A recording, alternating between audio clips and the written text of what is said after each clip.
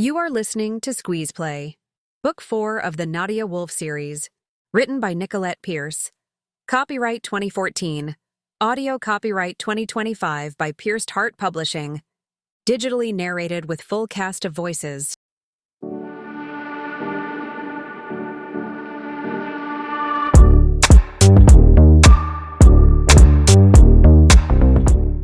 Chapter 1. I thought you might not show. Caleb said as I stepped inside his condo a few minutes past midnight. Are you ready, kitten? He asked, bringing me into his arms for a warm hug. I nodded with a tired smile. Desire enveloped me through his simple embrace. I had realized something on the flight home with Grayson. I had given my heart to two men. No matter tonight's outcome, my heart has been split forever. How it happened, I'll never know. But one thing is clear. I will never be whole again. Are the stakes the same? He asked, nuzzling my neck. No last-minute switch. God help me. $1 million of his money pinned against a year of dating him. In reality, I couldn't lose. But even then, the stakes were too high and filled with what-ifs. Yes, the stakes are the same, but can we change the game? He eyed me with a frown. No seducing? I was looking forward to it.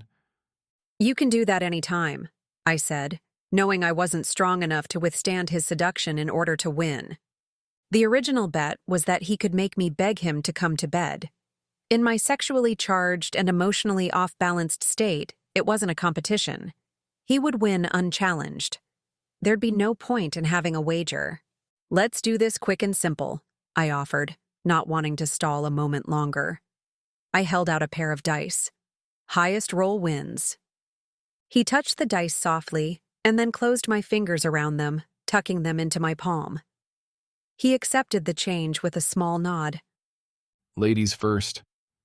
I stepped over to the dining room table as my fingers toyed with the dice.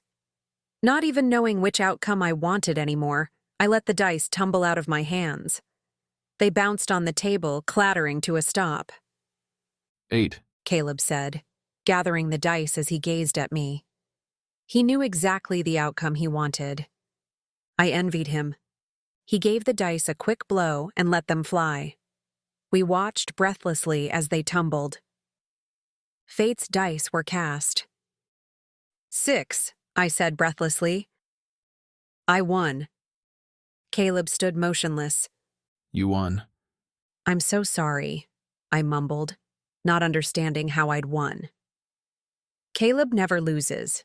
It was a simple fact, and one that no one should forget. Why are you sorry? He said. A forced smile showed his elusive dimple, which told me he wasn't happy. You won. I lost. That's what gambling is all about. There is always a winner and a loser. But you're normally the winner. His hand reached out to mine. Kitten, you're supposed to be happy when you win. But I don't want your money. Then why did you agree to the wager? His blue eyes delved into mine. What do you want? That's just it. I don't know what I want. The dice were supposed to choose. But they had given me my choice back. Grayson or Caleb, I didn't want the choice back. Do you want me? He questioned, drawing me close. You already won the $1 million. You can have me too. Who said there needs to be a loser? You did? That's gambling, not us. His fingers threaded through my hair. I'd never want you to feel like you lost to me. Wagering between us should be fun, not scary. I want you. All of you. He gathered me and held me close. Spend the night with me. In that moment, everything hurt. My head, my heart, and my body all cried for clarity. This shouldn't be so difficult, I scolded myself. I should be able to choose who I want to be with. How is it possible to love two people with the same fierce, urgent need? Why does it hurt so much? And then what? I asked. What happens after tonight? Tomorrow, of course. He said with a teasing smile. Caleb, I need to know what you're looking for. What you want. Are you asking for a serious relationship? I questioned, hoping his thoughts might trigger my own answer. He didn't hesitate before saying, I'm asking for anything you're willing to give. "What if I'm willing to give more than you want?" He paused as his eyes studied mine. What are you saying? Our questions volleyed back and forth, neither saying what we truly wanted to say, or at least I wasn't. Suddenly fearful of his rejection, I brushed off his arms and headed toward the door. Where are you going? He followed, grasping my arm before I could leave. I stood with my hand at the door, wanting to run, needing to run. This isn't like me, I thought. It's only been in the last several months that these confusing, mixed emotions have surfaced to the forefront. Now everything I do, everything I say, stems from those emotions. I'm a poker player, damn it.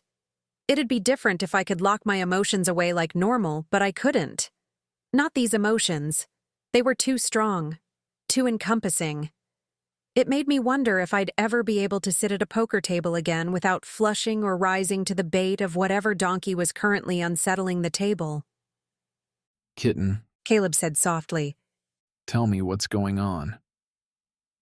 I felt the stinging burn of tears as they pooled behind my eyes.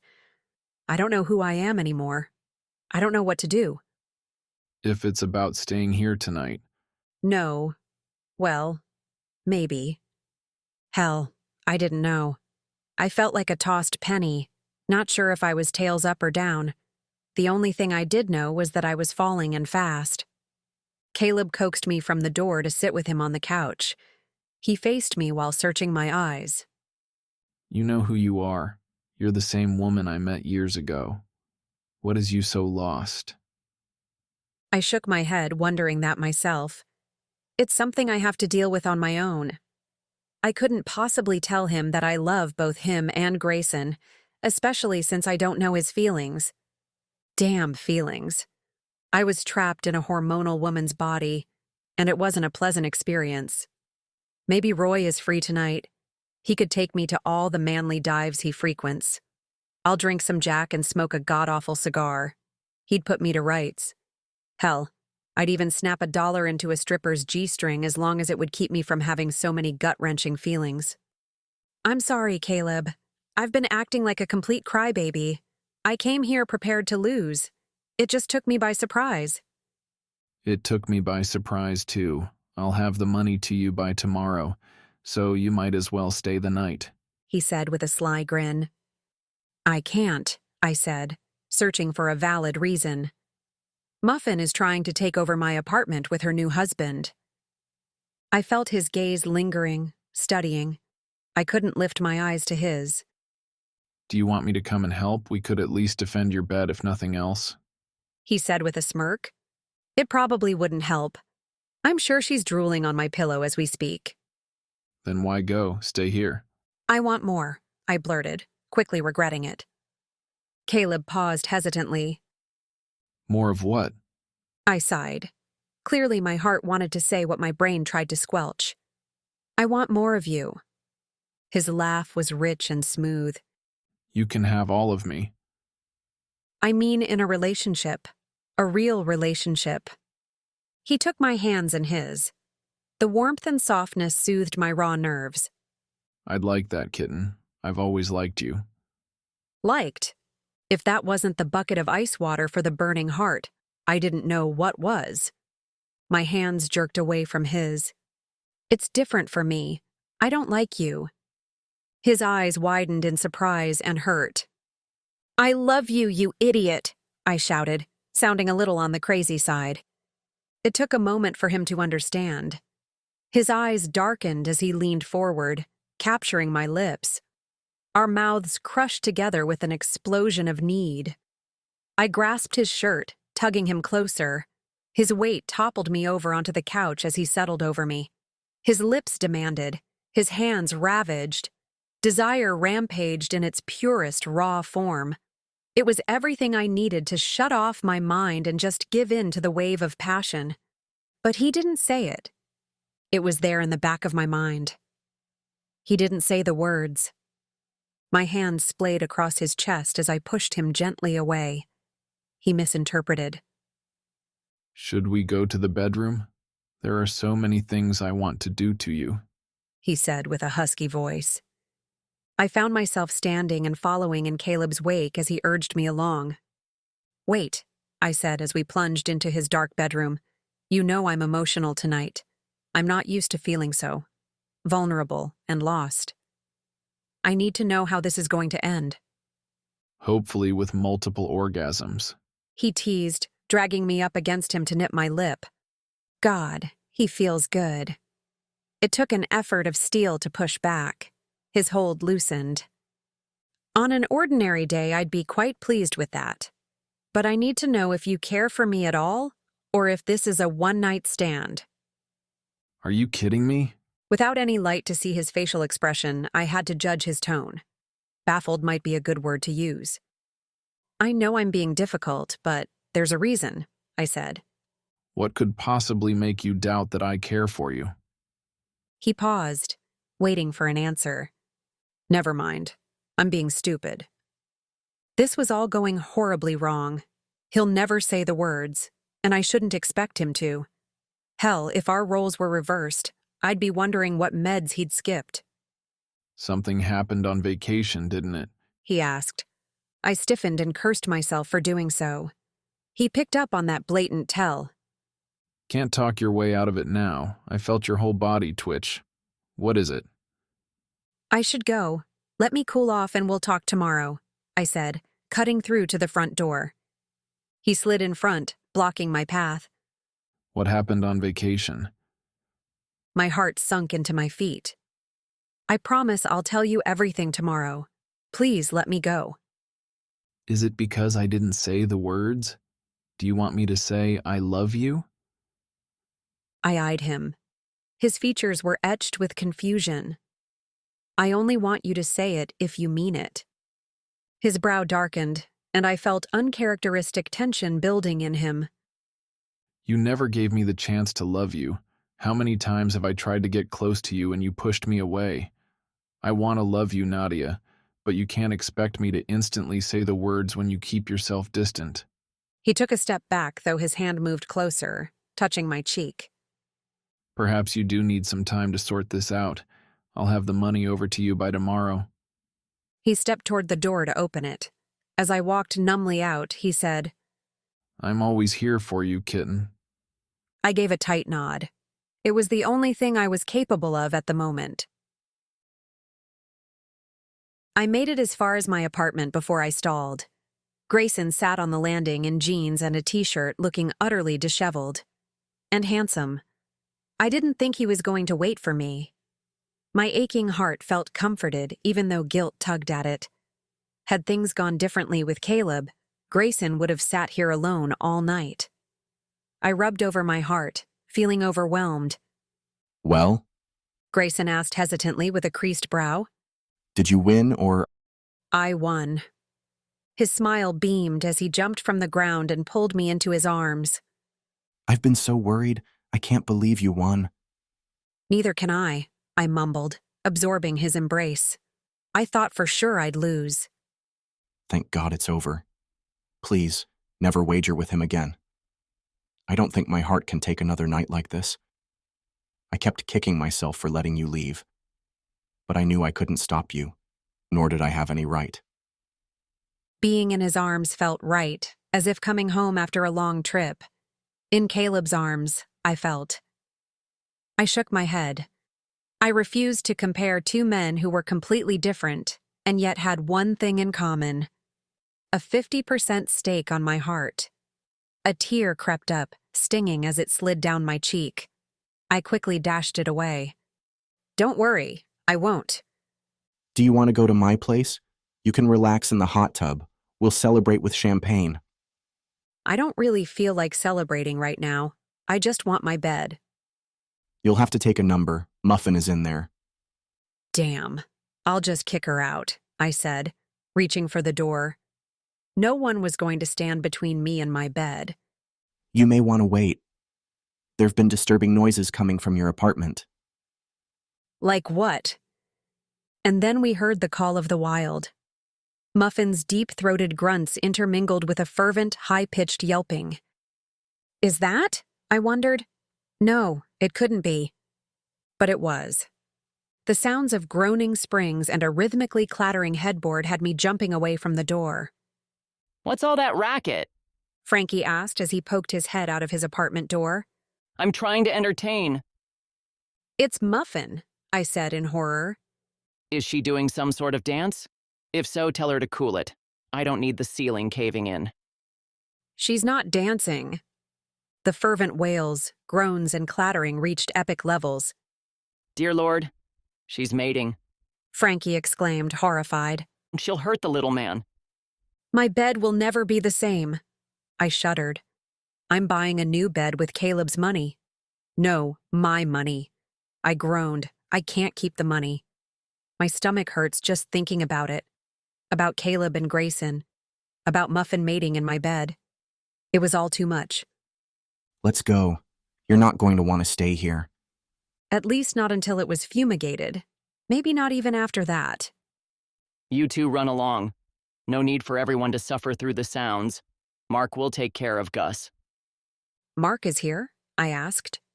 Frankie nodded. He started his 2 weeks of servitude. My Italian leathers are buffed and shined. It's almost time for my foot rub. You're doing it wrong. A voice complained from inside Frankie's apartment. Haven't you ever waxed before? My eyebrows rose. Who is waxing who? Mark said he knew how to wax, but I think he's just trying to torture leopard pants. Mark and leopard pants in Frankie's apartment? And Muffin and her new husband in mine. This building was worse than the Twilight Zone. Does anyone realize it's 1 o'clock in the morning? I asked. Frankie twisted his mouth into a frown. Did you know you're in Vegas? Seriously, how long have you lived here?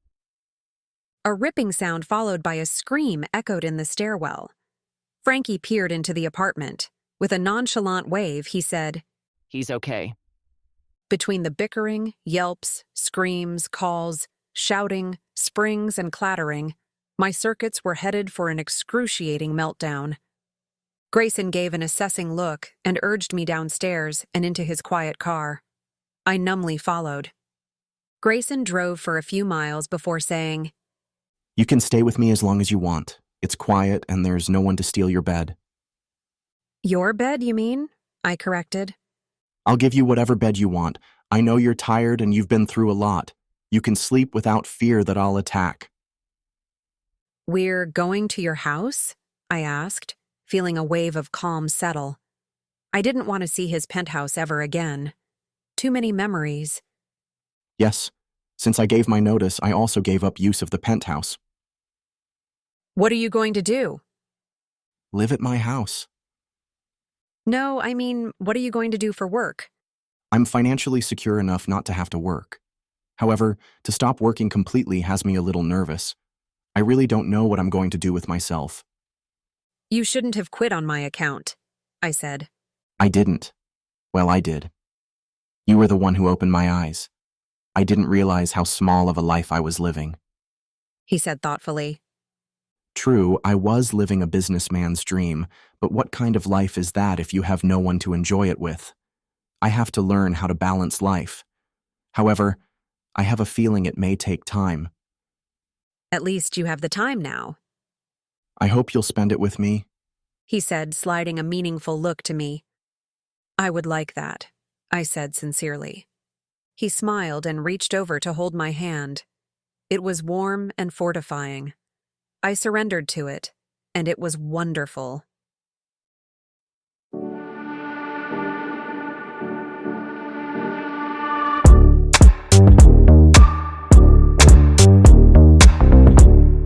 Chapter 2. Nadia, have you listened to a word I've said? Maya scolded as she waved her hand in front of my face. I blinked. What did you say? She huffed dramatically, tossing her blonde ringlets over her shoulder. I knew you weren't listening. You had that same glazed-over expression that David gets when I'm talking about shoes. Were you talking about shoes? If so, it's no wonder I'd tuned out. She could prattle on about shoes as if nothing else in the world existed. No, I was talking about you. Her big blue eyes narrowed. What's going on? I think you're keeping something from me. I'm not, truly, I said, hoping to deter her quizzical stare. How come I don't believe you? I shrugged. Perhaps you're distrustful by nature. Her jaw dropped open. I am not. I smirked. Even in my sour mood, I could always count on Maya to make me smile. I know you're not distrustful. I'm just in a bad mood. So is everyone. That's quite a broad statement. Who is everyone? I know Grayson is in a bad mood. My ears perked at his name. Ever since using his guest room a week ago, I've avoided him. Avoiding everyone has been my sole occupation. I haven't been at home, I've ignored calls, and I haven't worked my shifts at the chapel or at the tables. Somehow Maya found me. You talked to him? I asked nonchalantly, though my heart was pounding hard against my chest. I had wanted to call Grayson and Caleb. My phone shifted constantly between my pocket and my hand while I contemplated what to say to them. I didn't know, so I didn't call. Of course I did. We've all been worried about you. You could have at least answered my calls. I must have tried a dozen times. Actually, it was 21 times. There's no need to worry, I said. I'm just lying low. Lying low? There's nothing here to lie on, she exclaimed as her eyes searched the cavernous loft bereft of all comforts of everything. My eyes roamed my safe haven. It was a bit of luck that I had remembered Sergio had leased his loft. I had a feeling it would still be vacant when I broke in a week ago. Well, I didn't exactly break in since I had the key. I've been sitting here ever since. Some people might say I've taken the easy way out by not confronting my fears, but I'd like to see them try to fall asleep on a hardwood floor. Not so easy. As it was, I hadn't slept since I'd come to a decision. While I love both Grayson and Caleb, there's no way I can choose between them. I'd spend a lifetime with half of my heart, wondering if I'd made the right choice. So, my choice is to have no heart, no wonder, and no love. And it hurt. Really, really badly. This is ridiculous, Maya continued. You're coming home with me. You can stay in the guest room as long as you want. You're sweet, Maya, but I'm not going anywhere. I'm staying right here. For how long? Until I can forget. Forget what? She demanded with a huff. To forget that I'm in love with two men. You're in love? Maya gushed. Did you hear the part where I said with two men? I always knew you loved Grayson and Caleb, but now you're finally admitting it. How did you know? It's obvious. It's as plain as those shoes you're wearing. I peeked down at my unfashionable and plain sneakers. If it's so obvious, how come I never knew? She shrugged. Sometimes it takes a little while before the brain catches up with the heart. What do? I can't decide between them. That's a good question. I've only ever been in love with David, so it was an easy decision. Do you think you may love one man more than the other? I shook my head. The same. I've been trying to think of my life without one or the other, and it's always the same conclusion. I love them both equally. Maya pondered. What if Caleb and Grayson were standing on a crumbling cliff, and you could only save one? Who would you choose? That's easy, I said, because I had asked myself similar questions. I'd jump. No sense in wasting perfectly handsome men. Maya pouted. I think this may call for reinforcements. No reinforcements. You have to keep my hideaway a secret. I need time. You don't need time. What you need is clairvoyance. Sure. Why don't you head down to the corner store and buy a serving? Don't be silly. I mean it. Weren't you the one who met a gypsy at the police station? And didn't she say you were going to get married that same night? And you did. You want a palm reader to decide my fate? It couldn't hurt. I shrugged. No, it couldn't hurt. No worse than it already does. It took 30 minutes and a series of lies to finally shoo Maya out the door. My little hideaway was quiet once again, but a little too quiet. I peeled myself from the hard floor and stood with a stretch. If I didn't do anything else today, I should at least check on Gus. For all I knew, he could be next in line for a wax. A furless Gus wouldn't be a pretty Gus or a happy Gus. As I drove to the chapel, I wondered if Maya was serious in her threat to drag me to a palm reader. I had no desire to know my fate, even if it was made-up baloney. I'll figure it out eventually. I just hope it won't be too late. Pulling into the chapel parking lot, I heard strains of arguing. I parked the car and headed into the building. As I ascended the stairs, the arguing grew louder and unfortunately clearer. I knocked on Frankie's door, and moments later it swung open. "What is going on in my apartment?" I asked as I heard a door slam above. Oh, that? He waved toward the ceiling. I think the little dude channeled some serious big dude macho vibes. They've been at each other's throats for days. It's to the point where I've tuned them out. "How can you tune that out?" I asked as another door slammed and arguing broke out. You can't keep the remote. The man bellowed. It's the only entertainment here. You weren't saying that when you were groping me last night. And this morning. Muffin growled. It's my TV! My remote! My eyes drifted to the ceiling as they scuffled. A series of crashes followed by a loud thwump vibrated the walls. You just broke my remote! Muffin growled. You broke the remote. Not everything is a piñata, including me. Oh, I'll show you what a piñata is. Muffin bellowed. I don't want to know what my apartment looks like, I thought, wincing as the walls shook with another thwump. Maybe I'll just move into Sergio's place. I continued my thoughts with a sigh. The effort of hauling all my belongings to Sergio's made me give up the plan instantly. Glass shattered. Of course, by the sound of it, I'll have nothing left to haul. "How's Gus?" I asked, ignoring the sound of my life and worldly possessions shattering. See for yourself.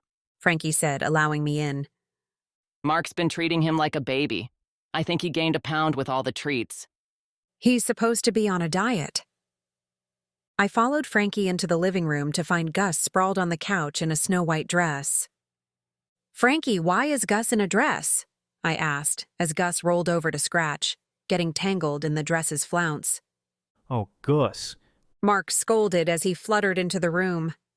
We have company. That's no way to greet her." My eyes slid from Mark to Gus, and then over to Frankie. Frankie just shrugged as his eyes rolled to the ceiling. It's easier to just go with it. "Who's a pretty princess?" Mark cooed as he brushed Gus's fur. "Does he know Gus is a boy?" I asked Frankie. You're talking about a former drag queen with a screw loose. Frankie said. "But did he have to put a bow on his head? Gus doesn't look too happy." When has he ever looked happy? You should have seen him 2 days ago. He had on rouge and a tiara. "Should I take him with me?" I asked, wondering if such torture was inhumane. Take him where? Your apartment isn't safe. He said just as the ceiling vibrated from a falling object. Or person. "I've been staying at Sergio's this past week. I can take Gus with me."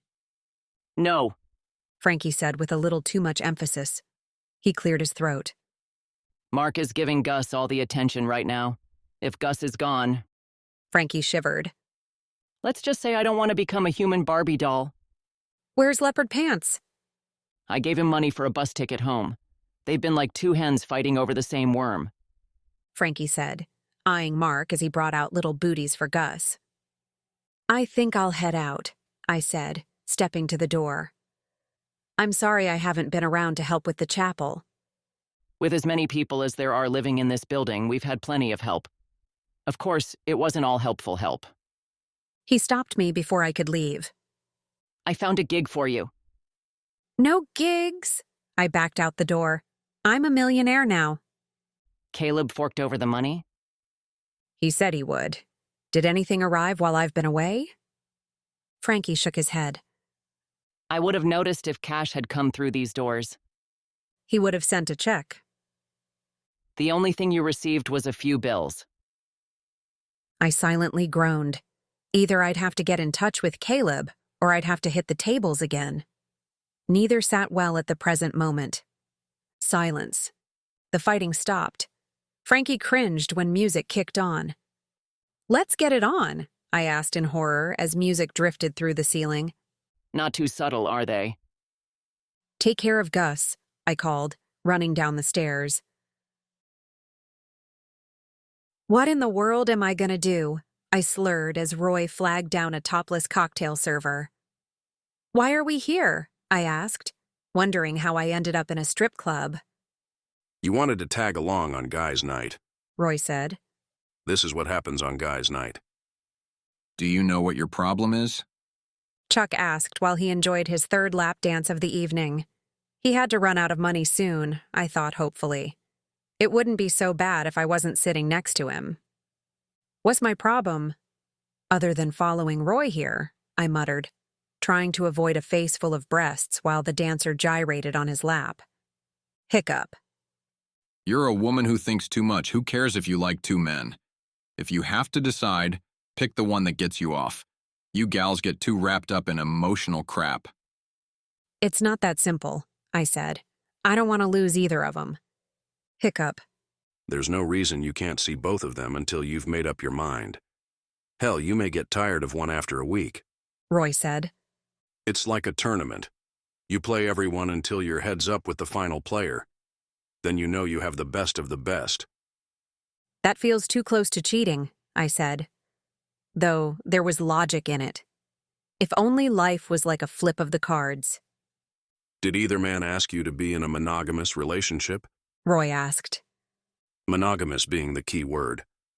Well, it's hard to say. I think they both want a relationship, but the words weren't put exactly that way. I don't think. Maybe. I don't know. Hiccup. Then go out on a few dates. There's no need to shackle yourself in a relationship until you're ready, which you're obviously not. Roy said, slipping $1 to a woman wiggling in front of him. Chuck frowned when his lap dance ended. The stripper snatched his money and said, Actually, dating may be just the thing. Sounds like you stumbled over a few steps and missed the beginning. Missed the beginning? I thought back and realized the amply bosomed woman was right. You might be onto something there, I said in wonder as another hiccup ricocheted through. Why don't we talk about it over a lap dance? The stripper propositioned. I glanced up, trying to avoid her breasts again. Why the hell did I follow Roy here? No, thank you, I said, turning my eyes to my drink. This one's on me. Chuck said. It'll cheer you up. A lap dance won't cheer me up, I said. Unless it was Grayson or Caleb dancing. A grin spread on my face. Then it'll cheer me up, Chuck said, forking out cash into the stripper's outstretched hand. Holy hell!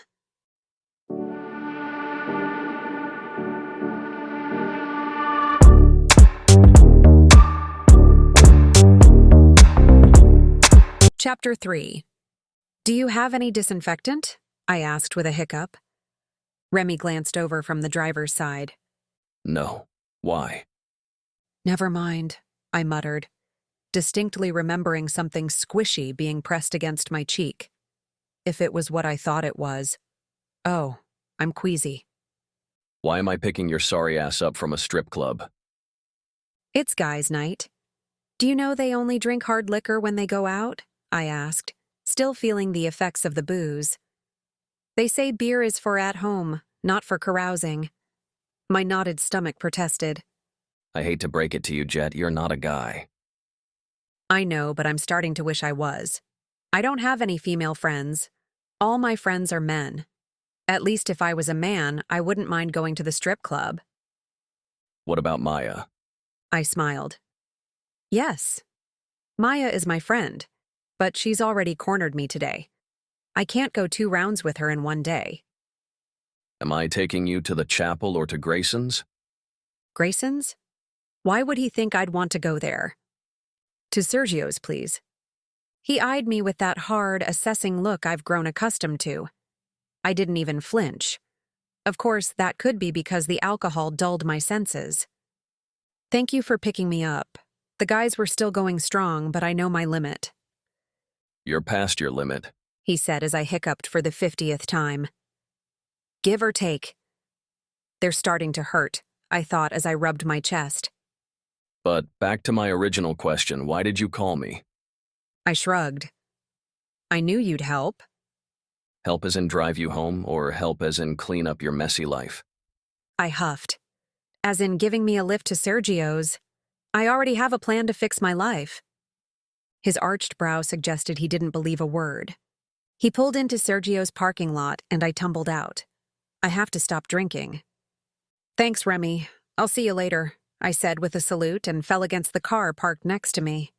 He sighed and stepped out of the car. He followed me to the elevator even though I insisted I was sober enough to make it to the apartment alone.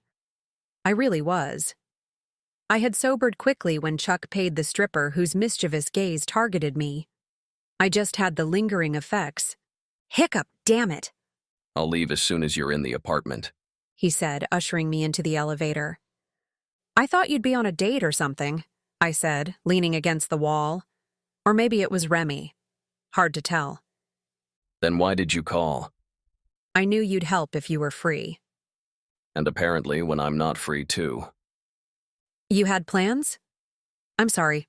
I would have continued on guys' night and had Roy drop me off afterward, but I was a little worried. If you start the night drinking at a strip club, it can only go downhill from there. He glanced over as the elevator door opened. You wouldn't have made it that long. I can drink like a fish if I have to. Remy arched his brow as I sagged against him to walk down the hall. Abruptly halting when he neared the apartment, I bounced against him and fell forward. He grabbed the back of my shirt before I took a nosedive. Someone broke in, he warned, shoving me behind him. How do you know? I whispered, peeking around. Even though I couldn't see Remy's eyes, I was pretty sure he was rolling them. Jet, the door is broken. It's rather obvious. Oh, I said with a wave. It's been broken for months. Muffin's destruction knows no limit. You've been staying here with a broken door. It locks, I said, handing him the key. He ignored the key and thumped the door. It swung open with hardly a protest. Remy, are you growling? You kind of sound like a bear. He stalked into the flat. Where's your stuff? At my apartment. Where do you sleep? In bed. Really, he was being tedious. What bed? I meandered over to my pity corner and plopped down. Right here, I said, stretching out. That's the floor. It's good for my back. I'm not getting any younger. A person needs a good, firm mattress. Or floor. What you need is a firm swat to your backside. Get off the floor. I'm taking you home. I don't have a home, I pouted. Muffin and her lil piñata have taken over. He crossed the floor in 2 steps, plucking me off the ground. Damn it, Remy! This is getting old! I grumbled as my cheek pressed against his back. He had flung me over his shoulder again. You're acting like a troll! Do you fling all women over your shoulder? None, he growled, my stomach's queasy. After he grumbled and scolded all the way to the parking lot, he plunked me into the car. Where are you taking me? Where you belong. He snipped as he floored the car, slamming me back in the seat. Why are you mad? I've already slept at Sergio's for a week and nothing has happened. Another night wouldn't hurt. What do you care anyway? I care enough to look out for you. You're like the annoying little sister I never wanted. Gee, thanks, I muttered. We both stewed in silence until I realized we were past the glitzy Vegas lights. The dawning of where he was taking me had me clawing at the door to escape. You can't dump me on Grayson's doorstep, I panicked. He might not be home. What if he's on a date? Or brought her home to? Ugh, that made my stomach flip. I saw him today and can guarantee he's at home. But what if he's entertaining? There goes the stomach again. He's not. Remy punched in the gate code and drove up to Grayson's sprawling white house. I'm not getting out, I said, crossing my arms. He ignored my protest and slid out. I watched as he walked to the front door and rang the doorbell. And again. Grayson must be sleeping or doing something I didn't want to know about. Several minutes later, the door opened and a man appeared. Who is he? He looked familiar. It wasn't until he walked out in his bare feet and opened the car door that I realized. "You look like shit," I said, eyeing Grayson. He was completely disheveled, and not because we woke him up. In fact, it appeared as if he hadn't slept for days. A week's worth of beard darkened his face, and his hair looked as if it hadn't seen a comb for the same amount of time. He peered back with a tired smile. I could say the same about you, but you have a wicked right hook. Come inside. It was a simple request that I couldn't ignore. He reminded me of a wounded bird. Protective instincts had me stepping out of the car and into his weary, open arms. They closed around me in a soothing embrace. "Let's go inside. You need sleep," I said, wondering what had happened. "Did a family member die?" I wondered. Easier said than done, he said, placing a gentle kiss on my forehead. As I walked with Grayson into the house, Remy said a quick goodbye and sprinted to his car. He gunned it down the driveway and out of sight. "Come on," I said, walking Grayson to his bedroom. "I'll tuck you in." He didn't put up a fuss, nor did he try to seduce me. He followed along as if he was in a trance, even when I tumbled into the wall, taking him with me. Clearly, he hadn't slept for days. Once we neared his bed, my suspicions were confirmed. All the decorative pillows were perfectly piled on the bed. No man replaces decorative pillows once he's slept in the bed. Unless a housekeeper came to clean today, he hasn't touched it. He let me tuck him into bed and I gave him a kiss goodnight. I was aiming for his forehead but managed to get his nose. Before I could retreat to a guest room, he clasped my hand and said, "Stay." Once again, I couldn't ignore the request. My heartstrings tugged because I knew what he was feeling. I felt the same hollowness reflected in his eyes. I turned off the lights and tumbled into bed. His arms curled around, holding me tight. He pressed a kiss behind my ear and said, "Thank you." We both drifted to sleep, and it was the most peaceful sleep I'd had in a long time. Stirring awake to the sound of water, I cracked open my eyes and peered around the room. Grayson's room. After a moment of confusion, I remembered Remy dropping me off and slipping into bed with Grayson. Tossing the covers aside, I crawled out and held my head. I'm never going out on guys' night again. I stumbled to the window and pressed my forehead against the cool window pane. I gazed at the backyard and was instantly confused. What in the world is he up to? The shower turned off, and moments later, Grayson walked out of the bathroom wearing only a towel and a beard. It wasn't a bad look. Quite rugged and sexy, to be honest. He stilled as he watched me watch him. "Good morning," was his tentative greeting as he eyed me warily. Why is there a giant crater in the backyard? He ran his fingers through his wet hair as he searched for an answer. "Therapy, I guess. Do you want breakfast?" Coffee would be great. I don't think I can stomach anything more. A shy smile appeared. "You were a bit tipsy." Yes, a bit. I returned his smile. "Well," he said, looking around the room to avoid eye contact. "I'll go make coffee. You know your way around. Help yourself to my clothes." He snatched a pair of jeans draped on a chair and slipped out the door. That was awkward, I thought, as I glanced outside at the crater again. Therapy. Tearing my eyes away from the window, I stepped into the bathroom to take a much-needed shower. I braced myself against the tiled wall, letting the water fall. What did he mean by therapy?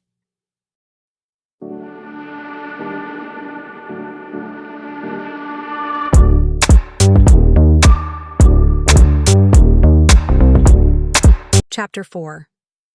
Grayson? I called from the bottom of the stairs. "In the kitchen." He answered. I followed the path most likely heading to the kitchen. The house was large enough to take a wrong turn and get lost. I found him sitting in a chair facing a sunny window. He sipped coffee as he stared out at the landscape. "The coffee is ready," he said, continuing his watch over the crater. I grabbed a mug. Before I could pour the coffee, I began having second thoughts. Grayson was obviously not in the mood for visitors. His presence loomed. "I think I'll go," I said, retreating from the kitchen. He took another sip of coffee before setting the mug down on the table. He turned his piercing gray eyes on me. Are you running away again? I didn't run away, I argued with a quickness that confirmed that yes, I did run. Yes, you did. I needed time to think. He relaxed in the chair and stretched out his legs. My gaze traveled over his shirtless chest and arms. There's something intriguing about a man wearing only faded jeans. Even his bare feet seemed more exotic. I caught myself staring. I've been thinking too, he said, snapping me from a pleasant trance. And digging a crater, I added. It's a pond. Sure, that was my next guess, I teased. A gruff laugh followed by a tired but carefree smile had me stepping farther into the kitchen. He was impossible to resist. Grayson stood and made his way to the coffee. As he poured a cup and handed it to me, he said, It may sound insane, and maybe it is, but I had to do something. Because you don't have a job? He nodded warily. Among other things. Meaning me? I surmised. Although I had never wanted to hurt him, I was left with a warm feeling that I was actually missed. I never realized how much time I spent working. All of a sudden, I was left without a reason to get up in the morning. What do you mean? Before, the only thoughts running through my head were about work. And you, when I surfaced long enough to have a separate thought. I've never had a hobby. Work was my job, my hobby, my family, my life. Once it was gone, I found myself in withdrawal. I couldn't eat or sleep. I paced until my feet were numb. One night I found a shovel and began digging. Maybe it was just to stop the feeling of loss for a moment. He shrugged as if still feeling the loss. To only feel the weight of the dirt and the shovel in my hands was calming, if not a little insane. At one point I wondered if there was a Workers Anonymous I could join. I'm sorry I didn't contact you, I said. I didn't realize the change would be so hard. I guess I never imagined what it would be like to give up a career. He shook his head. Don't apologize. When I quit, I thought I was giving up a life of numbers and could slip into a different life without so much as a misstep. I pushed my feelings and my desires on you without thought. He brushed the back of his fingers against my cheek. I'm glad you weren't around to see me these last few days. Well, if I was around, I doubt you'd be pacing the floors. Why is that? Because I know of a hobby you excel at. His lips twitched up as he stepped closer. That would have been better than digging. Unfortunately, I think I would have worn you out after the first day. You'd have run away just to get some rest. But it would be excellent therapy, I said with a smile. A sly smile appeared. Are you offering therapeutic services? Let's just say, I'd like to start over. I eyed him for a reaction. Really? What did you have in mind? We've been through a lot, both together and apart, but we never had a chance to date. I think it's put some unnecessary stress on our relationship, or whatever it is that's happening between us. So, I'd like to propose we go on a date. No strings, no complications, just you and me going on a night out. With no shovel. He grinned. I'd like that. Good, I said, grinning as well. Finally, a step in the right direction. I'm sorry, but I don't have your money, Nadia, Caleb said when he answered the door. Worry lines I've never witnessed before etched his brow. I didn't come for money, I said, though now I was glad I stopped by. It took courage and a string of swears to make me wrench open the car door and walk to his place. After another string of swears and a deep breath, I had finally knocked on his door. It's not that I didn't want to see him. Of course I wanted to see him. It was the awkward way we'd parted a week before.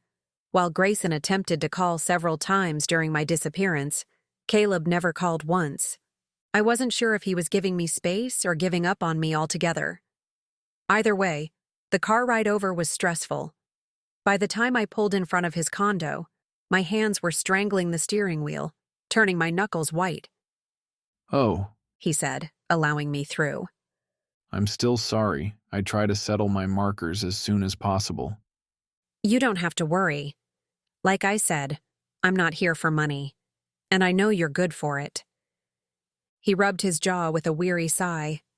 Actually, I'm not. That caught my attention. Did you have a bad run? I asked, wondering if his luck had taken a nosedive. It's been known to happen before, but to Caleb? No, but it's gone. All of it. I don't understand. How is all of your money gone? I asked. Caleb continued, rubbing his jaw. I don't know. I called Jessica the morning after you won. I was hoping she could drop off a cashier's check, but she didn't answer. Has she returned your call? No, I haven't heard from her, so I went to the bank to get the cashier's check myself. They said my accounts were at 0. 0. What are you going to do? I asked, floored and confused. He shook his head. I don't know. I was hoping Jessica would return and explain, but she's gone. Is the bank investigating? Did you call the police? I asked. It wasn't even my money, and I was panicking. I didn't know Jessica well, but I never thought she'd steal money. She was too focused on her PR work. Perhaps she'd become tired of dragging Caleb around so he could get rich while she did all the work. People have been known to steal for less. But Jessica? The bank is checking into it. I didn't call the police because I thought she'd call and it'd be a big misunderstanding. He ran his fingers through his already tousled locks. She didn't call, did she? No. Let's go, I said, hurrying out the door. Go where? To the police station, of course. You don't have to worry. I'll get your money somehow. He said, rubbing the back of his neck. It just may take me a little while to climb my way back to the high-stakes table. I don't give a damn about the marker, I said, frustrated that he would concern himself with something so trivial when he'd lost millions. How many millions, I wasn't going to ask. I think I would truly be ill. But it must be around 5 million, I would think. Maybe a little more judging by the many tournaments he'd won. You don't owe me anything. His brow furrowed. But I do. No, you don't, I sighed. I came over to ask if we could start over and forget past debts and wagers. I want to go on a date with you, a real date. No strings, no commitments, just you and me enjoying a night out. That sounded familiar. Did I use the same line on Grayson? Don't think about it, I warned myself. It's the only plan I have, and I'm plowing ahead. A hollow laugh filled him. Unless you're taking me out on a date, I'll have to decline. I don't have 2 pennies to rub together. A warm gaze landed on me. But I would love to. I asked you out, so it's my treat. But you'll have to be a cheap date. He smirked. I've never been cheap, though I'll make an exception for you. If you play your cards right, you may even get lucky. You shameless hussy, I teased. He took my hand as we walked out the door. I'm glad you came over. I'm always happy to help a damsel in distress. He chuckled and wrapped his arm around my shoulder. I wandered around the waiting area at the police station. Caleb was talking to a detective and I didn't want to get in the way. Plus, my nerves were so frazzled I'd electrocute someone on contact. You'd think it was my money that was stolen the way I was pacing. I passed the wanted billboard for the 20th time. Muffin's wanted poster was still hanging there, making me wonder when her little piñata was going to make a break for it. I hope she follows him back to California. If not, I'll have to come up with a plan to remove her. The reward looked mighty good right now, especially if Caleb needs a little to tide him over. Trouble follows you, a voice said. I turned to find a gypsy woman, the same gypsy woman who had told me I was going to get married that same day. She had the same intensity now as when she had made her past prediction. It was unnerving. However, her outfit was so outrageously colorful it made me relax. It had to be a costume. I was hoping you would have shaken them by now, she said, stepping closer. Excuse me? I asked, wondering if I'd heard her correctly. Why is she here again? Is she a stalker? Is she a fraud? I scanned her. She didn't look like a stalker. Not that I know what a stalker looks like. Hard to say if she's a fraud. Her colorful garment clashed with her pale, drawn face. It's not your fault, you know. It's the spirits surrounding you. She made a sweeping gesture to indicate they were, indeed, surrounding me. They're quite dark and mischievous. You told me I was going to get married. Yes, I'm sorry it didn't last, but it's for the best. The spirits aren't quite done with you. I truly don't believe in spirits and fortune tellers, but I have to admit I've had a lot of bad juju lately. I glanced over at Caleb, wondering if I had spread my bad luck to him. Hopefully not. His cheery, carefree days would be over. I'd never want him to lose his infectious smile, although I wouldn't have nearly as many women to compete against. Funny, I never felt in competition. The woman followed my gaze. Don't worry about him. He's practically glowing with positive energy. Then why was his money stolen? That doesn't seem positive. An odd twinkle sparkled in her dull eyes.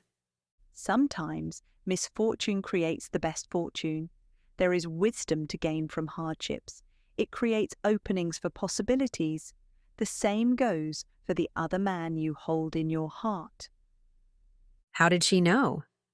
Oh, she's good. She must have read my body language. I couldn't help but smile at her. She reminded me of a bright, jingling Yoda. Even if what she says is nonsense, it still made me feel better. I didn't want to be the cause of anyone's misfortune. I'll accept whatever lie I'm fed. It's easier that way. Why are you here again? I asked. Do you have mischievous spirits too? I come in once a week and tell the officers things I see. They don't take me too seriously, but they listen enough to stumble upon leads. She explained with a knowing smile. Don't worry, I won't tell them who you're hiding. I'm not hiding her. She's taken over. Wait. I eyed her. How did you know? It's quite obvious, she said with a wave as though tired of always having to explain. I'd keep her around for a little while longer. I don't want to. She's such a nuisance, I said. Caleb could really use the reward money. He'll be fine, and so will you. Eventually, you'll see. Eventually? If eventually was tomorrow, I'd be thrilled. But the look in her eye told me I'd be 6 feet under if I held my breath for eventually.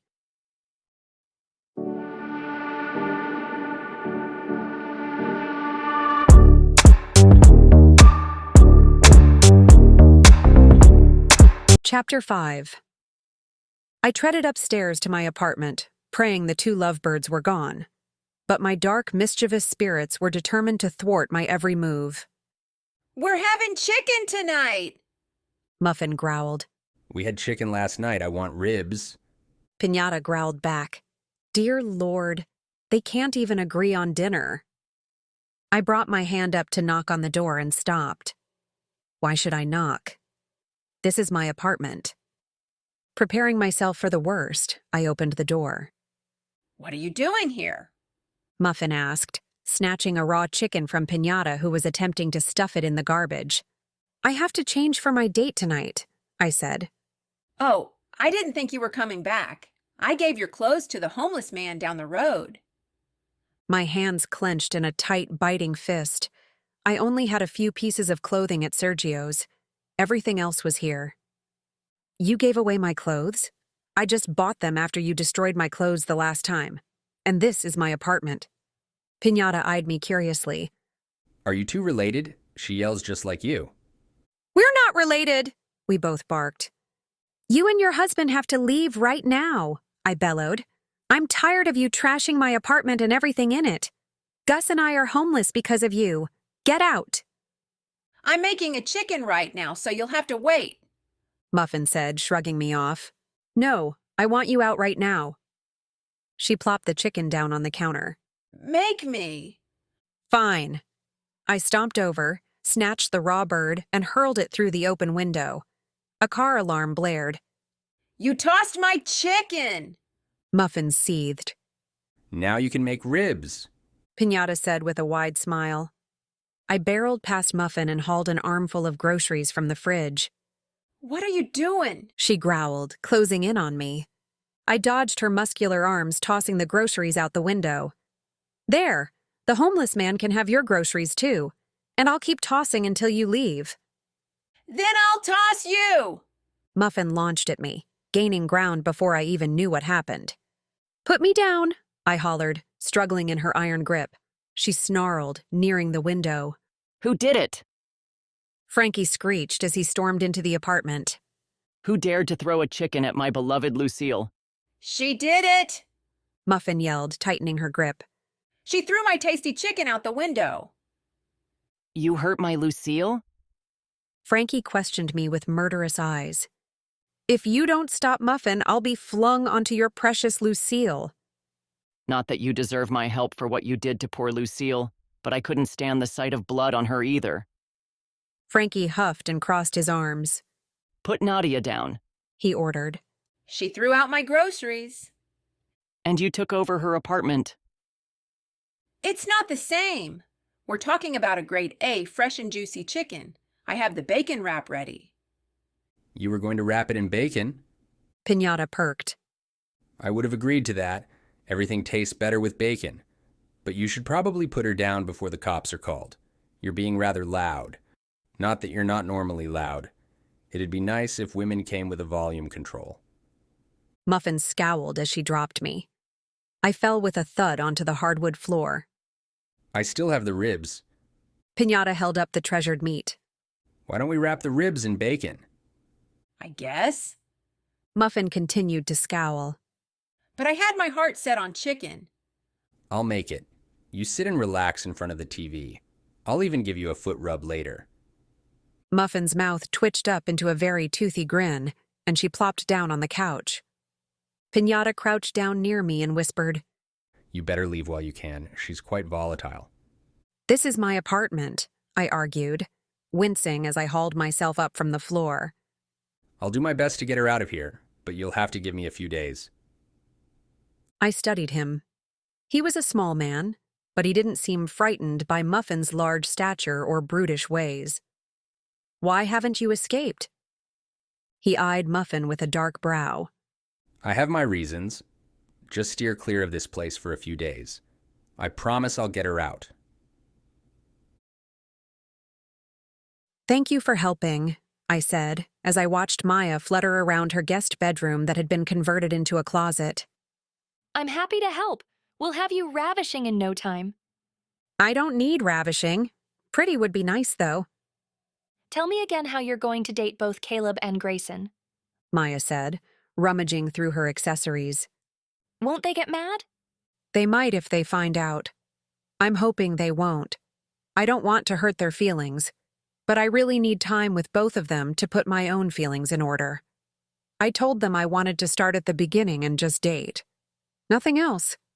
Maybe I should have told them the truth, I said, second-guessing my judgment.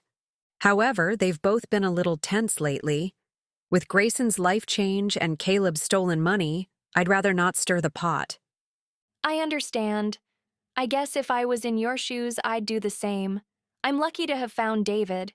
He can be trying at times, but I'd never give him up. I can't believe Caleb's money was stolen. Do you think it was Jessica? She's the only one who disappeared after the money was stolen, and she had access to Caleb's accounts. She's definitely the thief. Poor Caleb. Now he has to start at the bottom at the low-stakes tables again. If it was anyone else who'd said it, I'd consider it a jab since I'm still stuck at the low-stakes tables. Always stuck. But since it was Maya, I let it slide. Who are you going out with tonight? Grayson tonight. Caleb tomorrow. So you need 2 outfits. What message are you trying to send? What do you mean? What message are you trying to send? She repeated. I'm not trying to send any message. She shook her head with a tisk. It's a good thing you came over. You could have accidentally given off the wrong signal. Clothing is just for covering yourself. There are no messages. She sucked in a shocked breath. There are tons of messages in clothes. She fluttered to the other side of the room where her extensive collection of dresses hung and pulled one out. If I wore this on a date, what would you think?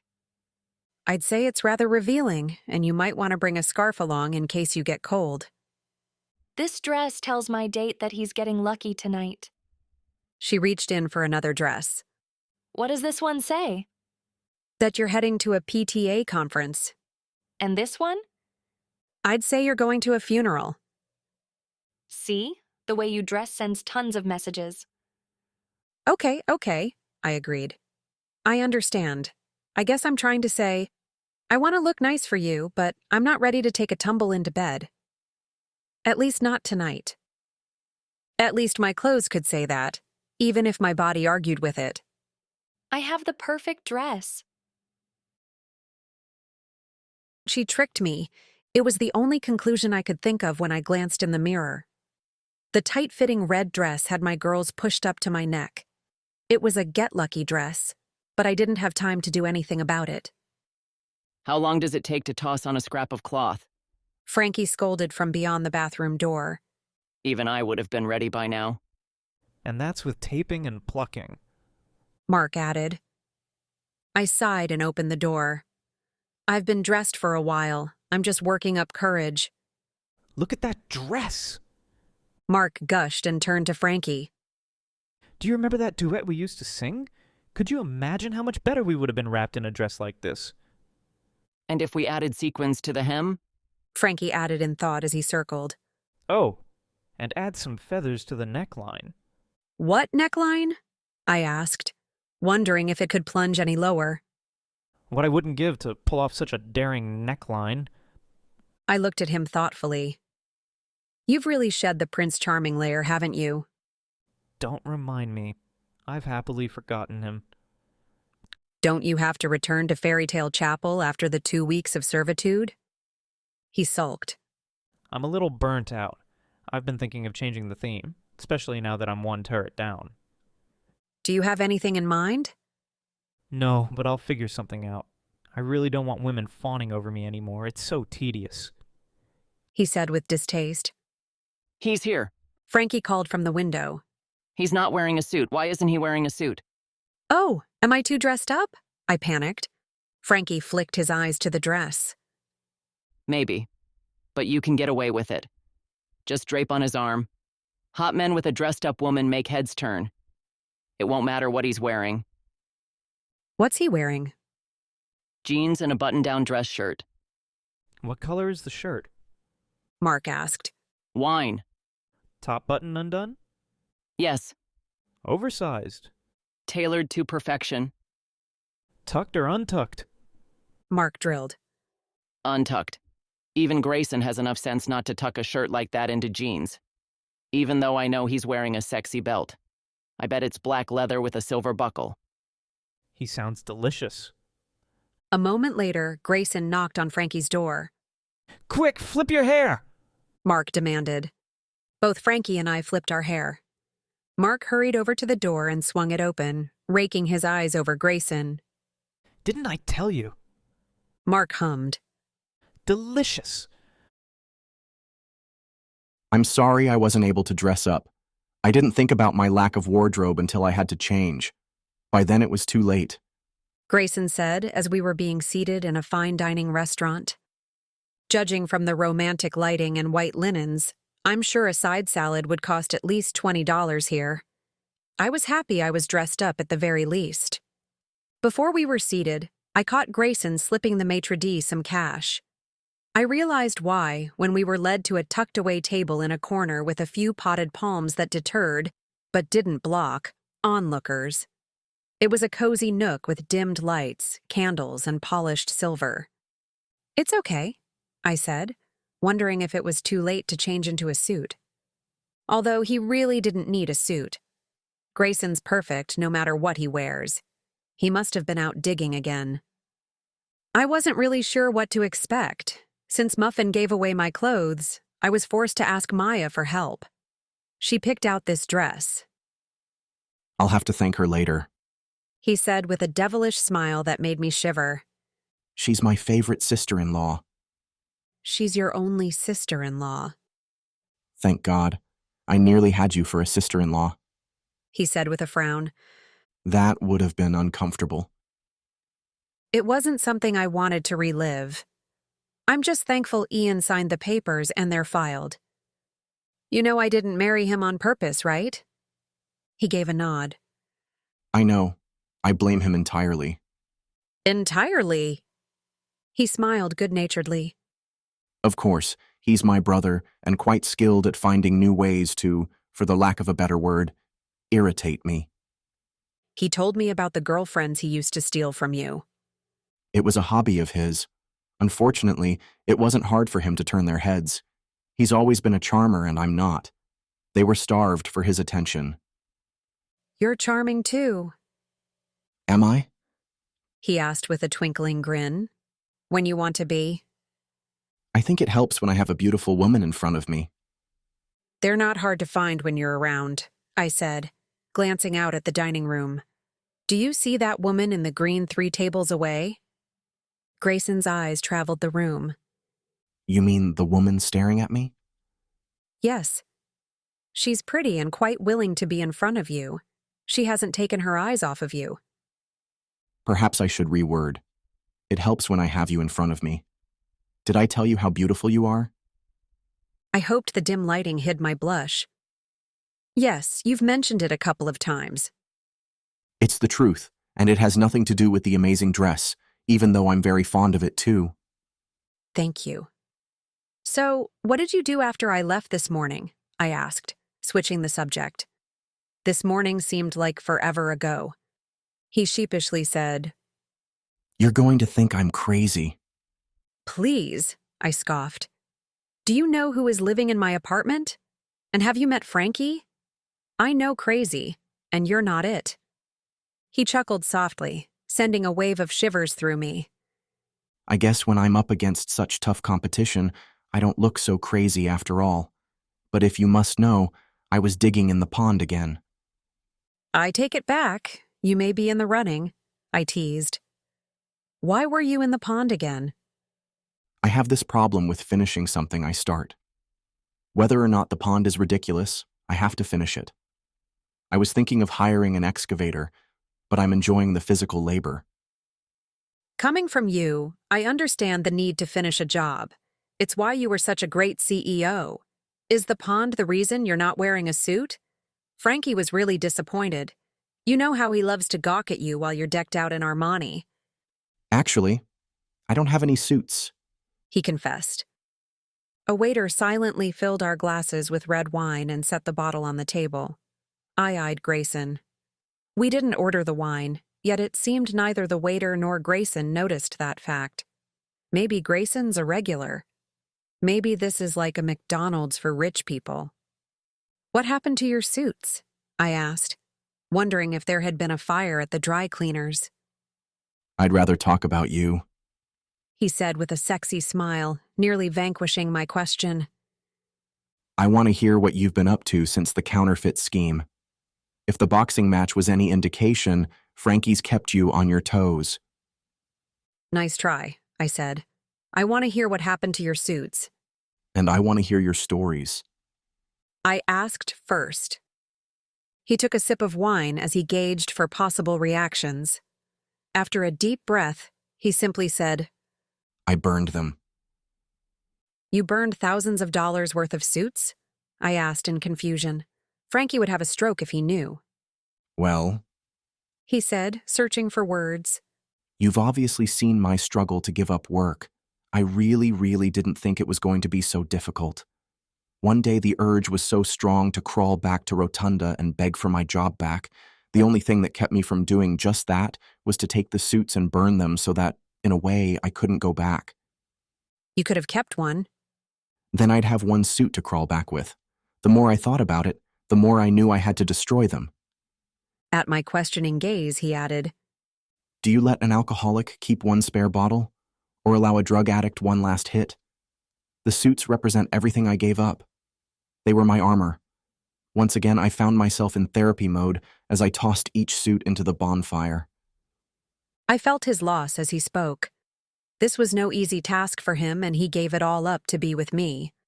Well, perhaps I'm not the only reason. Maybe you jumped the gun. Perhaps you shouldn't have quit. No, I did the right thing. I just didn't know how hard it would be. I want to have a meaningful life. I want to travel and find a hobby. Eventually, I'd even like to have a family of my own.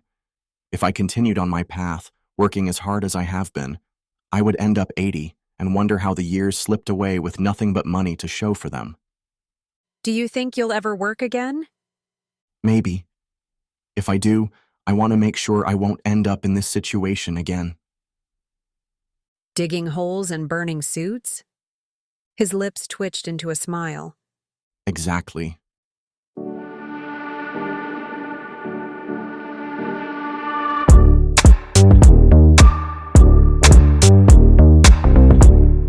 Chapter 6. Well, Maya demanded. how did it go? It was wonderful, I answered, sipping coffee on her patio, looking out at her swimming pool. Give me details. Was it romantic? Did you kiss?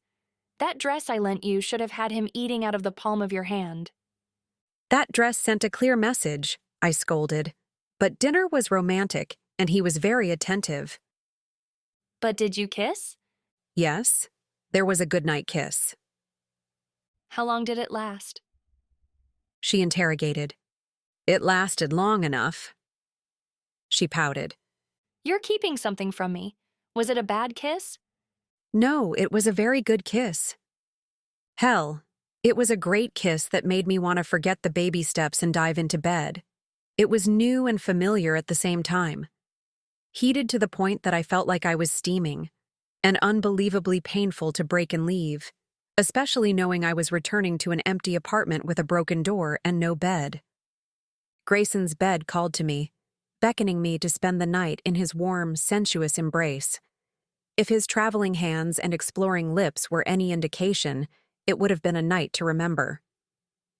How long did the kiss last? Frankie asked. Maya and I turned to find Frankie stepping out from the patio door. When did you get here? I asked. Just now. David let me in. I eyed Frankie. He was buzzing with nervous energy. Why are you here? I asked, knowing no good could come from him being here. I figured I'd check here first. I have a favor to ask both of you.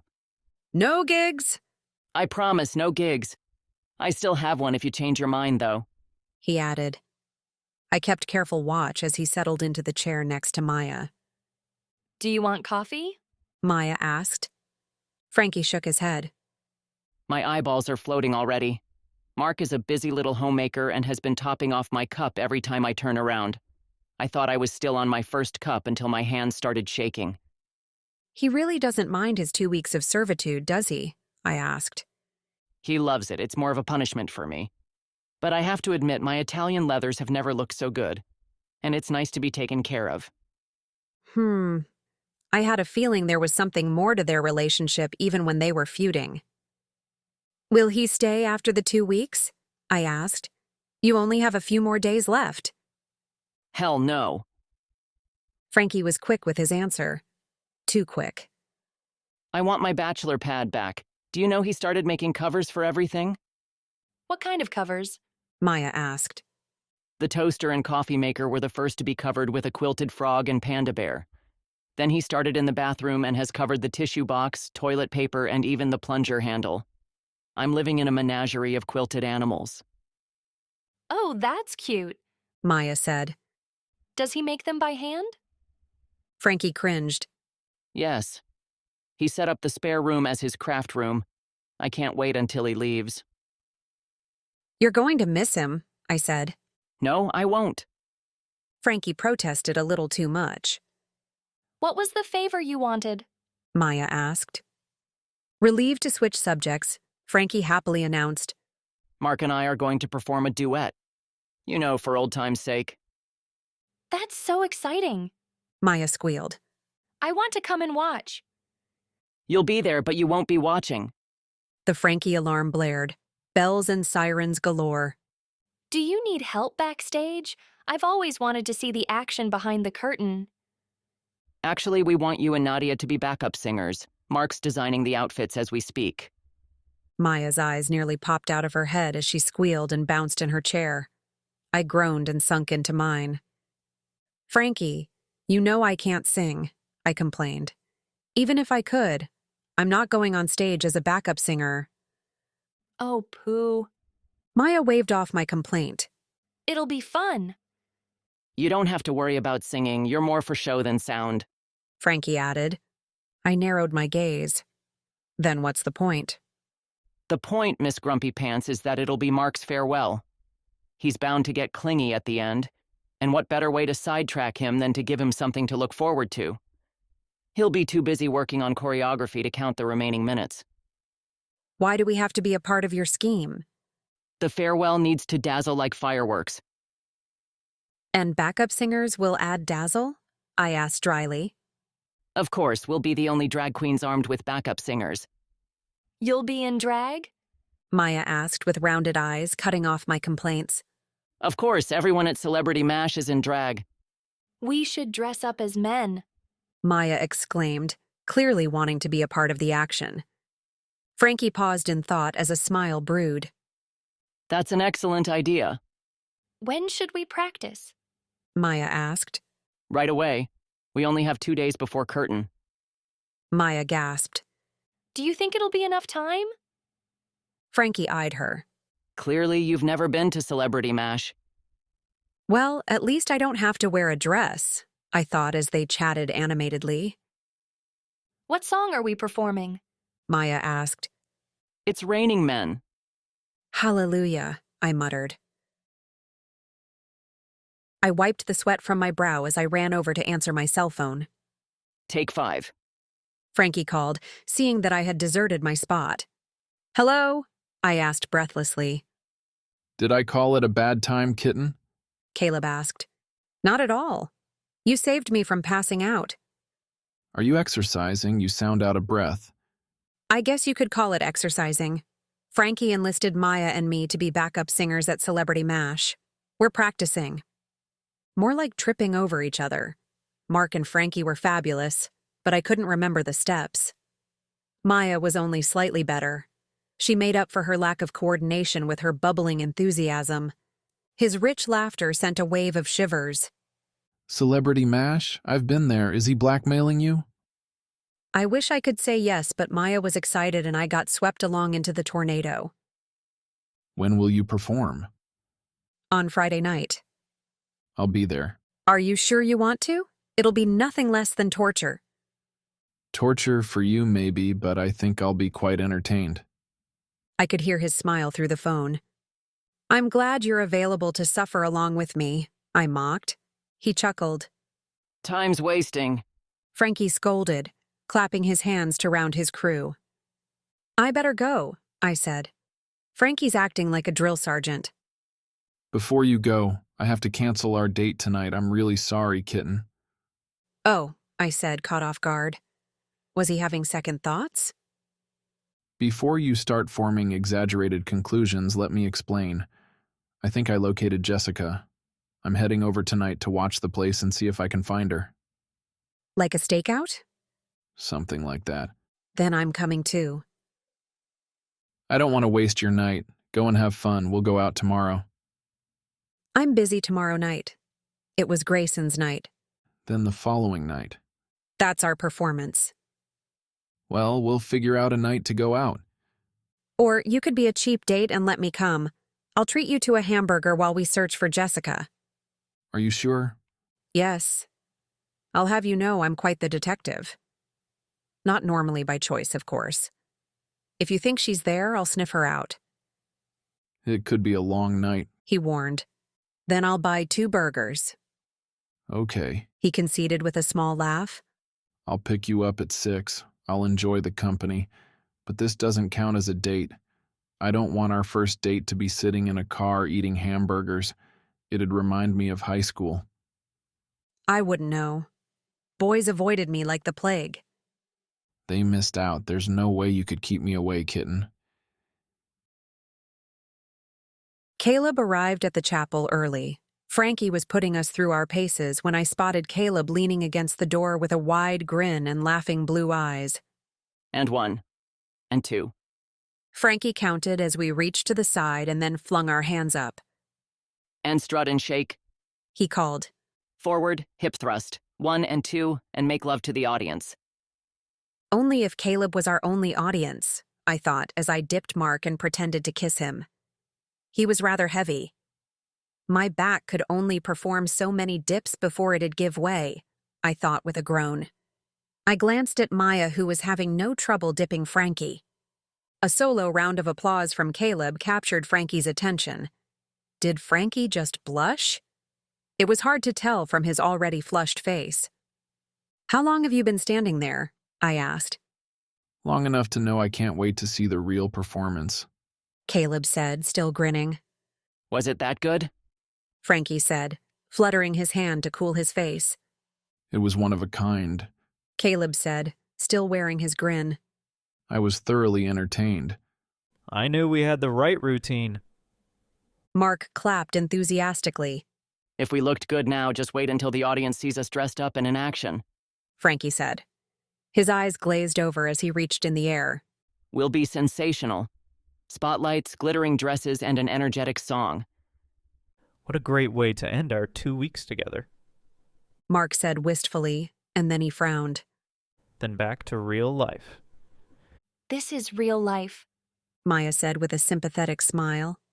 Just because you have to run the chapel again doesn't mean you have to stop living. I know, but I don't want to be Prince Charming anymore. Then be Cinderella. Maya said. A slow smile spread. I could. The glass slippers would be adorable, but I'm tired of living in a fairy tale. The couples that come into the chapel are the only ones who leave with a happily ever after. We'll help you think of something, Maya said, glaring at Frankie and me to jump in. You and Frankie could merge your chapels together, I suggested. Mark's eyes widened with the dawning of a fabulous idea. Frankie's narrowed into slits. Uh-oh, bad idea. Well, I should leave, I said, inching toward the door under Frankie's deadly glare. Caleb and I have a mystery to solve. Busy, busy, busy, I tittered as Frankie looked ready to claw. Wait! Maya called, halting my escape. You can't go. You're all sweaty. It was true. I was dripping with sweat and probably had a ripe odor as well. Yes, Nadia. Frankie agreed with steel daggers glinting in his narrow eyes. Why don't you take a shower at my place? It'll give us time to chat. I leaned over to Caleb. Can I shower at your place? I whispered through the side of my mouth, not taking my eyes off Frankie. "Only if I can help," Caleb said with a smirk. I glanced between Caleb, who had a wicked look in his eyes, and Mark, who had stars in his, and then over to Frankie, whose deadly intention was written in bold across his scowling face. Deal.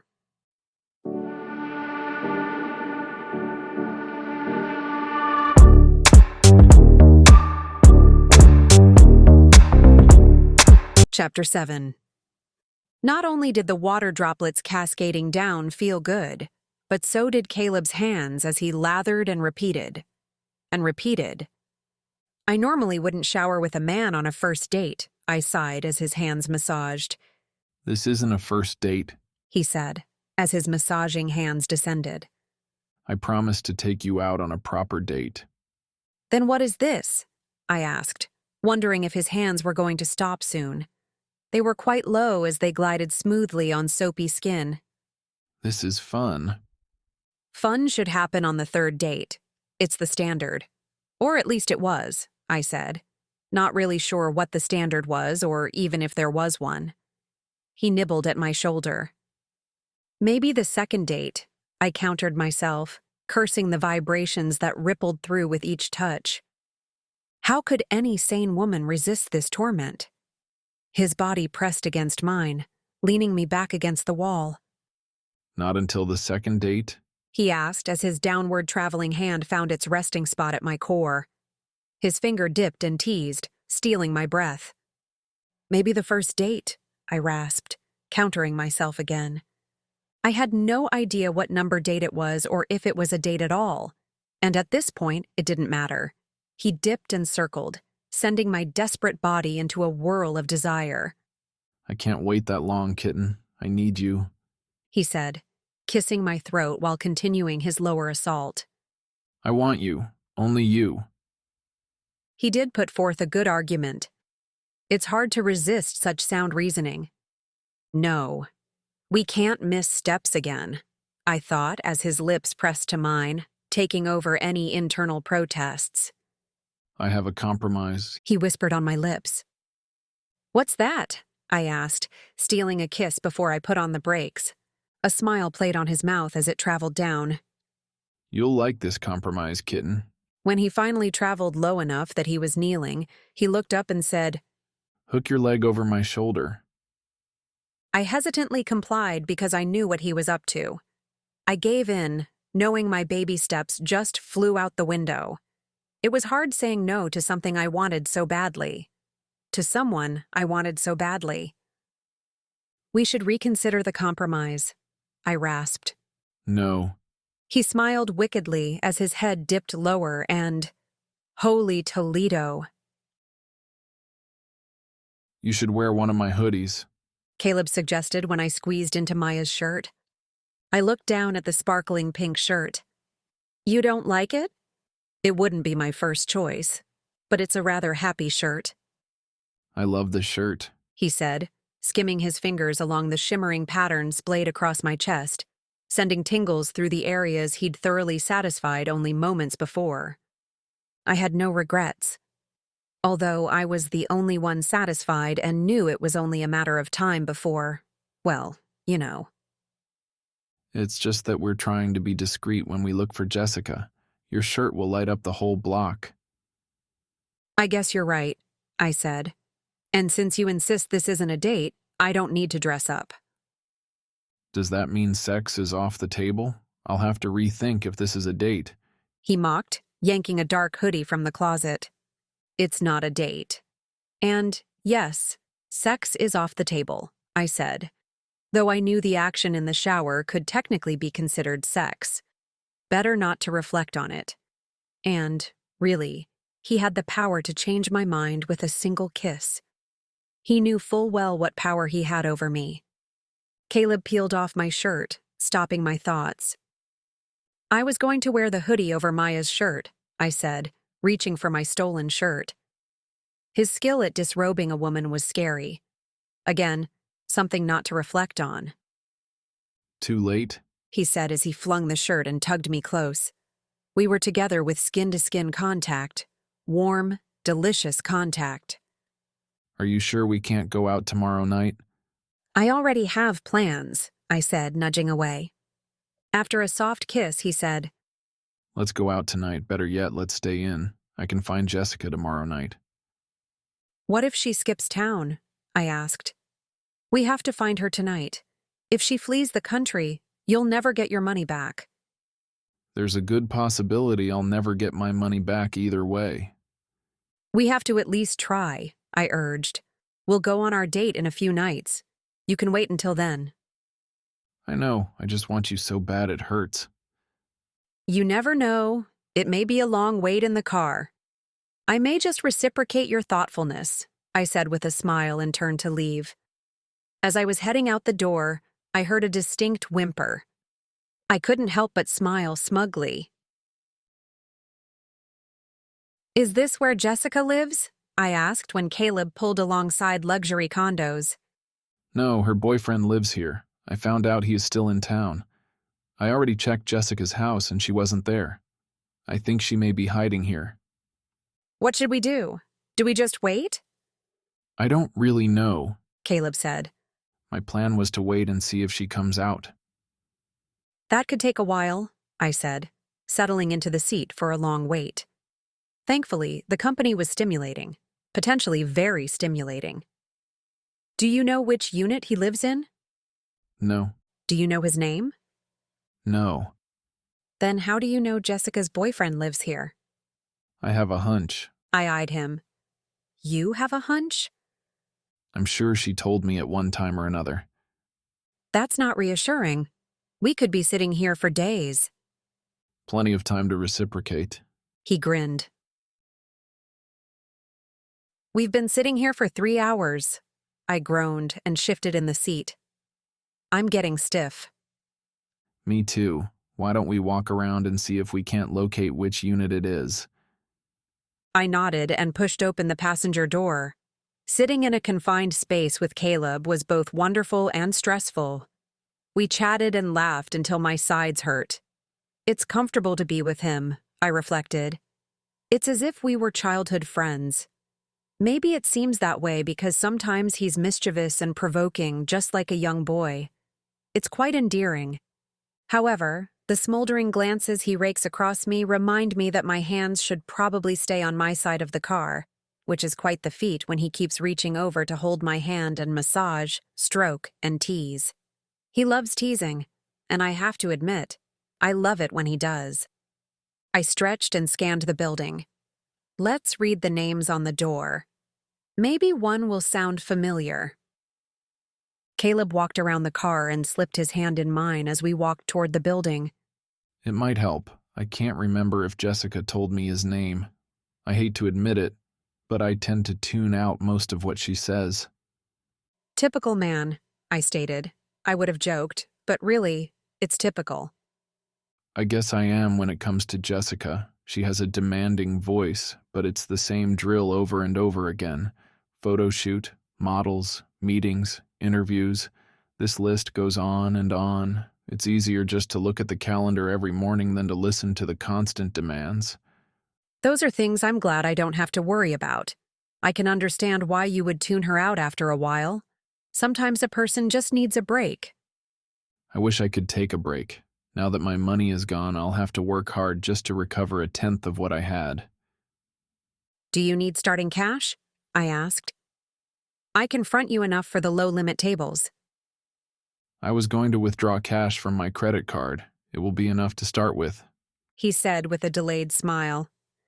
Thank you for offering. Why don't we go tomorrow and play? It's rare that I have an opportunity to play at the same table as Caleb. With his luck, it will only take a few days to make enough money to move his way up to a higher stakes table, leaving me in the wake of his destruction. I should take the opportunity while I could. However, I wasn't ready to sit down and play quite yet. I'll meet up with you for a couple hours, I compromised. I'm not in the frame of mind to play longer than that. I'll take whatever time you give. Should we meet at Tropical Rain at 2? I asked. He squeezed my hand. Sounds perfect. I didn't want to go back to Lost City anyway. I'd hate for my competition to get wind that I'm broke.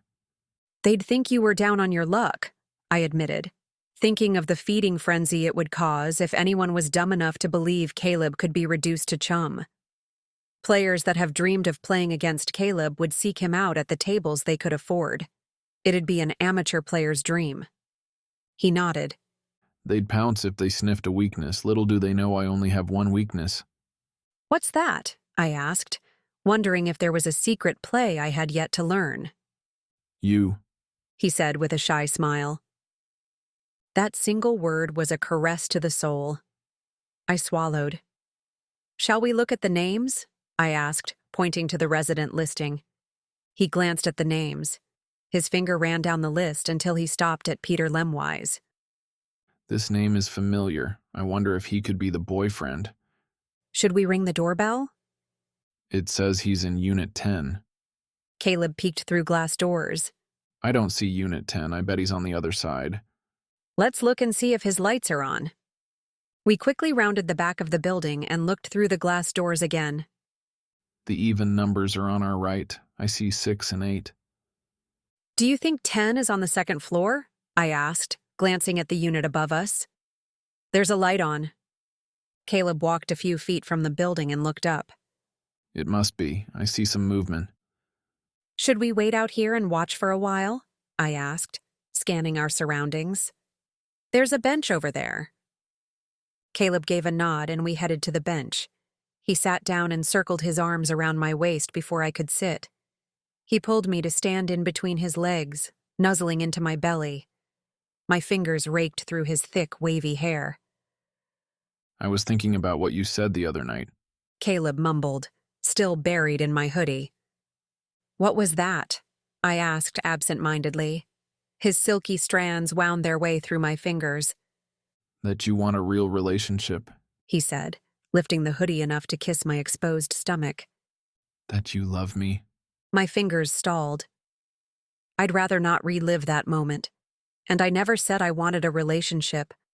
I was asking what you wanted. I distinctly heard you say you want a relationship with me, he said, looking up with knowing blue eyes. I was tired. I must have had jet lag that night, I said, excusing my behavior. The way his eyes delved into mine made me want to confess. Nadia, I know what I heard and I'm happy. I want to be in a relationship with you. I want to be the only man in your life. I want you. You and only you. Say you'll be mine. Oh, damn. My knees nearly buckled. What happened to starting at the beginning? Say something, he said, pulling me down on his lap. I wanted to start at the beginning. We never had a beginning. Yes, we did. Do you remember when we first met a few years back? You took my money, I said sourly. He smiled. I seem to recall taking everyone's money that night. We were heads up, just you and me sitting at a table. How long did we play? It must have been 3 hours. 4.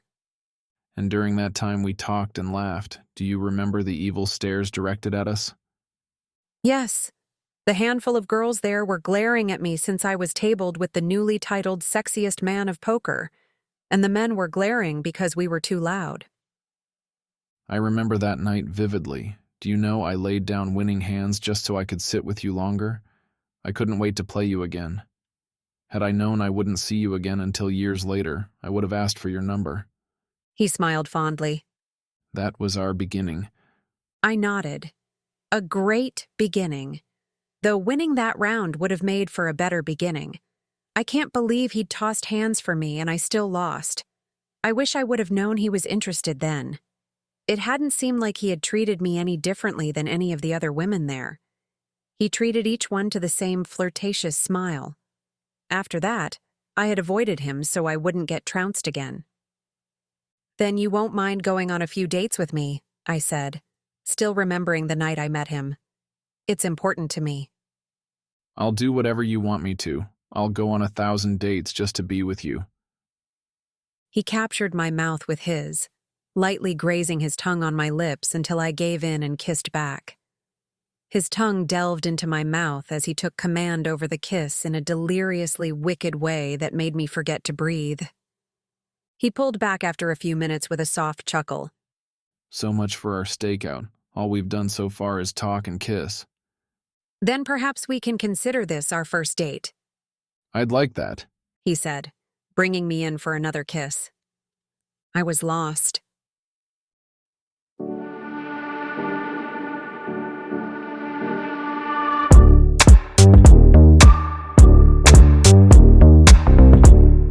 Chapter 8. The light turned off, Caleb said, nudging me from my comfortable stupor. I unwound myself from his arms. We had been sitting on the bench for over an hour, waiting for some sign that Jessica was in Unit 10. Well, that wasn't all we were doing. There had been mind-numbing kisses and roaming hands. But most recently, we were cuddled together, watching the window. Do you think the boyfriend went to bed? I asked. I doubt it. Let's head to the front. I bet he's heading out. Caleb and I hurried to the front door. We rounded the corner just as Katerina strutted out. Kat? Caleb called. She turned in our direction. Her eyes brightened when she saw Caleb and then darkened when she spotted me a step behind. Hello, Caleb, she drawled with bedroom eyes. I've missed you at Lost City. Where have you been? He glanced at me before answering. I've been occupied. Do you live here? For now, she said, stepping close. Would you like a personal tour? She asked before flicking her eyes at me. No pets allowed. Caleb reached behind to give my hand a reassuring squeeze.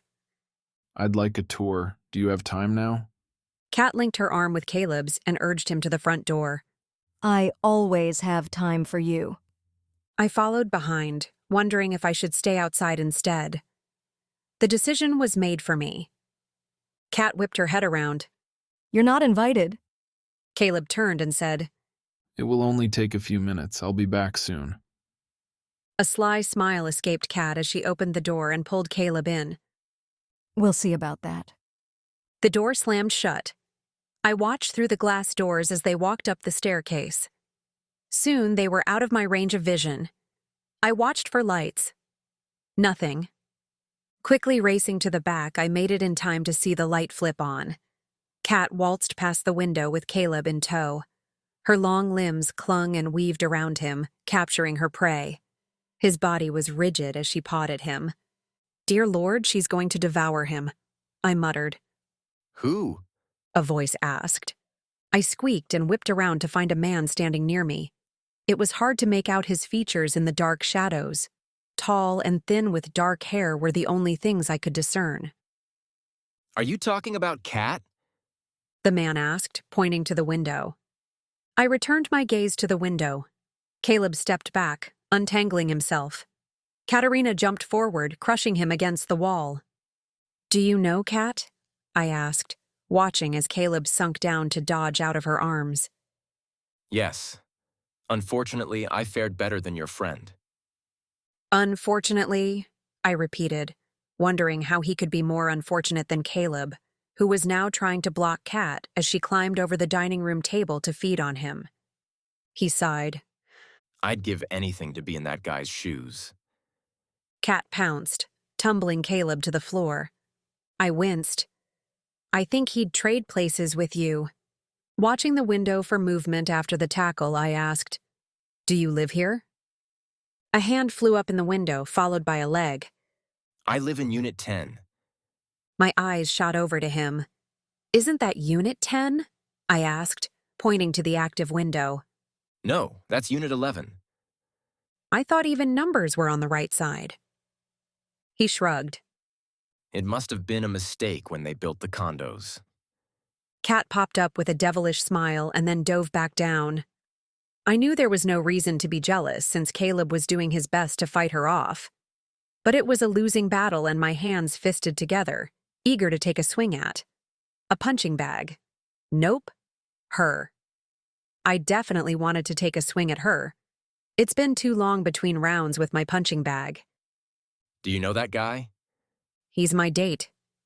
At the man's open-mouthed reaction, I said, I don't suppose you'd let me inside the building? Charging in to defend your man? He joked. I shrugged. He seems to be losing and she's a manipulative woman. I wouldn't want him in there too long without backup. I'll let you into the building. Caleb popped up, his disheveled hair sticking every which way. Kat clawed him to the ground again. How are you at impersonations? I asked. Not very good. Who did you have in mind? Can you pretend to be a cop? His dark eyes slid to me. That's illegal. I have to gain entrance somehow. I don't have enough muscle to knock down the door, and she won't open the door for me. You don't happen to have a crowbar, do you? I'm sure he'll be fine, the man said, turning his attention to the window. We watched as Caleb deflected Kat's advance and jogged to the door. Kat jumped on his back, wrapping her limbs around him like a vine strangling a tree, halting his escape in mid-motion. Are you sure about that? I asked. Just knock on the door and say, Police. Open up. I'm sure she'll let you in. Why not call the cops instead? They take too long. When he didn't budge, I knew I was on my own. Fine. Just let me into the building. I'll knock on her door and hope for the best. He dug his keys out of his pocket and unlocked the door, allowing me in. I jogged up the stairs and listened at the door. You know you can't get away, Caleb. Remember how good we were together? Just give in. You know you want me. Every man does. There was a scuffle. Enough, Caleb barked. She laughed. I love a man who plays hard to get. I raised my hand to knock but was blocked. I turned to find the tall man next to me. In the light, I could see what the shadows had hidden. A strong face with dark, deep-set eyes.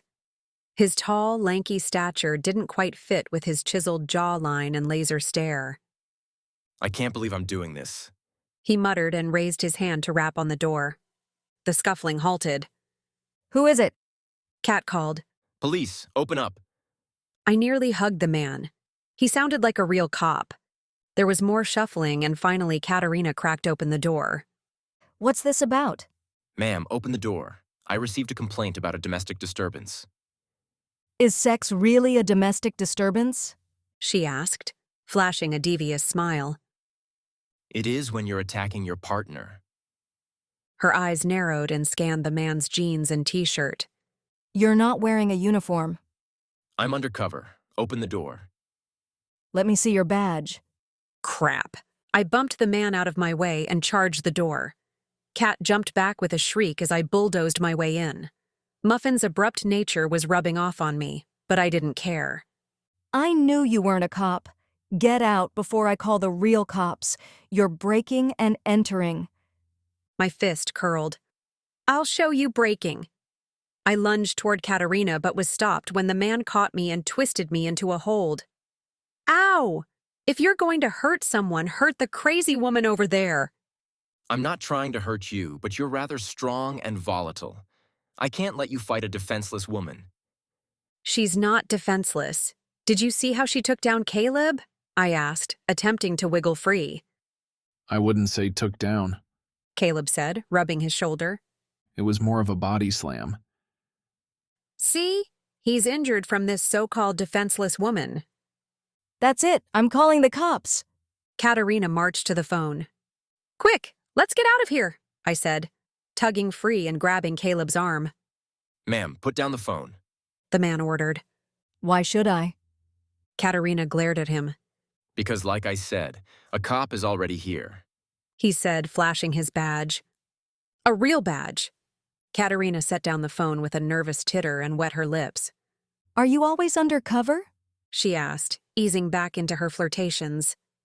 She drew hair over her shoulder and licked her lips again. It seems a shame to have an officer out of uniform, she said with a playful pout as she slipped next to him. If you're not busy, maybe you can show me your cop moves. A single brow rose. Cop moves? Her arm curled around his. Cops have so many fun ways to pin a suspect down. Bad girls need to be shown the strong arm of the law, and I'm a bad, bad girl. He may have had an arched brow, but his roaming eyes were undressing Kat. I nudged Caleb to leave. No reason to become witness to the strong arm of the law. I shuddered. Caleb must have felt the same way. He took my hand and led us out the door. Halt! The cop said before I could close the door. Caleb and I stopped in our tracks and peered back at the cop. A purring Katerina was wrapped around his arm, eyeing him with obvious intent. Why did you come here? He asked Caleb and then pointed at me. And why was she spying in the window? I don't spy, I bristled. Caleb and I are searching for someone. How is Kat involved? She's not, I said. She's in perpetual heat. Caleb was blindsided. Katerina huffed. I am not. I enjoy time with men, that's all. All men, all the time, I countered. How dare you? She lunged at me. Stop! The cop barked. Who are you searching for? I'm looking for my PR manager, Caleb said. I heard she might be staying here. The cop looked at Katerina. Who else is living here? Kat shrugged a shoulder. A poker player. He's playing the tables tonight. Caleb scanned the living room and groaned. Is this Quiet Mike's place? Are you sponging off him? Katerina's brow darkened. I'm not sponging off anyone.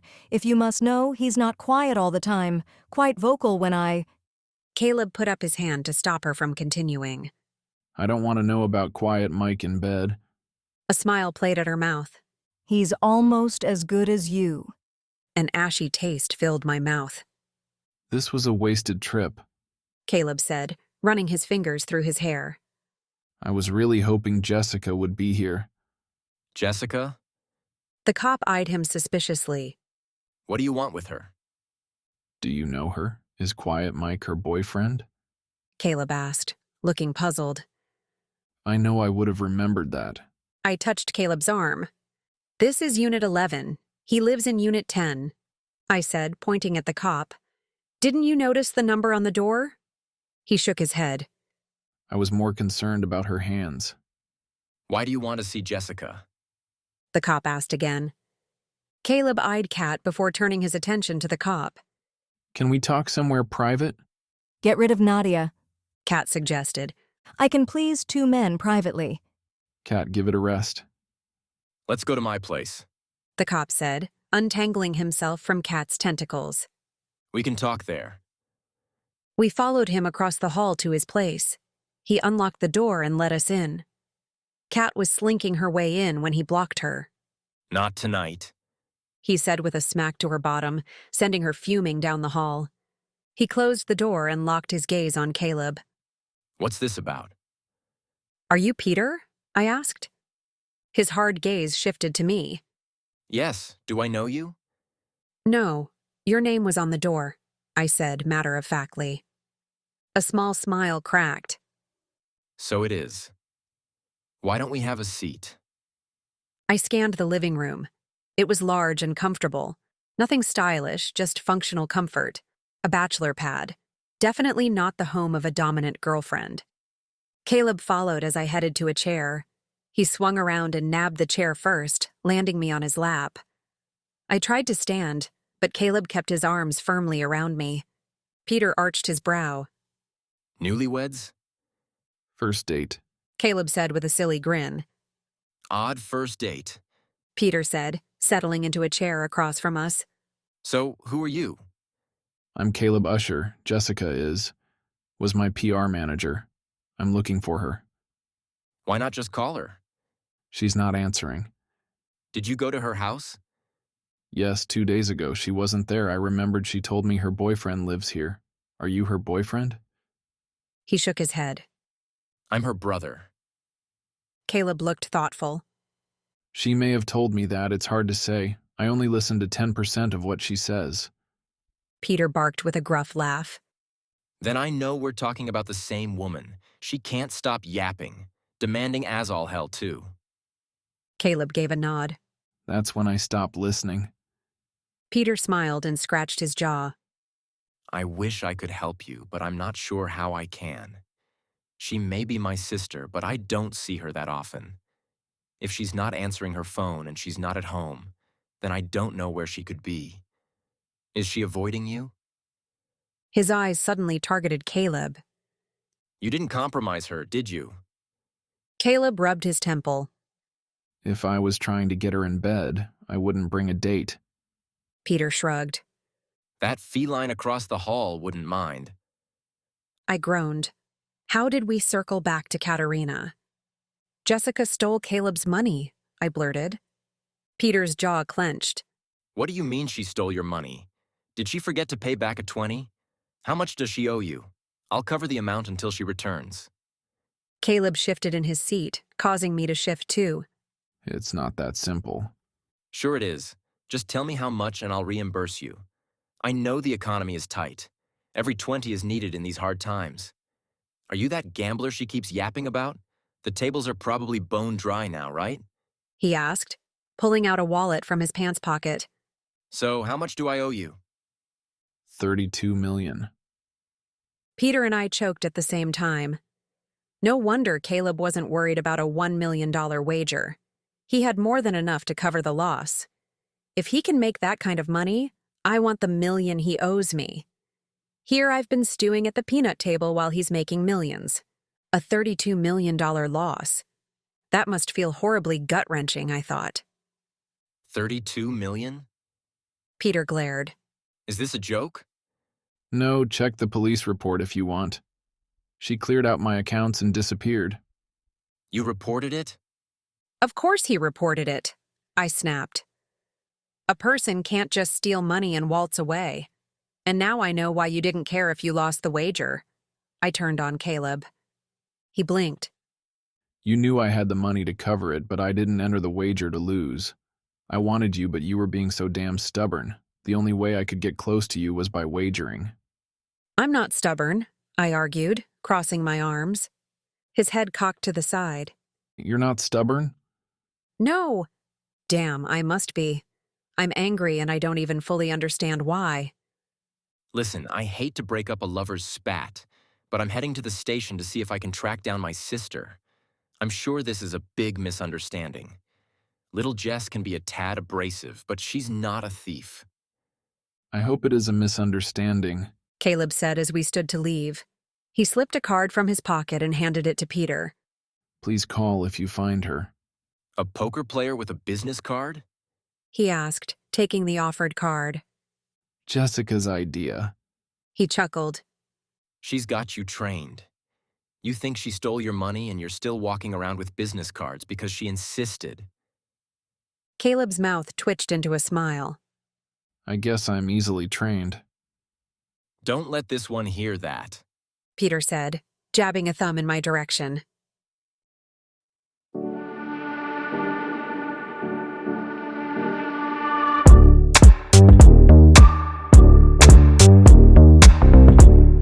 Chapter 9. You're not kissing properly. I'm not kissing at all, I barked. Mark and I stood toe-to-toe. I know, but it should look like you're kissing your true love. Your face is all puckered and distorted. Maybe that's because my back hurts from dipping you so many times. He gasped as his hand flew to his chest in outrage. Are you saying I'm fat? Frankie's eyes widened as he rushed over. She didn't say that. He soothed. You check the scale every morning. And remember what you made us for breakfast? Green power smoothies. Good for the complexion and that helps cleanse the body. A healthy body is a happy body. Exactly. How can you be fat when you drink something so healthy? It's Nadia who has the problem. If she'd exercise more, she could dip a 300-pound man without breaking a sweat. And you're only half that. Or less. He added before Mark could protest. My hands flew to my hips. Frankie hauled me to the side before I could protest too. We'll stop practicing the dips for now, Frankie whispered. Just let him believe he's as light as air. I nearly heaved trying to suck down that green sludge this morning. If he thinks he's fat, he'll make us drink it all day long. I rolled my eyes. Fine, as long as I can skip dipping. My back is killing me and I'm tired. Oh? Maya cooed as she popped up next to me. And why would you be tired? Was someone out too late last night? Her wide blue eyes begged for information. Yes, Caleb and I were out late, I stated. And I'm tired.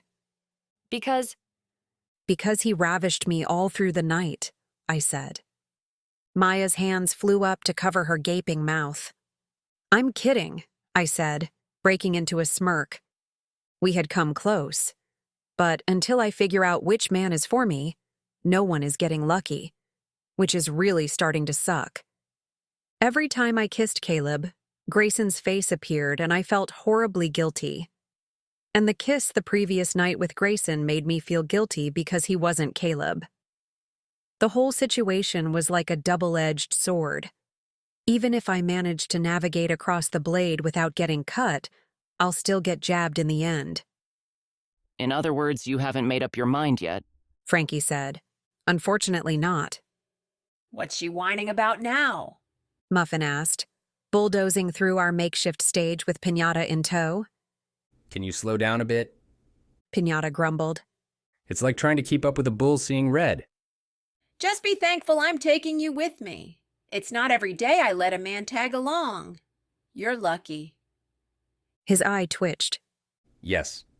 I'm so lucky that you abducted me and then forced me into marriage just so I could tag along with you to the beauty salon. You know the game is on, right? No need to thank me, and you'll like this. Why? Are you getting a wax? He asked. I could only assume he wanted to see her yelp in pain. That's too painful. I prefer the au naturel look. Yes, the woolly mammoth look really gets a man going. Are you getting your hair done? Maya asked, baited by any conversation that involved a beauty salon. My hair's perfect, she said, patting her frizzy corkscrew perm. I'm getting a massage. Then why are you dragging me along? Pinata asked with a distinct whine. I thought you might like to watch a woman rub oil all over my naked body. Piñata paled as his eyes widened. See, I knew you'd like it, Muffin said with a wide grin.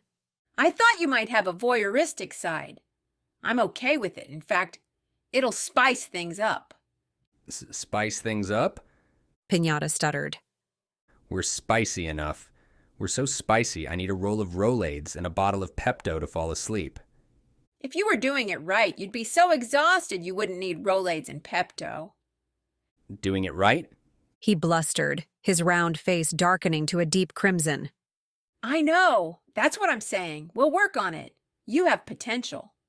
Potential? He blustered again. Yeah. You may actually be a keeper. Most of my husbands couldn't even get it up. Not that I'd want them to. I watched as Piñata attempted to contain his anger. It was a visible struggle, and I felt his pain. How many times had I wanted to strangle Muffin? Poor Piñata had it worse. Not only was he stuck in a marriage with her, she desired aggressive mating. Escape while you can, Frankie whispered to him from the side of his mouth. What's that? Muffin asked Frankie. You're not trying to give him bedroom advice, are you? That's the last thing I need. He's confused enough as it is without adding your advice on top of it. My advice. Frankie blinked. What are you trying to say? Confused? Piñata barked. If anyone needs advice, it's Nadia. Muffin continued without thought to the brewing hostile environment. I don't need advice, I argued. We're wasting time. Mark interrupted. Practice makes perfect, and Nadia needs a ton of practice. Muffin tugged Piñata. We don't want to be late for my massage. Piñata's eyes rounded as she dragged him toward the door. We watched in stunned silence as Piñata's flailing arms disappeared from view. He's a goner. Mark sighed, shaking his head. I scanned the Texas Hold'em tables for Caleb. Maybe he's at an Omaha table, I thought as I walked around the room. Even in a room full of men and a sprinkling of ladies, he's easy to spot. A handsome man with carefree caramel locks and a wide, easy grin can be a novelty at the dollar tables. A hand slipped around my waist. I've been looking for you, kitten, Caleb murmured in my ear. I'm sorry I'm late, I said, turning to face him and quite pleased that I did.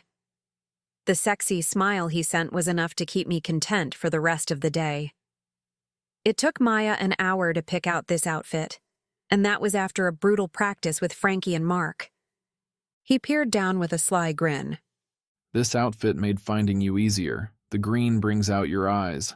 I'll have a killer run today with all the players so happily distracted. The back of his fingers grazed over the low neckline. Will you come over tonight? I shook my head. You know I have plans. A man can hope. A smile escaped. Let's find a table. I only have a couple of hours. He scanned the room. Over there, he said, pointing to a table 2 rows away. There are 2 seats open. Let's see if we can sit. Just be kind. I know you need money, but leave me with a few dollars. I have a wardrobe to buy again. Don't think you can outplay me? I can, but you still have luck on your side. Maybe we should make this interesting. I eyed him. Interesting? Oh, no, not again. I don't think I could survive any more wagers with Caleb. I want to see you tonight. If I win more at the table, then you cancel your plans. I made a promise to never wager with you again. What if I sweeten the stakes? You already owe me $1 million. This wouldn't have anything to do with money. Nothing to do with money? Drawn like an ant to a picnic, I sighed. Name your stakes. I had made myself a promise to never wager with him again, but I could at least hear the stakes. His dazzling smile grew ear to ear. Whoever wins the most amount of money in 2 hours gets a favor from the loser. No questions asked or refusals. A favor? I asked. That's a broad range. Are these innocent favors or something else? He laughed. That depends on the winner, and that winner will be me. He said, tapping my nose as his smile grew smug. The gauntlet was tossed. A fizzy pink drink was placed next to me. I eyed the fruity concoction before looking up at the cocktail server. "I didn't order this," I said, handing it back. "It's from Remy," she said with frosted eyes. "Oh, what is it?" "A kitty cocktail." "Doesn't want me to get drunk?" I asked, amused. "He said he's had to carry you around enough and has plans tonight." "Thank you," I said, setting the cocktail down to peek at the dealt cards. I didn't have time to worry why this bristly cocktail server had daggers in her eye. I had to win a favor, and it was going to be a great favor. Pair of tens. I raised, hoping to push players out. A pair of tens was passable, but not if the whole table played. Caleb called and raised from his spot across the table with a smile that issued a challenge. We weren't able to find seats right next to each other, and that was fine with me. He was distracting enough without our legs and hands brushing together. The players at the table were unfamiliar, but their style was familiar. It took Caleb only a few hands to reacquaint himself with the subtle play differences of low-stakes tables. Sure, there was a donkey at our table. There was also a woman who overplayed all her hands while eyeing Caleb. But other than that, we were seasoned players who knew how to navigate the table. Caleb had to adjust. He did so without losing a chip. Caleb sat with his arms crossed, waiting for me to call or fold. My fingers mindlessly shuffled a stack of chips. I studied him for a moment. It was nearly impossible to read him since he maintained his naturally playful smile. "Do I play the tens?" I glanced at my watch. I was running out of time. If I could win this hand, I could win the wager. I didn't want to push my luck with a pair of tens, but I called. Caleb lifted a brow with that same playful smile. He knew I was taking a stand with this one last hand, and I had the sinking feeling I just stumbled into a well-laid trap. Without being able to see his hand, I watched as the flop was laid: ace, queen, and two. There was no help for me. If I didn't continue with a bet, Caleb would trounce by shoving all in to encourage me to fold. I had to bet large because he wouldn't allow me to do otherwise. Raising the pot with a healthy stack of chips, I leaned back to watch. Caleb wasn't prone to studying his opponents. He learned everything he wanted in one glance. He called. The turn was laid. A 9. It was no use. Unless Caleb had an outranking pair, these community cards wouldn't help for a straight or flush. I bet heavy, hoping the river would carry me. Caleb called with a wink. I couldn't read him. Actually, I could, in the sense that I instinctively knew there was something more to this hand than a few chips and a side wager. The dealer flipped over the river. A 3. He couldn't have a straight or flush. Still, he could have a better pair or a 3 of a kind. I held my breath and steadied my jumping heart, praying I wasn't giving away a tell. He could bulldoze with a simple shove of his chips. I bet heavy again, hoping he would toss his cards. Caleb's eyes never left mine. He didn't have to know what I bet because he was continuing no matter what. He shoved his chips in, spilling them into the pot. There was something to this hand, I thought again. I took a leap of faith and shoved all in. There was nothing left to do but flip over my hand. I tossed my 2 cards face up to reveal my pair of tens. Caleb smiled and mucked his cards. Most players would have done the same, tossing their losing hand face down to the dealer so the other players couldn't see. But Caleb was different. He always showed me his cards. Always. My eyes mingled with Caleb's as the dealer shoved the chip pile over to me. Caleb had given me the win and a favor. I didn't understand why. Why would he give me the win when he needed money?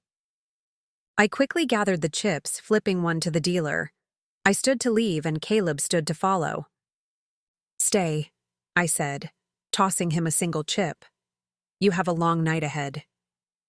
He caught the chip with a grin and settled back into his seat. He let me win that hand. As I cashed out, I saw Remy heading toward me. The bristly cocktail waitress stepped into his path. Remy gave her a cool courtesy smile and continued on his way. She hurried to block him again, resting her hand on his arm. She leaned in to talk. Oh, Lord, another one for his shelf. He gave a tight nod, and she bustled off with a contented smile. I shook my head. Oh, Remy. He needs a woman to challenge him, not another one that will collect dust. I see you won, Remy said as he neared. I smiled and tucked a thick bundle of cash in my pocket. Thank you, Caleb. Do you have a date tonight? I asked, nodding in the direction of the server. His eyes followed the same path. I wouldn't consider it a date. I shook my head. So, another hookup? He shrugged as if fawning women begging for hookups was normal. Maybe it was. Who am I to say? Don't, Remy warned. What? I see that look in your eye. You think I should take a woman on a date and then marry her. I know that look well. I never said you should get married, but what's wrong with going out on a date? I don't date. Why? I asked. His already rigid shoulders tensed, and I knew I couldn't press him much further. Jet, when I'm ready for a relationship, I'll date. But I don't want a relationship, and I don't want to date. I held my hands up as a sign of surrender. I understand. He frowned. No, you don't. But thank you for letting it rest. Actually, I was starting to understand. I had a feeling Remy's heart had a deep wound that hadn't healed yet. It wasn't as if he said as much. He never says anything.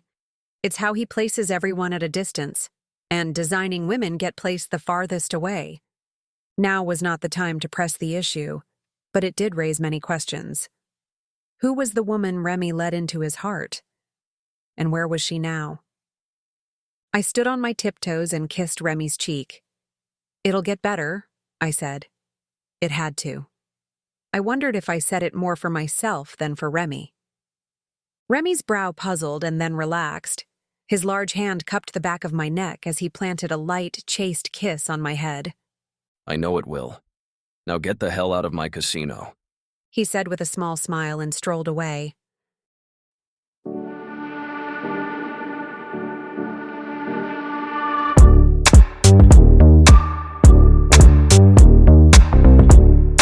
Chapter 10. Grayson opened the door with a wide grin smudged with dirt. His brilliant white teeth sparkled in contrast. I wasn't expecting to see you until later, he said, collecting me from the step and into his arms for a hug. I should shower before I hug you, but it's too late now. I missed you. I missed you too. Don't worry about the dirt. I'm here to help. Help with what? The crater. He smiled. The pond, you mean? Until I see water and ducks, it's a crater. Do you want to see it now? I've made some progress. The way his t-shirt tugged at him, the crater wasn't the only thing progressing. Grayson was firm before, but the newly developing muscles were quite fascinating.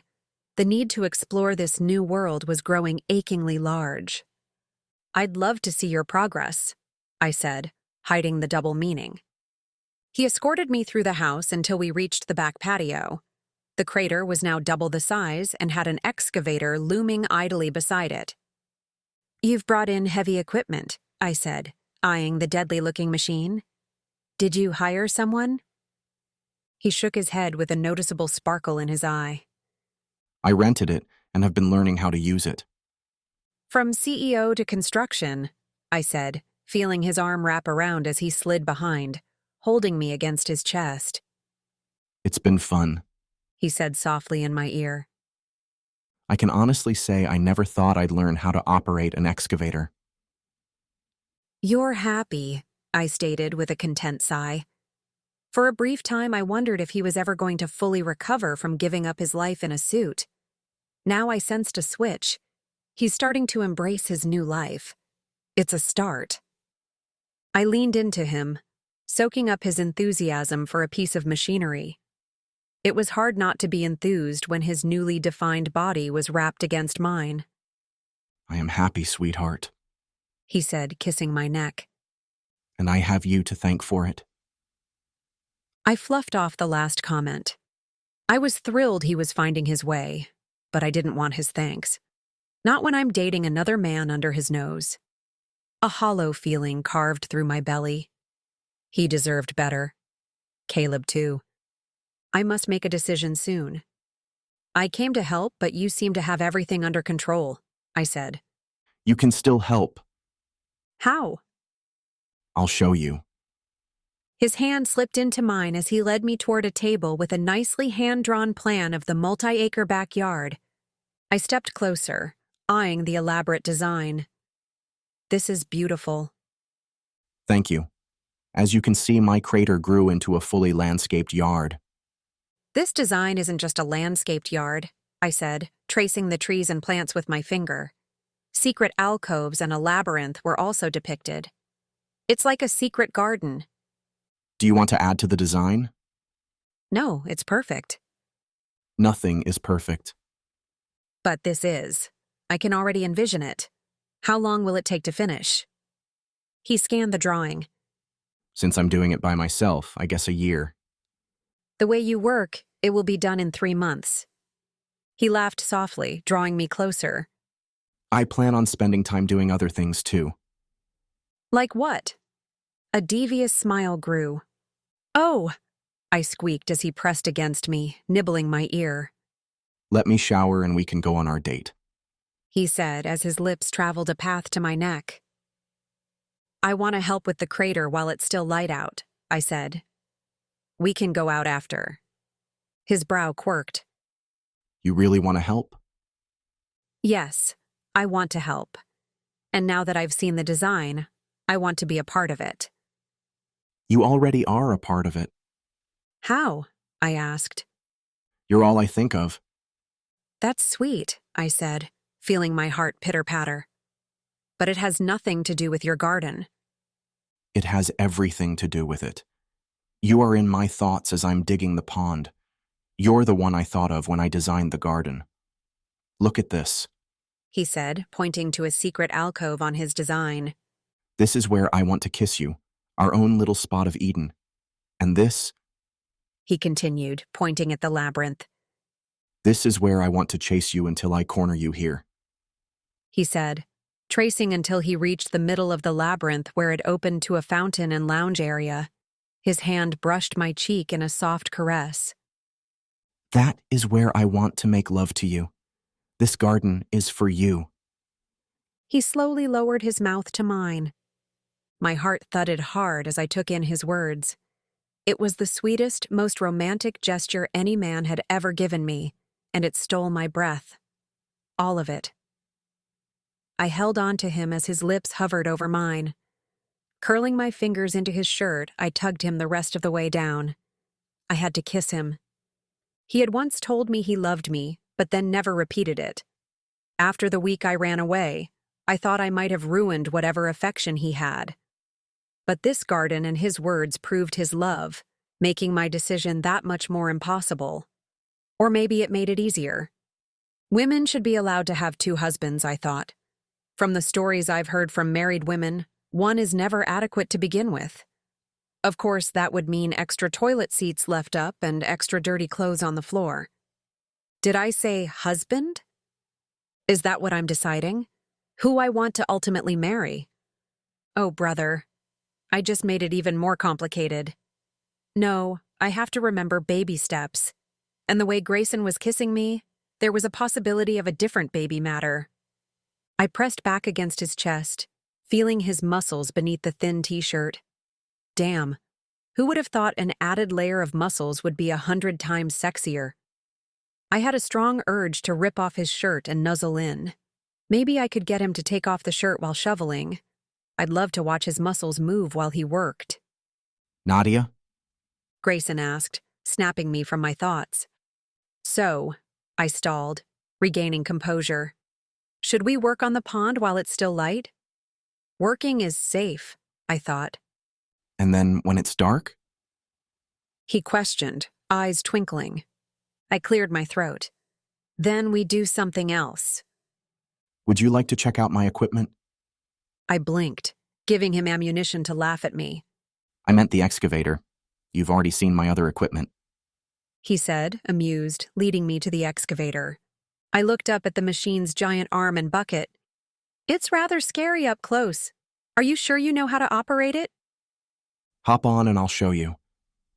I scrambled up to the cab, feeling his hands assisting in the most inappropriate places. Are you trying to make me fall? I asked, scurrying out of his reach. I'll catch you. He promised, following me into the cab where the controls were. It's not my fault I can't keep my hands off you. Let me sit down first. I eyed him. Either you have to sit on my lap, or I have to sit on yours. There's not enough room. I shimmied over and let him sit. I plunked myself down on top of him, settling hard on purpose. Nice try. You don't weigh enough to hurt me. Especially not with the extra thigh muscles he'd developed, I thought. Heaven help me. I can't stop drooling over his muscles. His arms reached around, pointing to the different controls and describing each function. Where's the steering wheel? I asked. There isn't one. You use the levers and joysticks. I thought the levers were for the arm and shovel. How do you steer? The excavator can turn independently from the tracks, so there are levers and joysticks for every movement. How long did it take you to figure this out? About 20 minutes, but it takes much longer to master. My movements are still jerky. By the time the pond is done, I may have it down. Do you want to try? Yes. I took hold of the joysticks on either side of me, wiggling them with no response from the machine. What do I do? Start the engine. He chuckled. If I wasn't so excited, I'd be embarrassed by the oversight. I turned on the excavator and the engine growled to life, vibrating the entire machine. Before you touch anything, make sure to use gentle movements. The joysticks are sensitive to touch. If you yank on one, you'll have the arm swinging wildly. I glanced back. A lesson from experience? Let's just say I learned fast. I gently wrapped my hands around each control. Should I start? I asked, now hesitant to take on the metal beast. You've played arcade games with joysticks, right? Yes, but I have a feeling this is different. It is, but not as much as you may think. Go ahead and get the feel for one joystick and then the other. It's easier to play with them than for me to explain each movement. You'll have the hang of it in no time. What about the pedals? The pedals are the same as the two levers in front of you. I find I prefer using the levers. They control the movement of the excavator itself, not the arm and bucket. I took a breath. Here goes nothing, I said, tapping one of the joysticks. The arm lifted in the air. I tapped it so the arm lowered back down. Raising it again, I was able to straighten the bucket. This isn't too bad, I said. I see what you mean by the movements being jerky. It looked as though my metal arm was arguing with the brain as it jerked here and there. Try to scoop a little dirt, little being the key word. Don't try to dig to China in one scoop. Another lesson from experience? I asked. He laughed, and I felt the rumble through his chest. Between the vibrating machinery and the warm, rumbling body beneath me, I was bracing for a stimulating encounter. But first, scoop dirt. I maneuvered the arm and bucket in place and scraped the earth to pick up a layer of dirt. It wasn't graceful, but I did it. Excellent. Now swing the arm over to the dirt pile and let it drop. I moved the wrong stick, and the dirt fell out into the pond. Try again. You're doing better than I did the first time. Scooping the dirt again, I managed to swing the arm over and let it drop on the dirt pile. Excellent, sweetheart. Keep going if you want. I've never enjoyed sitting idly while others are working, but I could get used to this, he said as his hand glided over my thigh.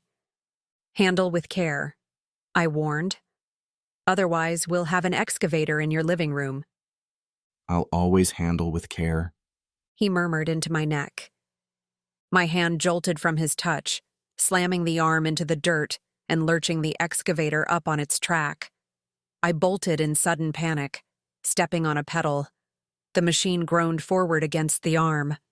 Grayson grabbed my waist, planting me firmly on his lap. His hands took control of the confused machine and quickly righted the tracks and arm. Another lesson learned, He said as he turned off the engine. Yes, don't get frisky unless the engine is turned off, I said with a deep breath. I think I can live with that rule. He said, placing another kiss. I have a surprise for you. It's not much of a surprise, I said, wiggling on his lap.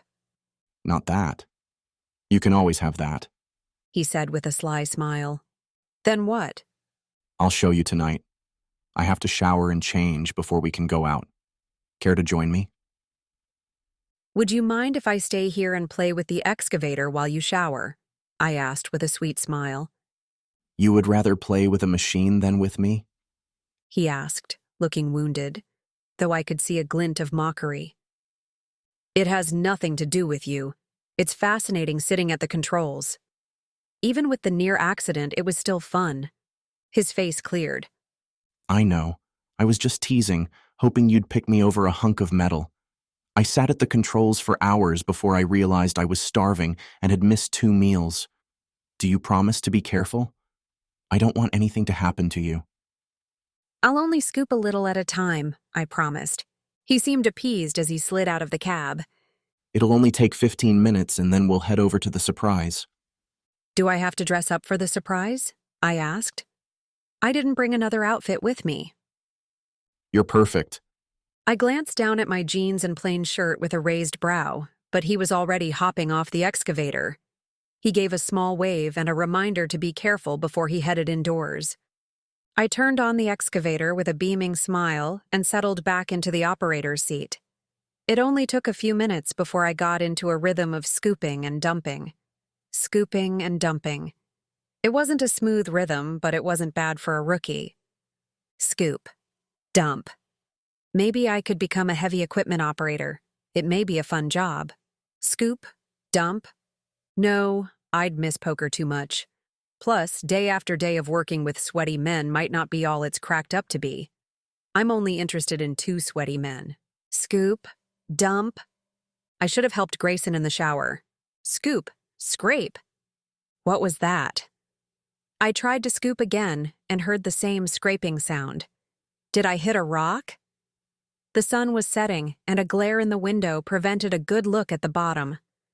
I lowered the arm down to rest on the ground, set the brake, and jumped out of the cab.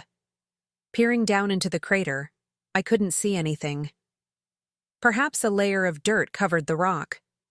Carefully trekking down the steep slope into the pond, I stopped near the bucket and used my shoe to shift the loose dirt. There was definitely something down there.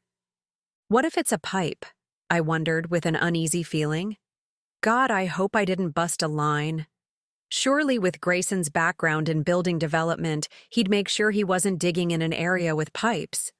Of course, he didn't start off this dig with mental clarity. Maybe he forgot to check. I bent over and used my hands to brush away the dirt. The sound of the engine shifted just slightly, but I didn't think anything of it. Whump! The scoop slammed to the side, narrowly avoiding me. Damn! Grayson! Stop! I'm in the pond! I shouted, scrambling to escape the swinging bucket. Grayson! With the sun's glare, he probably didn't see me. I frantically ran to the side and tried to claw my way out. The loosened dirt caved under my assault, sliding me back to the bottom. The bucket swung wildly, knocking into the dirt only a foot from my head. Grayson! I screamed. Stop! I bolted, trying to run past its reach, but not in time. The back of the bucket shoved me, sending me flying a few feet forward, slamming me into the ground. Breath ripped from my lungs. Clutching my chest with a burning wheeze, I rolled out of the bucket's path. My eyes flashed to the cab. That's not Grayson. Dirt flew up, caving the earth beneath me. The bucket swallowed me whole. I battled the heavy dirt as the bucket was lifted into the air. Oh God. Oh God. The dirt shifted as we rose higher and higher. The arm stopped with a clunk, stretched as high as it could go. Grayson! My yell turned into a high-pitched scream as the bucket tipped, abandoning me into the air with a shower of dirt falling fast. My limbs flailed against the open air.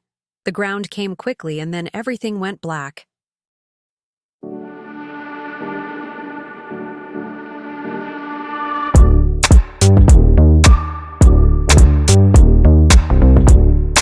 Chapter 11. I think she just blinked. Nadia? Sweetheart, can you hear me? Please wake up, sweetheart. God, baby, please wake up. Give her time. Will she be okay? I couldn't feel my body. It was numb or broken. The only consciousness was that of my sluggish and addled brain.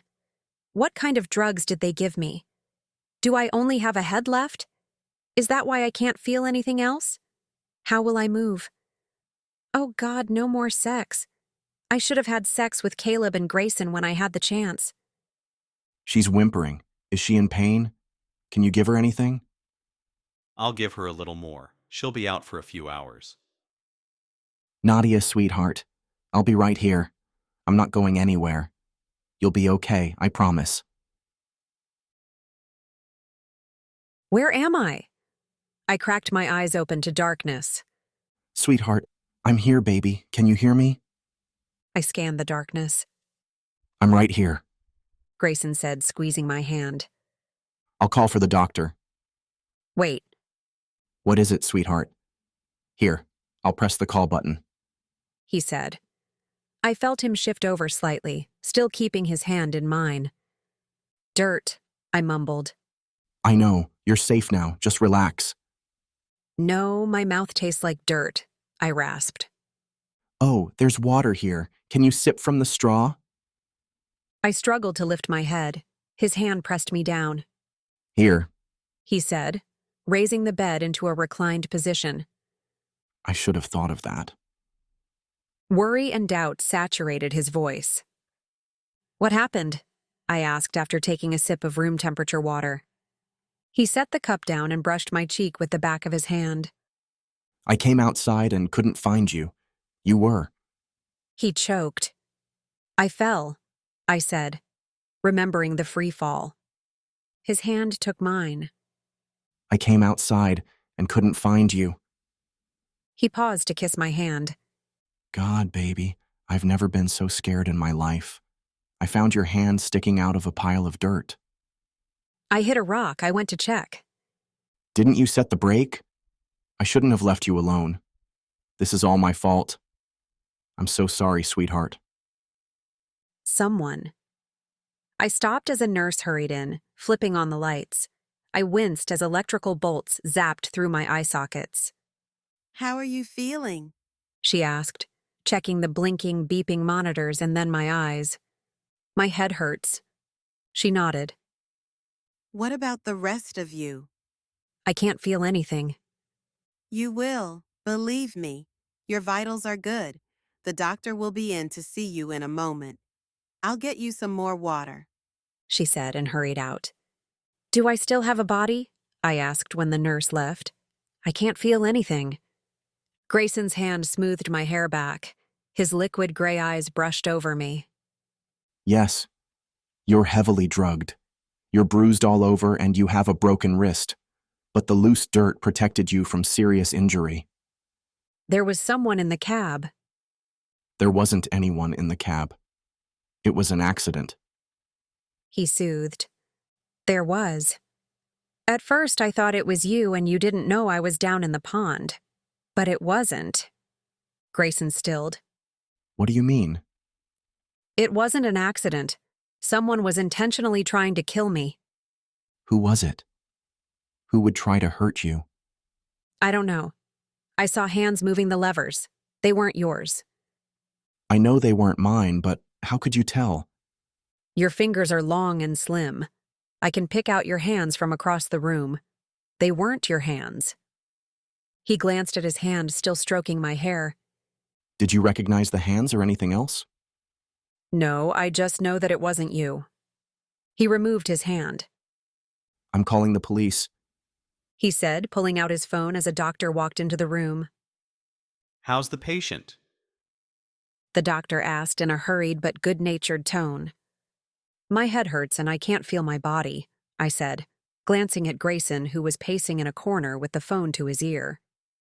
You will. Believe me. I eyed the doctor. That's what the nurse said. He gently held my arm and lifted it. Do you see? My arm was wrapped in a cast. Oh, And not to mention this. he said, carefully lifting my other arm.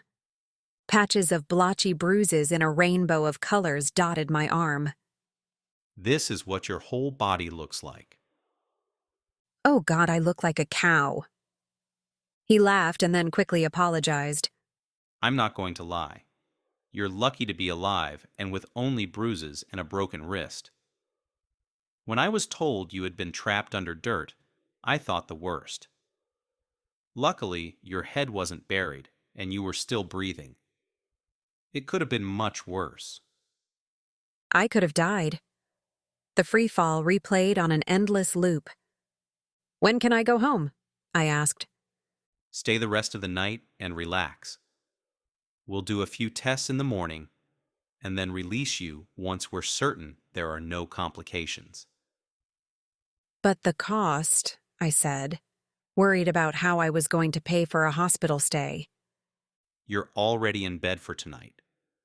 Relax and we'll try to get you out without too much extra cost. Don't worry about the cost. Grayson said, returning to the bedside. But, Sweetheart, I'll take care of you.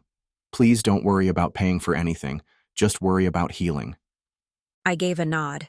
It was a wonderful and protective gesture, but I wanted to cry and yell and throw things. I wanted to succumb to a colossal temper tantrum. Why do these terrible things always happen to me? His soothing voice and caressing hands calmed my angry spirit. I had to laugh. The gypsy and her ridiculous spirits were kicking my ass.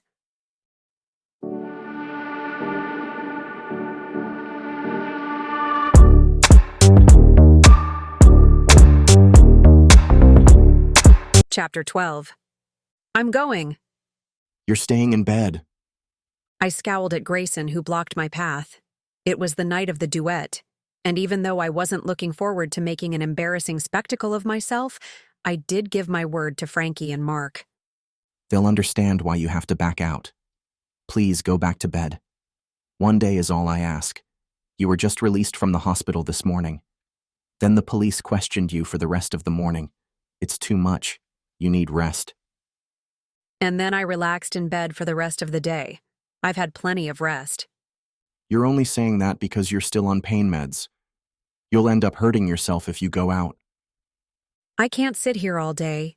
I'll go for the duet and then come right back. No, He said, turning me toward the bed. you'll rest. Damn it. I'm not resting anymore. He studied my face, lingering on the bruise along my jaw and one high on my cheek. I couldn't bear it if you were hurt again. I'm going to dance for one song and then I'll come home. His eyes flicked up to mine. Home? As in here with me? Oh, that was a slip of the tongue. Yes. His brow smoothed and he leaned over to place a gentle kiss on my split lip. One song and then we come home. I don't see how you're going to dance when you can barely walk. I can walk just fine. You're stiff and sore. That's because I've been lying in bed for nearly 24 hours. Most of which was while unconscious. But it was still resting. He held his hands up in surrender. Do you need help dressing? I can do it, I muttered, digging through his drawers to find something to wear until Frankie dressed me in God knows what. I was halfway to peeling off the shirt I had borrowed from Grayson that morning when my arms and back seized. Holy fish sticks! He was over in an instant, tugging the shirt back in place and stowing me back into bed. Stay, He ordered and marched out the door. I didn't really have a choice. My muscles were convulsing and twitching. I curled in an awkward position until my back finally untangled enough to allow me to lie flat. A tortured sigh escaped. I knew you weren't ready to get up. Grayson scolded as he flew into the room with medicine and water. Take this. I won't hear another word about you going to dance. It was my turn to surrender. Will you call Frankie and let him know? Grayson must have been holding his breath in anticipation of an argument, because he let out a long, slow, and very relieved breath. I'll call him in a few minutes. He finally said, rearranging my pillows. Are you comfortable? Hungry? I'm okay. Do you want to watch a movie? Will you watch it with me? I'd love to. Can I pick the movie? He smiled. As long as it keeps you in bed. What are you doing here? A voice demanded. Playing, I said, not bothering to look up at Remy as I threw 2 chips into the pot and winced as a muscle tweaked. Why aren't you in bed? I leaned back in the chair and flashed my eyes up at him. I take it you spoke with Grayson. He called to ask if I could keep my eye out for you. Why aren't you in bed? You look like hell. I feel like hell, I muttered. The pain meds were wearing off and I only had a few more pills to ration. Come to my office, I want to talk. Let me finish this hand, I said, raising the pot. I'll be there in a minute unless that moody cocktail server gets me first. Remy glanced up at the cocktail server who had been circling my table with glaring eyes. As soon as she realized he was watching her, she lit up with a beaming smile. He rubbed his forehead. I'll have a talk with her later. I shrugged and then winced as a muscle contracted. An ace appeared on the turn. I grumbled, tossing my cards to the dealer. With the entire table playing the hand, someone was bound to have an ace, making my queens garbage. Let's go, I said, pushing back from the table and pocketing the remaining chips. I've had enough for one day. Remy led the way to his office and back, avoiding the cocktail waitress. You slept with her, I stated. He faltered a step. Did you know she was crazy before you slept with her, or did you figure it out after? Jet, He warned. After, I concluded. Men are always the last to know. His brooding silence confirmed it. We rounded into his office. So what happened? He asked, closing the door and settling into his chair. I sunk into the chair opposite of him. Someone tried to kill me, I said plainly, though I wasn't feeling nearly as calm as my exterior appeared. But that was because it was too stiff to appear like anything else. That's what Grayson said. He's worried. I gave a nod. I know he's worried. I'm worried too. I've been in this situation before, and it's not something I want to relive. It's different this time. We knew who wanted to kill you before. Now we only know the shape of his hands, which is completely useless. Why would someone want to kill you? That's what I've been asking myself. I shrugged and then winced. I really need to stop moving. I have no idea why anyone would want to kill me. I have nothing that anyone would want. I have no money, no secret data, no connections. I'm a homeless poker player. That's all. Remy picked up on the homeless part, and I silently cursed myself. You're staying at Grayson's, right? I have been. And tonight? I shrugged. Damn it, I growled as muscles clenched and seized. Remy was at my side in a flash. Where does it hurt? My shoulder, I cried. I shrank away as his large hand descended. Sit still. He ordered. It hurts. I know. I'm trying to help. He said, his large hand still coming at me. I tried to move away, wincing as my muscles knotted tighter. Jet, sit still. You're going to hurt me. He stopped. Why would I hurt you?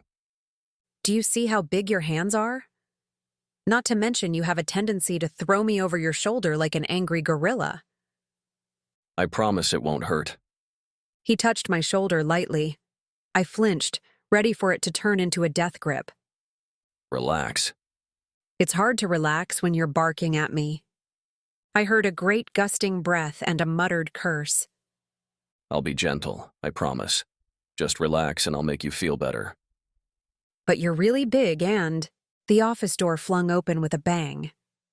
Startled, I swung my head to the door, straining every muscle in my back and neck. Expletives a nun would faint at burst from my mouth. Apparently, everyone else must have fainted too, since it was a few beats before a woman shouted, I knew you'd cheat on me with her. How could you? How can I cheat when I'm not even dating you? Remy asked, dumbfounded. Is there something going on here? A familiar male voice asked. I moaned and rested my head on Remy's desk. Kitten? I peeked up at Caleb, who was behind the fuming cocktail server. What are you doing here? I asked. How could you? The woman interrupted with a cry, glaring at Remy, who looked as if he had a headache that wouldn't go away. Why would you want her and not me? Jet is in pain. I'm trying to help. He answered, gripping onto his last thread of patience. Caleb's eyes raked over my knotted form, taking in the splotchy bruises. He brushed the bristling server out of the way and knelt beside me. Kitten, what happened? His fingers tenderly grazed my cheek. Were you in a car accident? I could hear how you were trying to help. The argument continued. I'll be gentle, but you're so big. She squeaked in imitation. Not that it's any of your business, but I was trying to massage her shoulder, Remy said. I see the way you look at her like she's a rare jewel. Remy cursed and squeezed the bridge of his nose. You're wrong, I interrupted, hoping she would cease caterwauling for a moment to let my head rest. She crossed her arm with a scowl. Remy doesn't think I'm a rare jewel. He thinks of me as an annoying sister. If he thought I was a jewel, he wouldn't manhandle me all the time. I'm more of a sack of potatoes to him. Manhandling is a form of foreplay. The server turned wide, pained eyes at Remy. The woman had a screw loose. Remy and I both grimaced. I think you missed the point, I said. Remy doesn't want me. He was telling me how much he likes you and can't wait to see you again. He was only helping me out because I'm hurt. Her face hesitantly cleared. She peered up at him with soft, watery eyes. Is that true? Do you want to see me again? Remy took a step back in horror and shot me a piercing look. I would have shrugged off the murderous glare, but that's how we ended up in this predicament. We need to talk, Remy growled, taking her by the elbow, hauling her out the door. Her face was turned up at him in adoration. Before he swung the door closed, he barked at Caleb. Don't let Jet out of your sight tonight. She has no place to stay and someone tried to kill her. My mouth dropped open. Damn him. Remy said that in retaliation. He confirmed my thoughts when his murderous glare twinkled for a split second, then darkened again as he hauled the server out and slammed the door. Caleb and I stared at the closed door for a moment. I can honestly say you keep life interesting, Caleb said in his nonchalant way. It's not me. It's everyone around me. You're like the sun that keeps them all in orbit. Caleb teased, reaching over to rub my shoulder. Where does it hurt? Everywhere. And was Remy going to massage everywhere? Not you too, I muttered. No, not me too, he said, soothing my shoulder. But I must admit it did sound condemning. My heart stopped for a few beats before I realized the situation couldn't possibly be what I heard. I trust you. I know you'd tell me if there was someone else. I froze at his words. My stomach knotted and clenched as painfully as my shoulder. Come home with me. I'll work out the kinks while you tell me what happened. I shook my head to protest, seizing my neck in an awkward position. My breath escaped in a shuddering hiss. Why must you always try to be strong and independent? I love that you are, but let me take care of you. There's nothing wrong with allowing others to help. Everyone has a person they rely on. I want to be that person for you. I hesitated. Not because I didn't want to spend time with him while he massaged my aching body. I hesitated because I couldn't remember if I said I would see Grayson tonight. I don't think I did since this was Caleb's date night, right? Or is it the other way around? Oh, hell. I'll even update you on my leads, Caleb added, yanking me from my thoughts. Did you find Jessica? I'll answer all your questions while you're comfortably naked in my bed. Naked? How else will I massage the oil in? Oil? I repeated like a squawking parrot. Warm oil. He drove a hard bargain.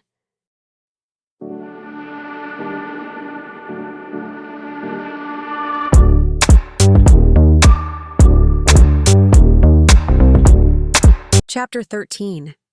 What do you mean someone tried to kill you? Caleb's hands froze in mid-stroke. Keep rubbing. I think you almost got the kink out. His hands slowly resumed their ministrations. I thought Remy was kidding when he said someone tried to kill you. Remy doesn't kid. I wasn't going to tell you, but you kept insisting on hearing the story. I thought you were in an accident. No, this was no accident. Why didn't you want to tell me? You have enough on your plate without adding my worries. His hands stopped again. Adding to my worries? Do you really think I wouldn't want to help? I know you'd want to help, that's why I didn't say anything. So you don't want my help? He sounded hurt. That's not what I said. Finding Jessica is your priority. Not getting killed is my priority. His hands slipped around my waist, flipping me over to face him. Caleb rarely scowls, and when he does, it's not something to be taken lightly. The way he was currently scowling had me scurrying under the covers. I can't believe you think money is my priority. Caleb gritted, clearly grasping to hold on to uncharacteristic simmering anger. You are my priority. Someone tried to kill you, and you expect me to turn a blind eye while I look for Jessica? Not a blind eye. I didn't want you to worry. I want to worry. I want to care. I want to be more than just a friend, but you keep treating me as a friend. I'm naked in your bed. That's more than just friends. Barely, he muttered, though his eyes skimmed over the bit of uncovered skin. I had hurt him. That wasn't my intention, of course. How could he not be hurt when I alternately push him away and pull him close? I reached out to take his hand. I meant what I said the other week. I love you, Caleb. You are so much more to me than just a friend. I just need time to sort out my feelings. I've never been in love before, I said, leaving out the part where I've never been in love with two men before. I'm surely going to hell for stringing two men along. Maybe not to hell. I'm sure heaven has an uncomfortable place for those with dim halos. His face softened, though I could tell he wasn't satisfied. Love should be easy, not a difficult decision. I smiled and leaned forward to kiss him. Falling in love with you was quite easy. A little too easy and too quick. I'm not asking for a sabbatical. I'm just asking for a week or two to get my thoughts straight and a killer off my back. His fingers brushed a strand of hair behind my ear. How can you be so blasé about a killer? I'm not blasé. I'm scared. But right now, I'm tired and sore. He sighed with a nod of acceptance. Flip over. Let me finish your massage. I complied and settled myself for his soothing hands and warm oil. Tell me from beginning to end what happened, he said while drizzling heated liquid along my aching body. You're bruised from head to toe. It's a long story. Remy gave me permission to keep you all night. I have no choice but to keep you. He is, as you say, big. A grin laced his bedeviled voice. Permission, I snorted. He has no say. Caleb was silent for a moment as his hands moved in a satin rhythm. Has anything ever happened between you and Remy? What do you mean happened? I asked. That covers a lot of territory. I'm just wondering if I should be jealous at all. He sometimes acts like your keeper. Just because you're not seeing him now doesn't mean you haven't seen him in the past. Caleb's voice was calm, so I didn't think he was actually jealous. And there was no need to be. It's just Remy. Like I told the waitress, he thinks of me as a pain-in-the-ass sister. He's said so on several occasions. We've been through a lot together, but that doesn't mean we want to sleep together. God, that's the last thing I need. A brooding, hot-tempered man with a love of guns who likes to throw me over his shoulder instead of communicating. Heaven help the woman who finally reins him in. Tell me the story about how you got all these bruises before I go mad with unanswered questions. Well, I said, feeling his hand skim up my thigh. I was working on an excavator when the bucket hit a rock. At least I think it was a rock. I never did find out. You were operating an excavator? He asked incredulously. Of course.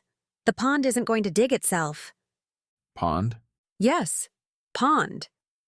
Being deliberately obtuse, I navigated the treacherous minefield of unspoken facts. Anyway, I left the cab to see what I hit, and that's when someone jumped in and started operating it. The arm was swinging wildly until... Well, let's just say I had to run and duck a lot. So you were able to escape? He said with a deep breath. No, the bucket scraped me up with a pile of dirt. The arm extended all the way up and then... The free fall ran through my mind. How did I survive? A cold, eerie shiver snaked its way through to my heart. I was dropped. I fell to the ground. I was found in a pile of dirt. I realized his hands had stopped. They must have stopped a while ago. I peered up to find his face had blanched to a pale white. I'm alive, Caleb. How did you survive? He asked numbly. Why were you digging a pond? Where? Why didn't you call? When did you learn to operate an excavator? As the number of questions grew, his momentary shock wore off. Who found you? Who's trying to kill you? Too many questions. I turned over and grasped his arms, yanking him down. He lost his balance, tumbling on top of me. Not a bad position to be in unless you're bruised all over. I'm alive, Caleb, I repeated, guiding his lips to mine. Just kiss me. He complied. I knew he would, and relief filled me. Blissful relief. His lips were gentle with feathered kisses, caressing and loving. It wasn't long before it changed into something heated, something more. God, I love more. His body pinned me to the soft mattress as his hand cupped my face. I'm sticking to you like glue. You already are, I teased, wiggling underneath him. He playfully nipped at my lips. You know what I mean. I just want to kiss. His blue eyes grew heavy before a spark caught. You just want to kiss? I heard a challenge in his voice. Yes, I answered tentatively. Then let's get started, shall we? The challenge was still there. Before I could reply, I found myself flipped over again. Caleb? My face pressed into the pillow. Shh. His breath at the back of my knee caught me off guard. I scurried to escape the thrilling tickle. Using his weight to hold me, I was imprisoned as his tongue explored at his leisure. Caleb!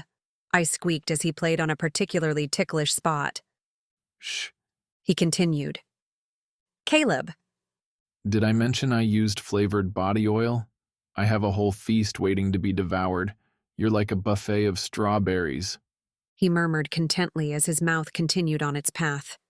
Dear Lord, he massaged the oil all over. The slow, maddening path he was traveling would take a year to trek. My fingers curled into the sheets as he flicked his tongue along my inner thigh. I couldn't even imagine if the oil was on my front, too. His tongue was a torturous pleasure invading at a drugging pace. The wisp of cool breath traced along the warm trail left by his tormenting tongue made me quiver. Just wait until I roll you over, he taunted, ripping a moan from my throat in anticipation. We should stop, I whimpered, not wanting to stop at all. His vexing tongue annihilated nearly all reasoning. No stopping. His low voice vibrated the ticklish spot he was lingering on. It's our third date. You know what that means? We barely had one date, and I don't even think that counts. It's the third, he stated, nipping a tender bit of flesh. Did you forget how to add? I argued, hoping for another responsive assault. He nipped again, making my fingers clench the pillow. It's a shortcoming. However, I know it's the third date. Shortcoming? You can count a stack of chips in a single glance, I retorted, knowing another nibble was on its way. Oh. His lips pressed to a punished spot. I felt the smile in his gentle kiss. Did that hurt, kitten? he questioned, clearly waging war in his own diabolical and wonderful way. Not when you're kissing it all better, I said into the pillow, burying my gasps. What date are we on? He questioned between kisses. I believe this would count as 1.5, but that's as far as I'm willing to concede. No such thing as a half date. Another bite and soothing kiss. It's not as if the nips hurt. It was enough to feel a slight pinch. The deliriously loving kiss that followed made the experience that much more sensitive and arousing. If this was the way he argued, I could get used to it. I could even foresee fabricated arguments in our future. Then we'll round up. This is the second date, I compromised, earning another nip that sent me reeling. What will it take for you to let me love you? Very little, I thought, though I was putting up a small resistance.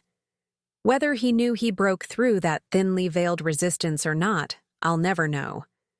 But he did change his tactic, much to my disappointment.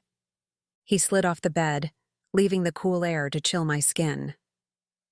Where are you going? I asked his retreating form. I'll be right back. Relax for a few minutes. I slid under the covers and waited. And waited. Where the hell is he? After waiting a few more minutes, I finally crawled out of bed and slipped into a t-shirt. Caleb? I called, padding out of the bedroom. In here. He called. I followed his voice to the kitchen where he was standing at a cutting board, chopping. What are you doing? He smiled in his boyish way. You agreed we've had 2 dates. We'll have our third in 20 minutes. I could have debated such obviously flawed logic, but in reality, I wanted him. And why can't I have him? If either Grayson or Caleb love me enough, they'll take me as I am, confused, with a hearty though repressed sexual appetite.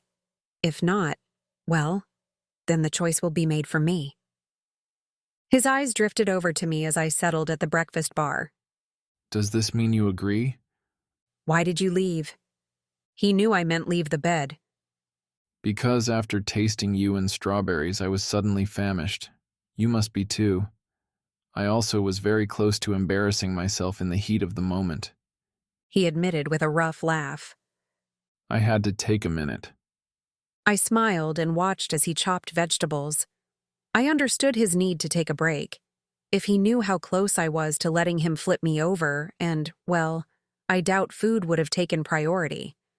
To tell the truth, I was hungry, and the reprieve from the bedroom was welcome, though not welcome at the same time. Do you need help? I asked. He shook his head. I want you to relax. Let me take care of you. He placed a pot of water on the stove to boil. What are you making? I don't have a name for it. It's the only edible dish I make. Then you should name it, I said.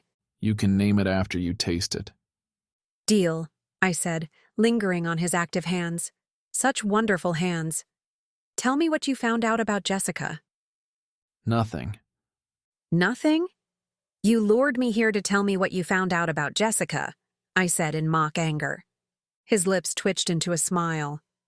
I refuse to feel guilty since it worked. And if it hadn't worked? But it did. His smile beamed. Really? You haven't found out anything about Jessica? Did you hear back from her brother? Peter called this morning. He's had no luck tracking her down. He's worried. If her own cop brother can't track her down, I don't see how I can. Have you heard from the bank? Did they research where the money went? I can't see Jessica toting around several duffel bags stuffed with cash. She must have done something with the money, like wire it to an offshore account. The bank is still researching, but I found out that my bank never had all of my money. It was spread across several banks. That makes sense. With that much money, it would have been broken into several accounts and investments, right? Do you have any paperwork? None. Everything is kept at my accountant's office. I perked at the news. Did you talk to your accountant? His office is dark and the phone just rings to voicemail. I tried to reach him several times. Could he and Jessica have run off together? I asked, seeing the possibility of two intelligent, albeit greedy people walking off with millions of their clients' money. That's my theory. I ran it past Peter and he's looking into the accountant. If he can't locate Jessica, maybe he can find Adam. Wow, I uttered. I feel like an idiot.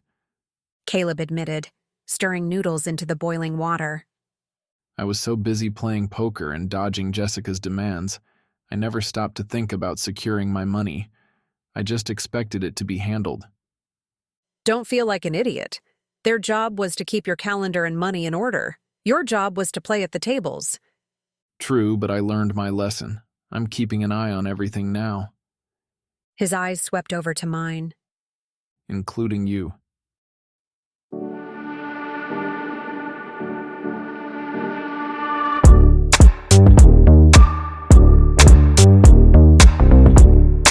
Chapter 14. I traipsed into the chapel the next morning to find Frankie and Mark arguing. What they were arguing over wasn't clear. Their wide, gesturing arms and fiery red faces didn't give me any clues, except to point out that I should retreat and come back when the chapel returned to normal. I snorted. Normal. Nadia! Frankie called, peering around Mark's shoulder. Mark swiftly turned in my direction. I bit back a sigh, caught with no escape. I stepped farther into the room but left plenty of distance between me and the warring couple. Can you explain to Mark why I won't change the theme to all celebrities? Since you never told me why, I said, grasping for a reason, I can only assume it's because you're good at celebrity impersonations and that it's the name of the chapel.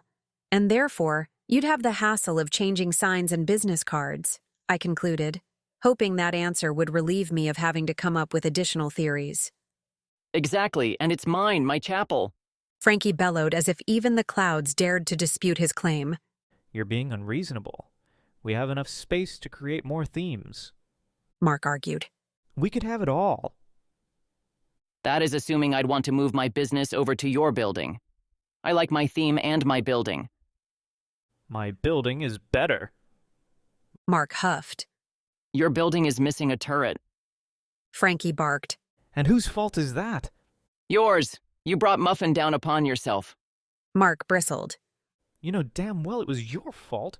You and your misfits have been nothing but a plague. Misfits? Are you calling my staff misfits? Frankie gasped. I have a hardworking and loyal team. Well, except for Nadia, who jumped ship and left me stranded. Left you stranded? I interrupted, knowing it was a bad idea to cut in. But really, I was the one forced out of my apartment. Yes, but that's not the point. The point is I'm not going into business with a pig-headed man. Pig-headed? Mark fumed. How dare you? If anyone is pig-headed, it's you! How many times have I tried to arrange the cupboard so it's easier to find things? Every time I move something, you move it back. They're my cupboards, and I like the way they are. The glasses should be near the refrigerator and sink. The cooking utensils should be near the stove. I nearly burnt Gus's mahi-mahi looking for a spatula. They're my glasses and utensils. Frankie snapped with flaring nostrils. My eyes volleyed between the two chapel owners, and it dawned on me what the real problem was. Aren't the 2 weeks of servitude up? I asked, halting the bickering. Frankie and Mark whipped their attention to me in a mixture of bitterness and horror. And there it was, the reason for the arguments. Neither wanted to separate, and yet neither was willing to say the words. After a moment of stunned and awkward silence, Frankie gave a tight nod. That's right, the 2 weeks are up. I guess that means I no longer require your services, Mark. He said to the floor. Mark's mouth hung open. He quickly collected himself and replied, Then I will be on my way. Just give me a moment to pack my things. He bustled out of the chapel. Frankie's eyes lifted from the floor to see Mark bound up the stairs. His eyes never left Mark's trail. I waited for a moment, but there was no sign of movement from Frankie. Frankie, I'm sorry I brought up the 2 weeks, I said. He shook himself out of the trance and kicked at the floor. No, it had to be said. We've been fighting like this the last few days. I didn't want to tell him his time was up. It was easier to fight. Why not admit you want him to stay? Because I don't know if I do. Frankie said with a helpless shrug. I like my chapel the way it is. I like being single. But do you like Mark more? Frankie blinked against misted eyes. I don't know. Will you excuse me? I have some business to take care of. He didn't wait for a response as he escaped to the parking lot. I watched as he climbed into Lucille and started the engine. Poor Frankie. I walked upstairs to find Frankie's door wide open. I caught a glimpse of a stuffed lion lounging on the couch. The lion was a little too tubby, like he ate one too many hot dogs. Gus? I wondered. A scowling-faced lion yawned. I crossed over to the couch and peered down. It was definitely Gus. The lion costume strained against his pudgy belly. I thought you'd be dressed as a princess, I said, as I gave him a few pets. He pawed at the fringed lion's mane made of yarn. Frankie said I should stop dressing him in princess outfits for a while. Mark sniffled, rolling his suitcase out of the bedroom. Gus was starting to think he was a princess and was quite demanding. I eyed the sprawled-out Gus with a disbelieving brow. He seems the same. It's the lion costume. It's really helped his self-esteem. I guess Frankie is right. Mark said, sniffling louder. Sometimes I try to make something into what it's not and people into who they aren't. I don't think Frankie believes that. He just needs time. Mark shook his head and snatched a tissue from a quilted pig on the end table. He's right, I'm a meddling fool. I'm always sticking my nose in where it doesn't belong. I'll just go home and reopen Fairy Tale Chapel. Pretending to be Prince Charming is easier. Mark broke into a full-body sob. "Aw, geez. I knew I shouldn't have stopped." Don't mind me, he said between sobbing hiccups. I'll leave and never return. My eyes rolled to the ceiling. Dear Lord.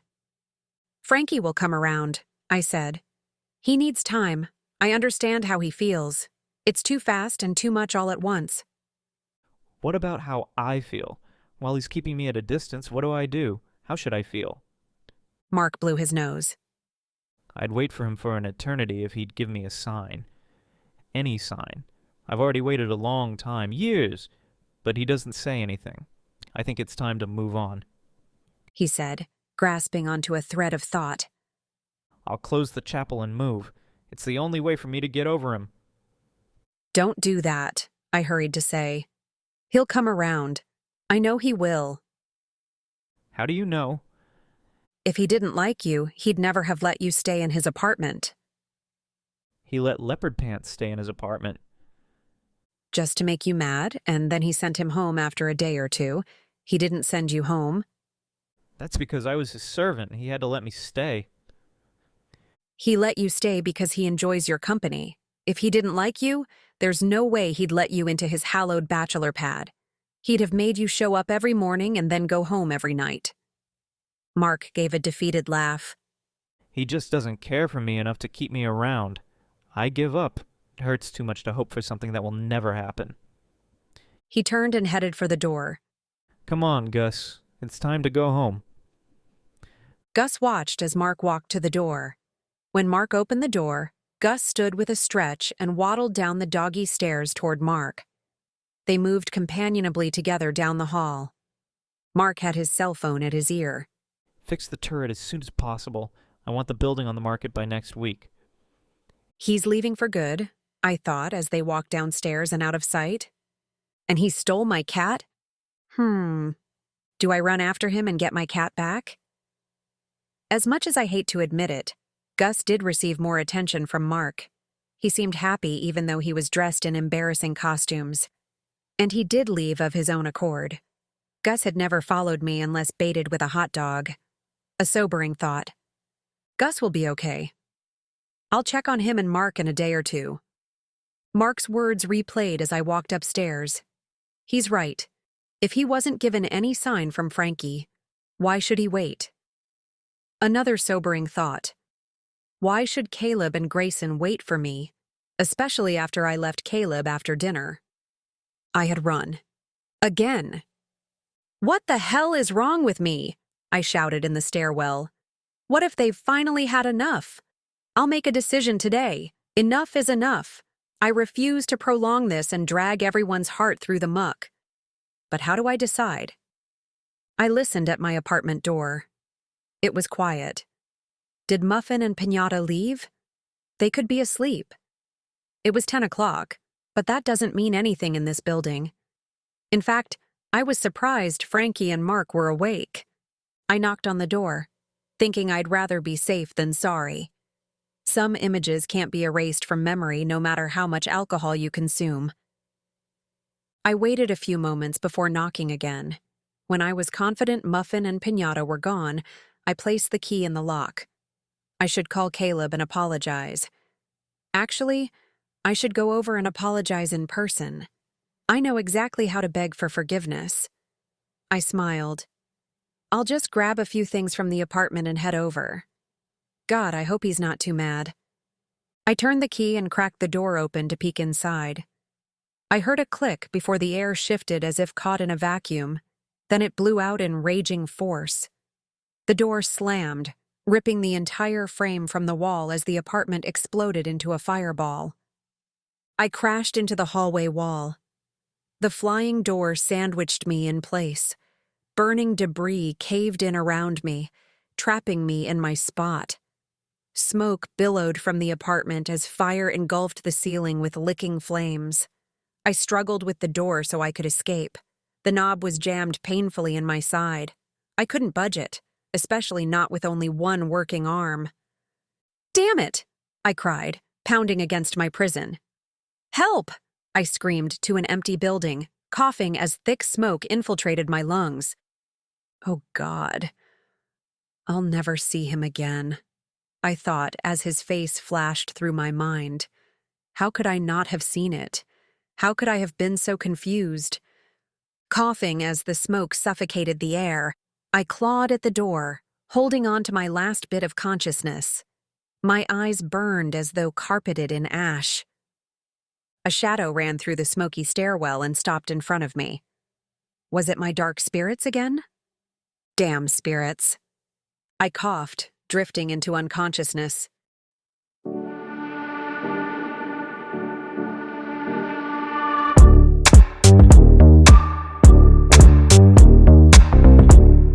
Chapter 15.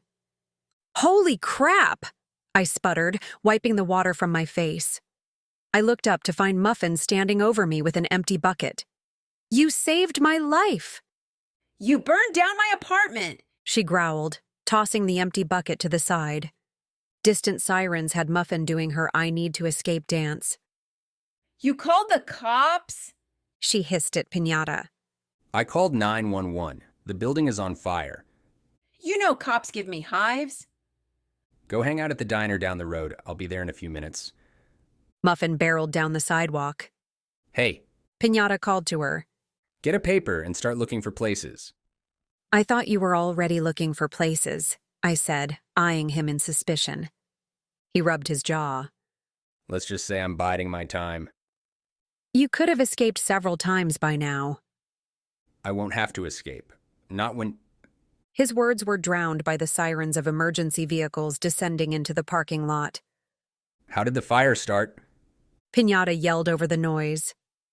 I don't know, I opened the door and the apartment exploded, I hollered back. His brows pinched together.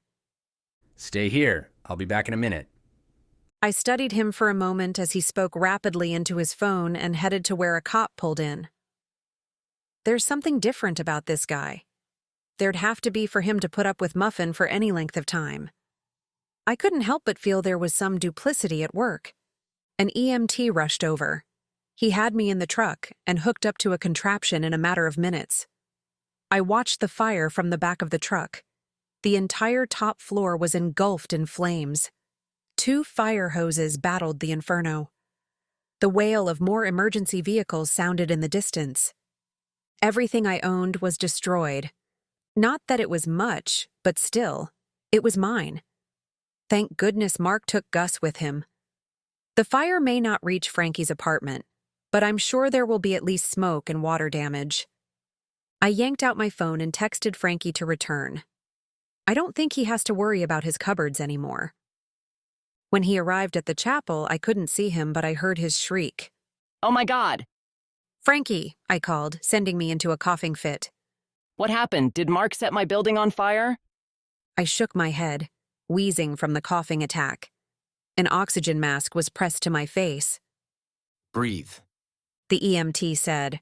Was Muffin trying out her new fried chicken recipe? I knew that woman was dangerous in the kitchen. I shook my head again. Then what happened? Why is my home and business on fire? Oh, my fine Italian leather shoes, all my costumes, everything. His face blanched into a sickly white tinged with a hint of green. It's all gone. I'm homeless. I'm out of business. Frankie fainted on the spot. Frankie, it's only temporary, I said, letting him into Sergio's apartment. You'll have your business up and running in no time. You can stay here until you get back on your feet. All that work, he cried miserably. I slaved over those costumes. I built all celebrities from the ground up.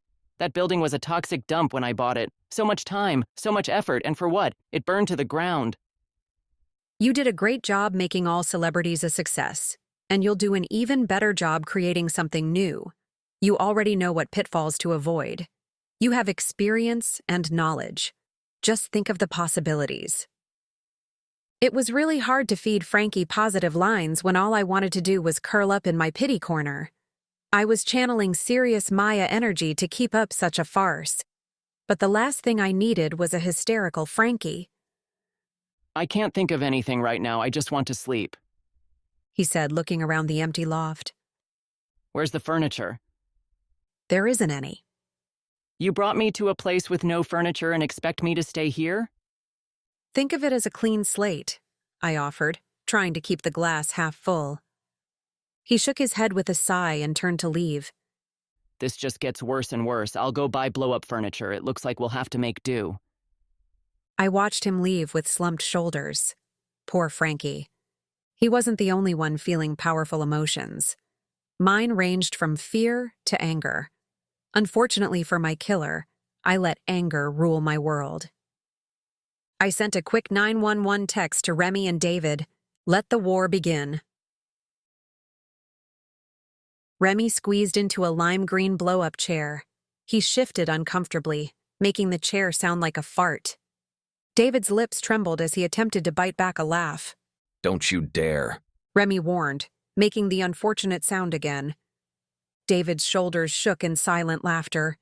Between Remy's scowl, the chair noises, and David's losing battle, I did my best to hold in an escaping laugh. My shoulders shook as violently as David's.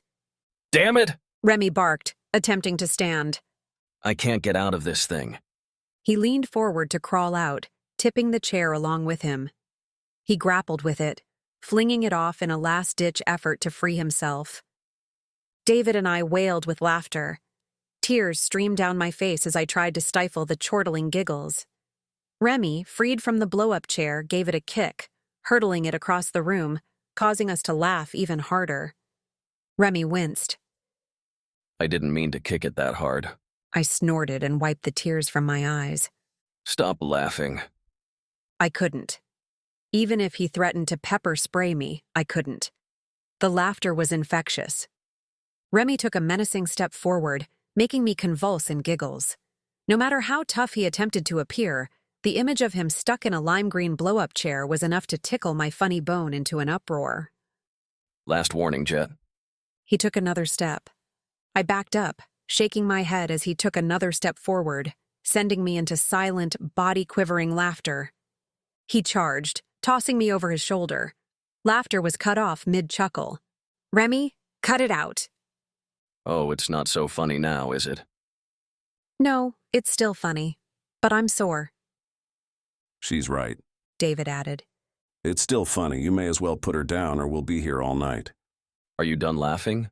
Remy asked. For now, I muttered as my face pressed against his back. I think that's as good as you're going to get, David said. Remy set me down with a distinct disapproving grunt and took up post near the window. Was that necessary?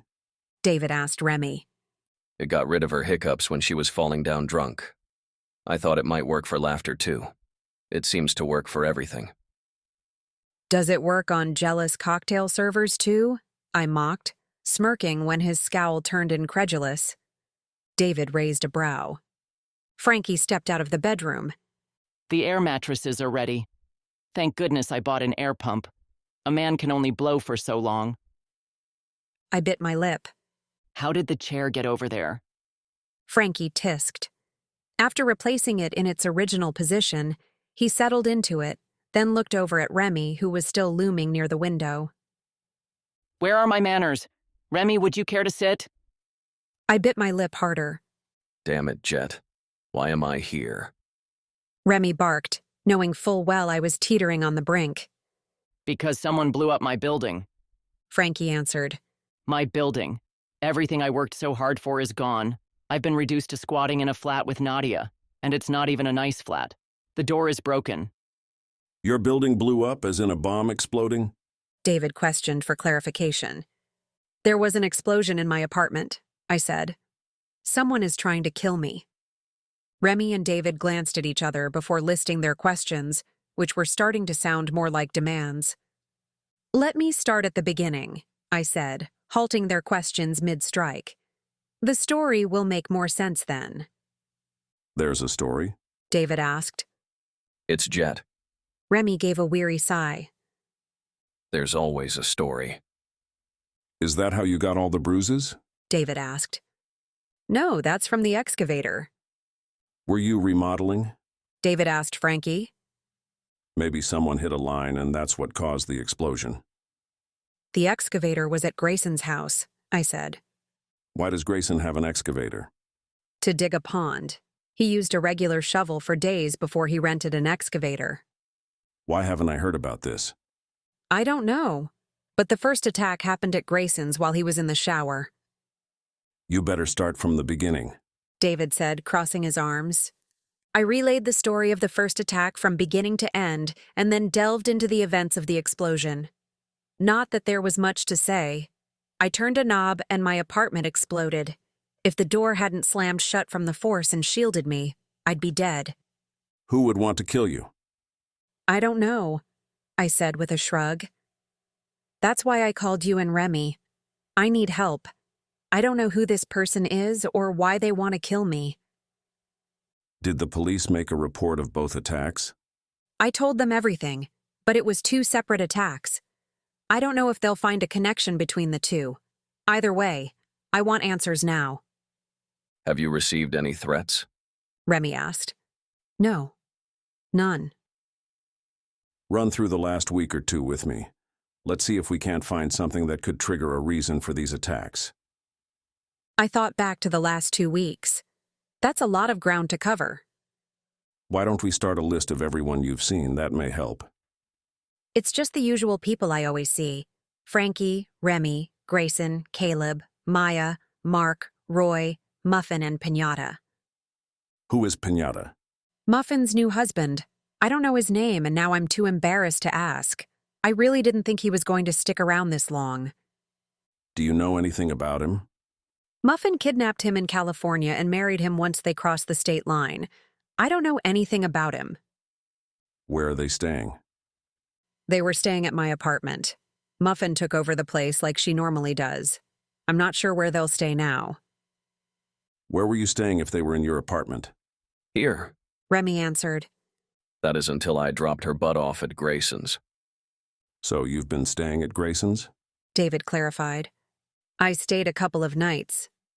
Where else did you sleep? Here. But I hardly think that matters, I stated. Let's focus on people first.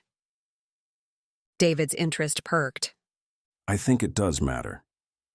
No, it doesn't, We're getting somewhere, he said knowingly. Is there another man in your life? It's the same 2 that have always been there, Frankie said. She can't make up her mind. Personally, I think if you can't make up your mind, then neither are worth your time. My brows flew up. Frankie has a point. So, she's been sleeping with Caleb and Grayson. Remy summed up as if commenting on the weather. I think we can rule them out as killers. I'm not sleeping with anyone, I huffed. How would you guess Caleb and Grayson anyway? I received a simultaneous eye roll from each man. Either way, I'm not sleeping with them. Well, sleeping but not other things. At least not everything. I blathered like an idiot. Not that I have to explain my actions to you, David barked with laughter. No, you don't have to explain your actions. Let's move on, shall we? Like Remy said, I think we can rule them out as your attacker. They'd be thinking of ways to wake you up, not send you to your final slumber. Ha, ha, I muttered. But that does bring up the jealousy card, Remy said. Could anyone be jealous enough of your relationships? Not that I know of. They've both been lying low recently. Why are they lying low? Well, Grayson quit and was having a hard time with the adjustment. You should really go out and see him. He's not too bad anymore now that he's working on a project. What project? He's making a garden. David's and Remy's eyes widened at the downfall of a man reduced to tinkering in a garden. It's not some girly garden, I defended. It will be amazing when it's done. Okay, David said, shifting in his seat. He didn't look convinced. Just go see him. You'll be impressed. I will, I promise. And don't tease him. He's working really hard. I promise I won't tease him. Now tell me about Caleb. Has he been seen with any girls recently? He's always seen with a girl or two on his arm. However, recently he's been lying low too. He even stopped playing at Lost City. Why is that? I hesitated. He wants to keep it a secret. I don't want to betray his trust. We don't care what his secret is, we're just trying to find a possible suspect. Secrets can sometimes lead down a dangerous path. I really don't see how his secret has anything to do with me. I'll tell you as long as you promise to keep his secret as well. You know we won't tell a soul. I eyed him. Including Maya? He gave a shrewd smile before nodding. It would be all over town in minutes if I told her. Frankie, will you promise to? I asked, knowing he'd be the only real possibility of leaking information. Frankie bristled like an offended porcupine. Of course I won't say a word. How can you even think I would? He spouted. Haven't I kept all your secrets? I never told anyone about the time you were naked in the chapel. Or how about the time? You were naked. David interrupted. His lips turned up in an amused smile. This I have to hear. I glared at Frankie. He tittered and quickly gave his promise not to repeat Caleb's secret. It was nothing, I said. It sounds like you were wearing nothing. David teased. Spill it or we'll never get out of here, Remy said. I had just started working for Frankie. You know the uniforms he insists that we wear. Well, the corset has strings that keep it tight and in place. Remy muttered an oath at the window. Anyway, our clients are normally drunk. This one man was falling down drunk. He stumbled and clung on to me. His fingers were caught in the string when he toppled over, taking everything with him. It's not really a secret, but it was embarrassing. My eyes shifted dangerously over to Frankie, who had the good grace to look sheepish. David grinned. Quite the picture. Now let's hear Caleb's secret. Caleb's PR manager and his accountant stole all of his money. How much did they steal? Remy asked. Roughly 30 million. Do you mean to tell me the entire time we were trying to track down Grayson's sorry ass for the 15 million ransom, we could have just asked Caleb for a loan? Remy asked. I didn't know he had so much money. I suppose he has no idea where his PR manager or accountant is. David said in thought. And since these attacks are on you and not him, I don't see how this has to do with the stolen money. The attacker knows how to operate heavy equipment and knows about bombs. That's not normally a requirement for a PR manager or accountant, Remy said. Could these be two separate incidents for two separate targets? The bomb may have been for Muffin and her husband. It's possible, I said. I've wanted to kill her many times. Amen, Frankie said. However, the person operating the excavator knew it was me. Being in the excavator, he had full vision of the pond. I have to admit, it sounds like both attacks were probably meant for you. David said. No matter how much of a nuisance Muffin is, I don't see a bombing in her future. That's the work of a cool, calculating hand. Muffin brings out the worst in people. If someone tried to kill her, it would be in the heat of the moment. What about her new husband? Remy asked. He seems suspicious. No one would put up with her for long without snapping. I agree. David said.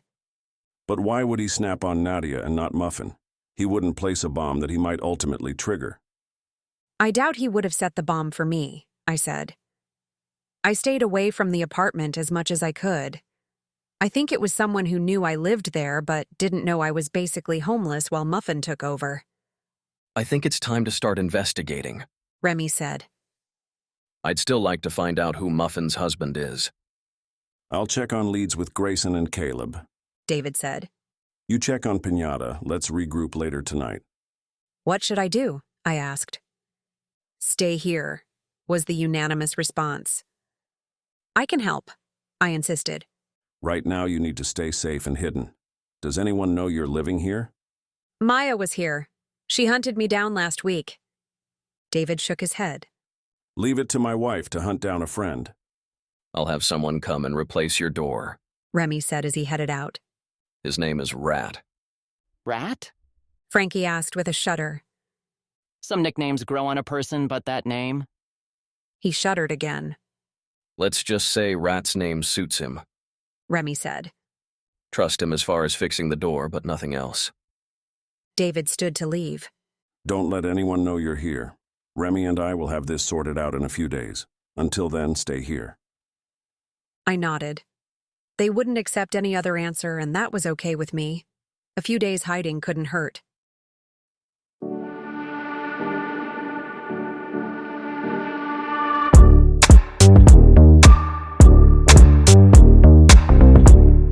Chapter 16. I knew I'd find you here, Maya exclaimed as she burst through the door that Rat was installing.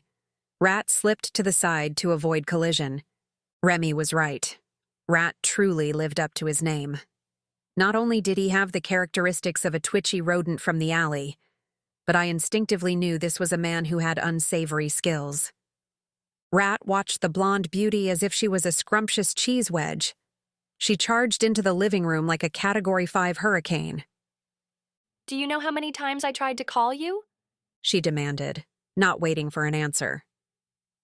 6. I called you 6 times and you never even sent a simple text. I'm lying low, I explained. In reality, I was ignoring her calls on purpose again. I'm a horrible friend. However, I knew David wouldn't want Maya involved in this.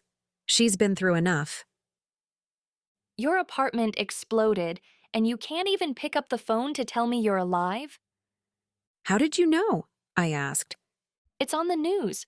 I called David to start searching for you. I should have known you'd be hiding here. Is David looking for me now? I asked, wondering how much he'd told Maya. Obviously nothing. Otherwise she wouldn't be here. David said he'd follow up on some leads, she said as she plopped into a chair. He's been gone all day. He even missed dinner. I should call him and let him know I found you. Don't bother, I said. He knows where I am. He knows where you are? Did I just miss him? By a few hours. Do you want something to drink? Frankie has been a busy little bee making this place into a temporary home. Temporary being the key word.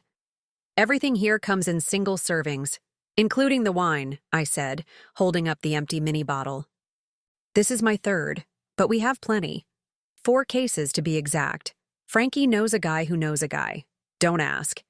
It took 2 bottles just to remind myself I don't really care who supplies it. I'm quite happy drinking it, though. I'll take a bottle, she said, stowing her phone into her oversized purse before dropping it on the floor. I can't believe I missed David. She puzzled. When did you say he was here? I wonder why he didn't call and let me know. I was worried sick. I handed her a bottle and plunked down in my blow-up chair, which seemed to have developed a slow leak. At first I thought it was the alcohol that was making the room tilt, but it turned out the chair was deflating to one side. David and Remy were the ones who told me to stay here? I said. You mean he knew where you were all this time? Maya asked with large, disbelieving eyes. I'll tell you everything after Rat leaves, I said, motioning with my head toward Rat, who was currently installing the locks and listening to every word we said. His hands paused slightly at his name. Why do you call him Rat? She whispered. It's because I can get in and out of places undetected. He said, continuing his work on the lock. I hear things. I see things. It's rare that anyone finds me. How do you know Remy? I asked. His hands paused again. I said it was rare, not impossible. Unfortunately, he sees more than the average person. He caught you, didn't he? I asked, pleased that I wasn't the only one Remy loomed over like a shadow. Were you trying to break into his place? Something like that. He shrugged. Instead of calling the cops, he offered a working arrangement. Interesting. Would you be able to help me? I asked. I thought I was. He said, pointing to the door. I want to break into an office, I said. Rat quickly checked the hall for people and then closed the door. His small eyes slid to me. That's how people get caught. He warned. Silent and independent is the only way to avoid getting pinched. She doesn't want to get pinched. Maya said helpfully. She wants to break into an office. He looked at her as though she'd missed a step. No one likes getting pinched. Maya explained. It hurts. His narrow brows furrowed together. You may want to explain what getting pinched means, I said to Rat, enjoying this conversation immensely. It must be the wine. His brows cleared in understanding. It's slang for getting arrested. Her mouth formed a large O.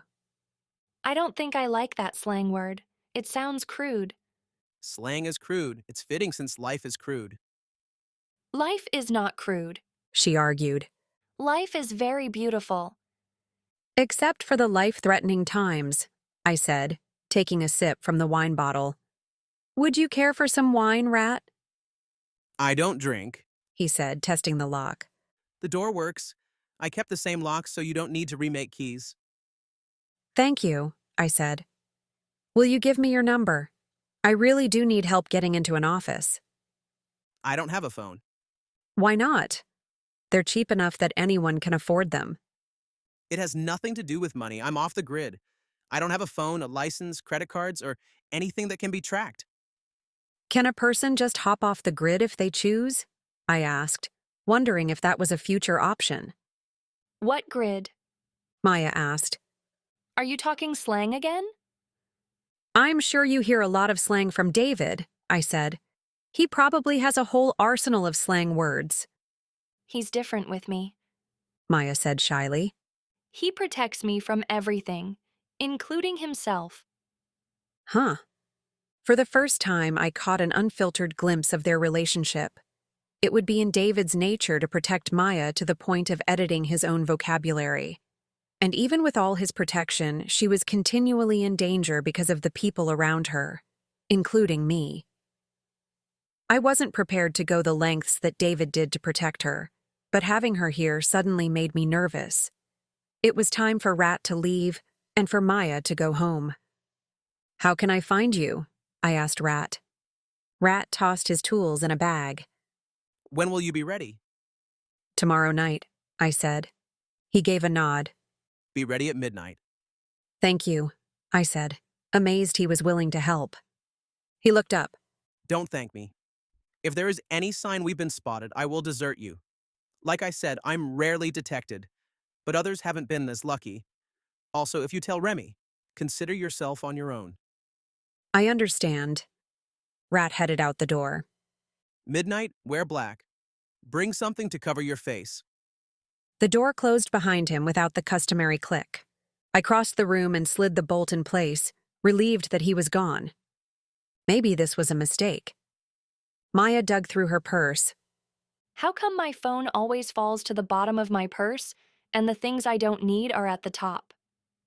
It is a puzzle, I said, taking a sip of wine. You could always get rid of unnecessary items. Get rid of unnecessary items? She repeated as if I spoke Greek. Everything in my purse is necessary, just not right this moment. Where is Frankie? He should be back soon. He went to pick up a few more things and dinner. Finally! She held up her phone in triumph. Oh, it looks like both Grayson and Caleb called. Both? Her blue eyes pinned me. Have you been avoiding them too? Are they calling me to find you? I'm lying low, I repeated the excuse, dodging her stare. That's an excuse, and you know it. Is it because you can't decide? I shook my head.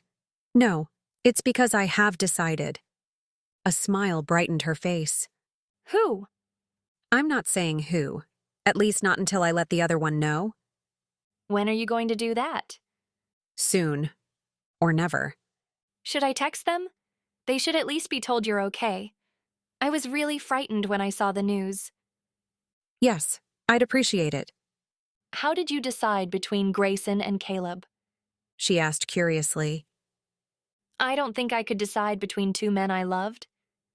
I didn't decide, not really anyway. When the apartment exploded and the door pinned me, his face was there. I knew right then he was the man I wanted to be with for the rest of my life. It's not that I don't love the other just as much, but it's a different type of love. I can't explain it. You don't have to. I understand. I'm just happy you were able to decide. But why aren't you with him now instead of sitting here in an empty apartment? It's not so empty anymore. She nailed me with the look again. Since Rat is gone, I'll tell you. Someone is trying to kill me. I don't know who, and I don't know why. David and Remy are out looking for possible leads right now. Why didn't he tell me? David protects you. He doesn't mean to hurt your feelings. This isn't about my feelings, although they are hurt. It's about you. That explosion did a number on you, she said, taking in my bruises and broken wrist. Actually, this was the result of a different attack. Amazingly, I walked away from the explosion with minimal damage. However, I am still coughing up black stuff. 2 attacks? I better explain, I said. Do you want some more wine? I still have most of my bottle left. I looked at my empty. Another one wouldn't hurt. They're small, I reasoned. I have pizza and 2 hot men, Frankie announced upon his entrance. Grayson and Caleb? Here? I scurried from the chair, toppling it over in my escape. I landed on my hands and knees with a thud. I gasped as pain shot up my broken wrist. Still as graceful as ever, Remy said, his lips tugging up at the corners. Oh, it's just you two. I sighed a breath of relief. I think we should be offended, David said, stepping around Remy. He froze. Maya, what are you doing here? You shouldn't be here. Oh? And where should I be? She asked in a deceptively sweet tone. At home. But I'm not. I'm here with my friend. She said with the same sweet tone that almost defied argument with its simplicity. I said I would take care of everything, he said, gauging his wife. Or you could have told me the truth. You knew Nadia was here the whole time. His eyes accusingly shot over to me. She already knew I was staying here, I said, tossing the look back at him. If you had told her the entire story, she wouldn't be here right now. I thought she'd want to come over and end up hurt. Well, she did, and she is hurt. His assessing eyes raced over her body. I'm not physically injured. Maya's hands fisted on her hips. You're what hurt me. David looked confused. I was only trying to protect you. Well, now I'm doing the protecting. What do you mean? Until Nadia's attacker is behind bars, I'm going to be at her side, she announced with stubborn determination. That's not necessary, I said. You'd be safer at home. I'm staying here with you. If David can help you, then so can I. This is ridiculous, David said, running agitated fingers along his jaw. I only wanted to keep you safe. I'm ridiculous? I didn't say you were ridiculous. David backtracked, then realized he didn't want to. You're coming home with me. Someone tried to kill Nadia twice. If you were with her, you could have been killed. What if they attack again? Then you better find the killer first, because I'm staying with her. Veins throbbed in his neck until he visibly forced himself to relax. With a decisive smirk, he asked, What about your clothes and shoes? She paused and her hands fell from her hips. David continued smiling, confident that he had won, until she glanced up. Nadia survives without them. I can survive too. The whirlpool tub? I'll survive. The soft mattress? I'll make do with an air mattress. Me? She hesitated, and then took a steadying breath. I survived before without you. I'll survive again.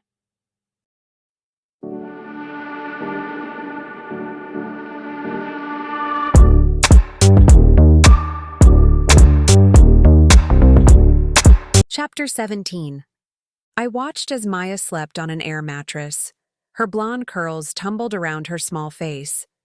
She looked peaceful, even though I knew she wasn't. After David and Remy left, it took 3 mini bottles of wine before she finally stopped crying and passed out. She was a welcome distraction. Thinking about her problems allowed me to forget my own. It had taken 5 more minutes of arguing before David realized his normally docile wife wasn't giving up the fight. Good for her.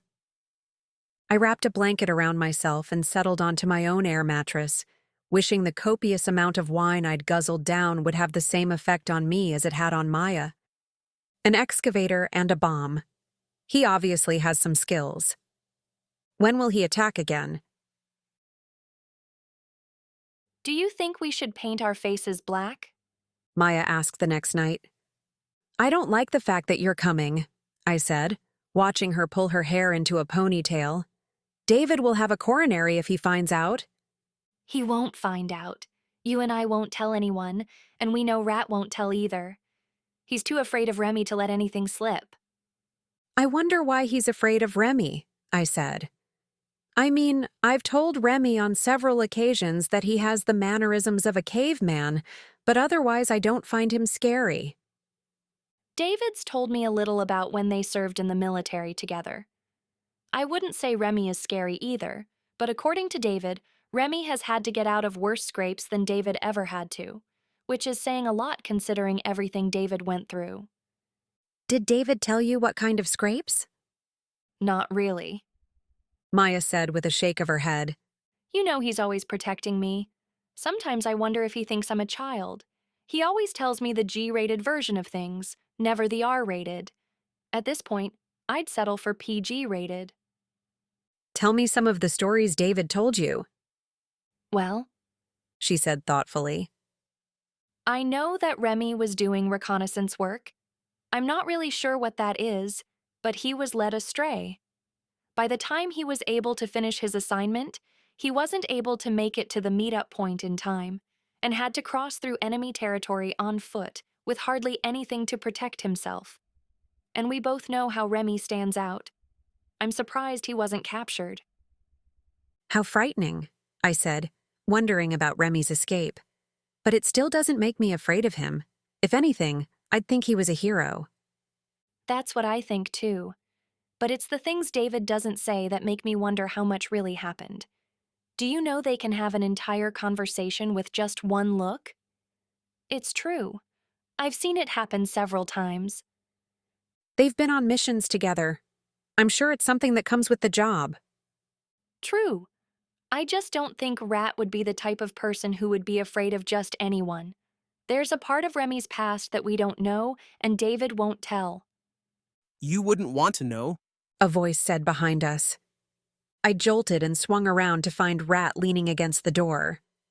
You could have knocked, I scolded, clutching my heart. I don't knock, he stated simply.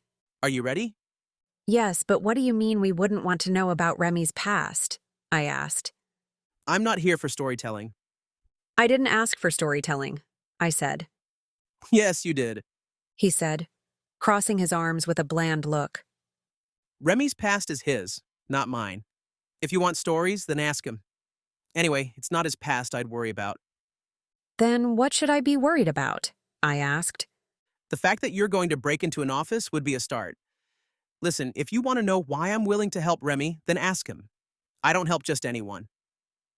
You're helping me, I said. A sinister smile darkened his face. You should worry about that instead of worrying about Remy. Rat pulled alongside the accounting office of Adam Wershen. Just as would be expected, it was dark at midnight. The streetlights were the only illumination on the quiet street. Give me a minute to check the place out, Rat said, easing out of the black van. I have a bad feeling about this, Maya said. I don't trust him. I don't trust him either, but so far he hasn't done anything wrong. I know, I just get this feeling. He was up front with us. He said he'd get us in, but then we're on our own.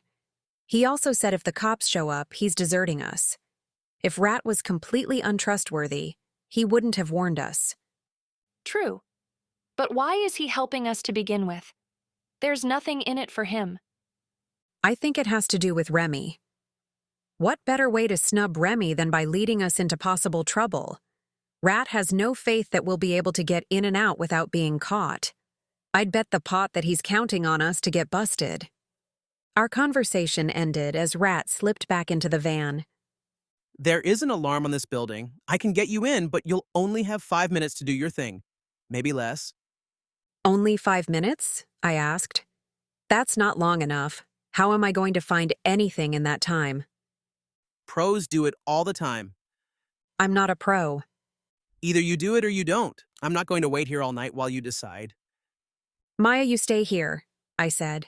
If I can't find Caleb's file in the first 2 minutes, then I'll run back out. That's well before the 5 minutes are up. If you're going in, then I'm going in too, Maya said.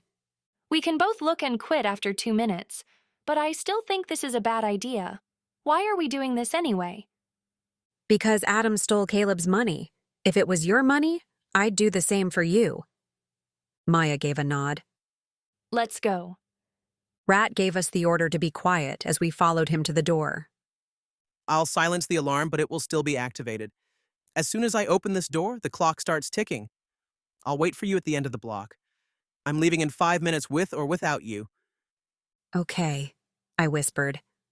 I watched the street as Rat did his thing. It took him less time to unlock the door than it takes me to tie my shoe.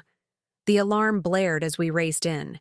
He headed to the alarm to silence it while Maya and I ran to filing cabinets. I'll look under you, I said. Maya, look on Adam's desk for a calendar or contacts. Anything that might help us locate him. This is such a bad idea, I thought as I fumbled through the file drawer. Caleb would kill me if he knew I was here. David would kill me if he knew Maya was here. I just bought us a ticket to jail. I flipped through all the U folders using my cell phone as a flashlight. Nothing on Caleb Usher. I glanced at the time. A minute gone. I quickly refocused my search on a filing cabinet with no label.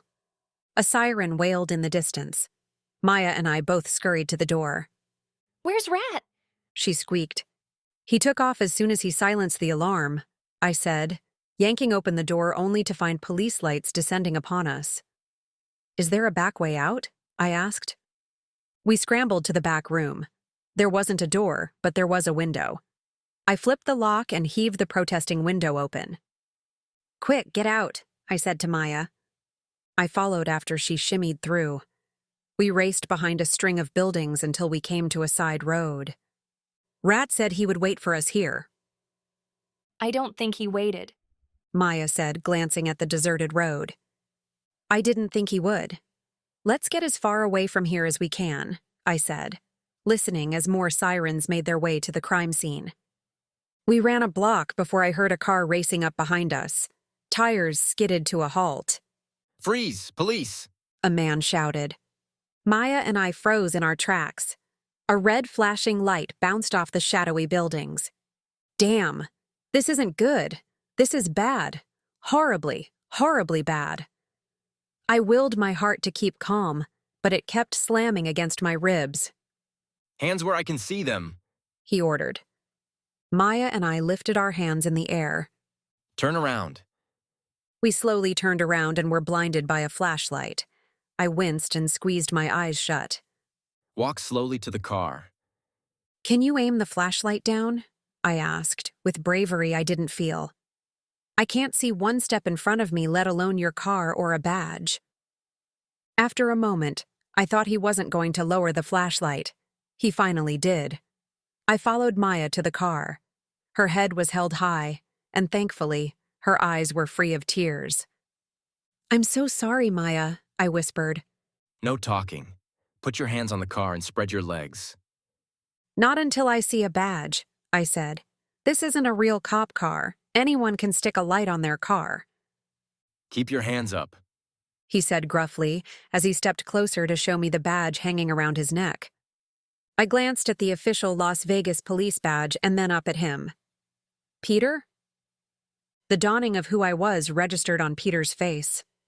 Son of a bitch. What the hell were you thinking breaking into an office? "I didn't break into an office," I said, innocently. "I don't have the slightest clue how to open locked doors." That's true, Maya said. she didn't do it. That would mean you did it. Peter said, turning his attention to Maya. If you're going into a life of crime, I'd cover your hair. It's like a beacon for cops. I'm not going into a life of crime, she said. I'm here for support. Give me one reason not to haul you both in. "I can give you 3, I said. He raised a brow. Let's hear them. 1. We only entered. We never broke in. 2. Nothing was taken. 3. Your sister is in the thick of this and we're trying to help find her. It'd be better if we teamed up." Does Caleb know what you're doing? "No, I haven't spoken with him." I think it's time you did. Get in the car. "Where are you taking us?" I asked, opening the door. I didn't really have a choice about where he took us, but I didn't want any surprises either. I'm taking you to Caleb's. We're going to have a chat. Eesh. There was nothing pleasant about the way he said chat, and I had a feeling it was going to be another long night.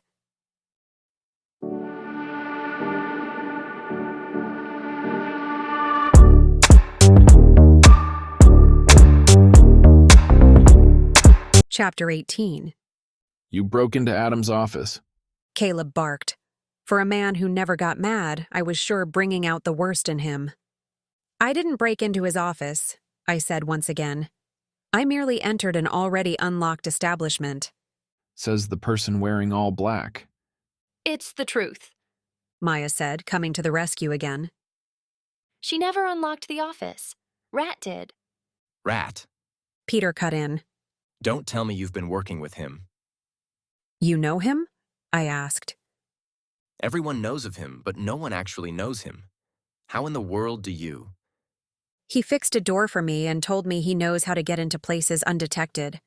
I thought I could find Caleb's file and see what happened to his money. How much did you pay him to unlock the door? "Nothing," No payment of any sort? he asked in disbelief. "None, but he left us stranded," Although he did warn us he would. Maya added. Caleb rubbed his temple. Then why did you go through with it? If Peter hadn't been the cop who spotted you two, then you'd be sitting in jail right now. I realize that, but it would have been worth the risk if I found something. Unfortunately, I didn't, I did. Maya said, pulling out a calendar from her pocket. I couldn't read it in the dark, but it must have some information in it. "Good job, Maya," I said, reaching to take the calendar. Peter swooped it up before I had a chance to grab it. Not good job. He scolded as he leafed through the calendar. This means you actually did steal something. "I see it's not stopping you from looking at it," I said, leaning over his shoulder to peek. Is she always like this? Peter asked Caleb. Caleb's gaze settled on me. It's hard to say. I keep seeing so many different sides. I pursed my lips but didn't say anything. I'll take this with me. Peter said, heading for the door. I don't want to see either of you two ladies running from a crime scene again. Next time, I may not be able to look the other way. "This was a one-time thing," I said. Make sure it stays that way. He warned and left without a glance back. Maya, can I drop you off at home? Caleb asked. I'm staying with Nadia and Frankie at Sergio's place. Is that where you've been? Caleb asked me, clearly miffed. I've been trying to reach you ever since I heard about the explosion. I thought you texted him that I was okay. I whispered to Maya. She did. Caleb answered for Maya. That doesn't mean I wasn't worried about you and didn't wonder where you were staying. I was told to lie low, and so that was what I was doing, I said. Breaking and entering is lying low? I remained silent. He had me there, and he knew it. I don't want you to look for Jessica or Adam anymore. The money is not worth such big risks. I nodded. I really didn't have any other leads anyway. Come on, Caleb said, grabbing his keys off the end table. I'll drive you 2 jailbirds home. I touched his arm, stopping him from walking past. Caleb, I'm sorry I made you worry. I'm sorry for a lot of things. Can I see you tomorrow? I want to make it up to you. His hand covered mine. Sorry, Nadia, I'm busy tomorrow, he said, not offering a different day to see me. His hand slipped off, and he walked past me to open the door. We left without another word. Maya? I pounded on the bathroom door the next morning. Are you okay? I winced as she heaved breakfast, or what was left of it. She had thrown up a few times already. I was sure there couldn't be anything left in her stomach. What the heck did you feed her? I asked Frankie, who was turning white and holding his stomach. Are you going to be sick too? Only if I have to listen to her lose her cookies again, he said, putting his hand over his mouth. I heard the toilet flush and the faucet run. A few moments later, Maya appeared. Her face was pale, and her eyes were red. She wilted against the doorframe. How do you feel now? I asked. Like I have the flu. She moaned. Get in bed, I urged. Frankie, find an emergency bucket.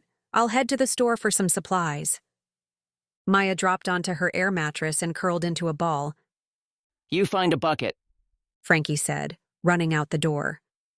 I'll go to the store. We need a case of Lysol, pronto. Maya, did you eat something that may have upset your stomach? I asked, wondering if I should skip breakfast. I ate a blueberry muffin. It tasted fine. It couldn't have been the muffin. I ate one last night when we got home. I probably just caught a bug. She moaned miserably. I'll call David to take you home. You'll feel better in your own bed, I said. No, she protested weakly. I'm staying with you until he finds your attacker. If I give in now, he'll only treat me like a child again. Would that be so bad right now? Let him take care of you. You can take a stand when you feel better. No, she muttered into the pillow. Okay, I'll be here if you need me, I said, giving her space. Sometimes misery doesn't like company. I sat down in a limp chair and pulled out my phone, debating whether I should call David. I decided against it and texted Remy. Did you find my attacker? He responded quickly. Yes and no. David is a bear to work with. Tell Maya to go home. I had a feeling David's feathers might be ruffled, but really he had it coming. I can't. She's sick. Can you get away for a few minutes? Yes. Meet me in your parking lot in 10 minutes. Okay. I wondered if he'd found a lead, but I put the thought aside and decided to text Grayson. Hoping I hadn't managed to upset him like I had with Caleb, I typed and erased several messages before realizing I had no idea what to say. I'm sorry. Didn't seem to be enough. And yet, what else could I say? I tipped out of the chair to check on Maya, who was still curled in a ball, but was otherwise as good as a person could be with the flu. I stepped out of the room and made my way down to the parking lot to wait for Remy. As soon as I saw his caddy pull into the lot, I crossed over to him. Get in, Jet. I jogged to the passenger side and slipped into the car. Well, what did you find out? I asked. Not much.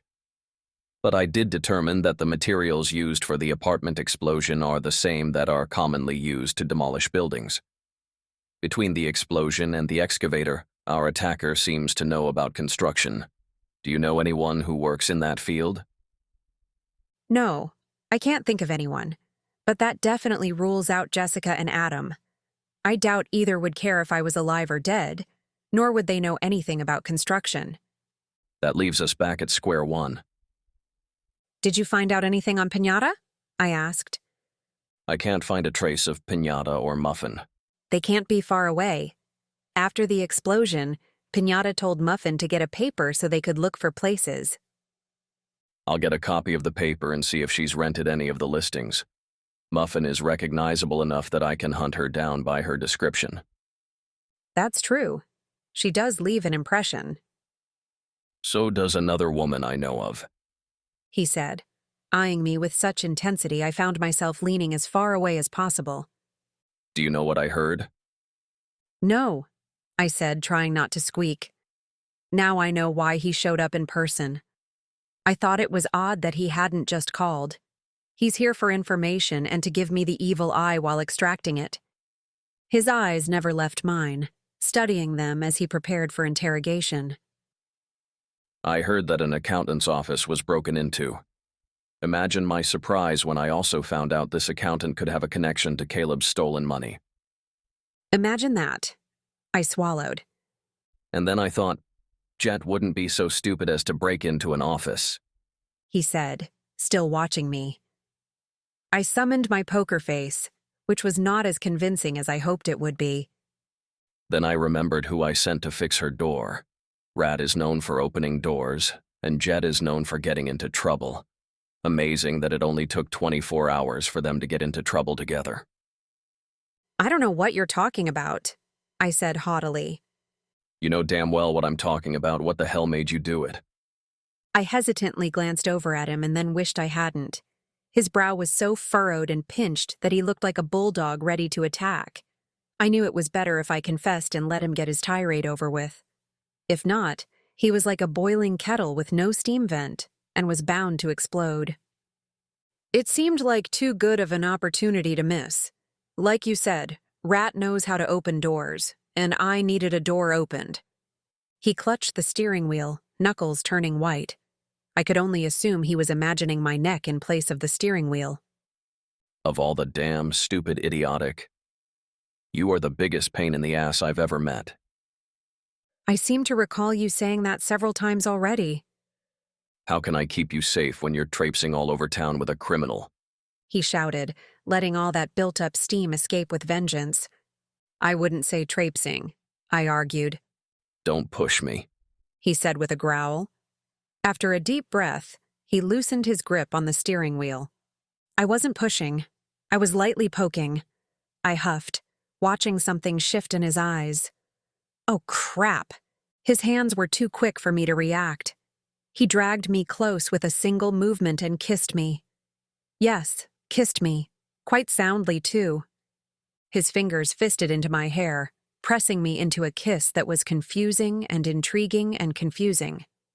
Very confusing. There was nothing I could do, and I wasn't sure I wanted to. Maybe. I was caught up in the moment. The switch from anger to passion was so astoundingly acute. It wrapped around and yanked me into his very large arms and held me hostage there. And then, as suddenly as it had started, it ended. Damn it, Jet. Remy mumbled as he broke the kiss, leaning his forehead against mine. That shouldn't have happened.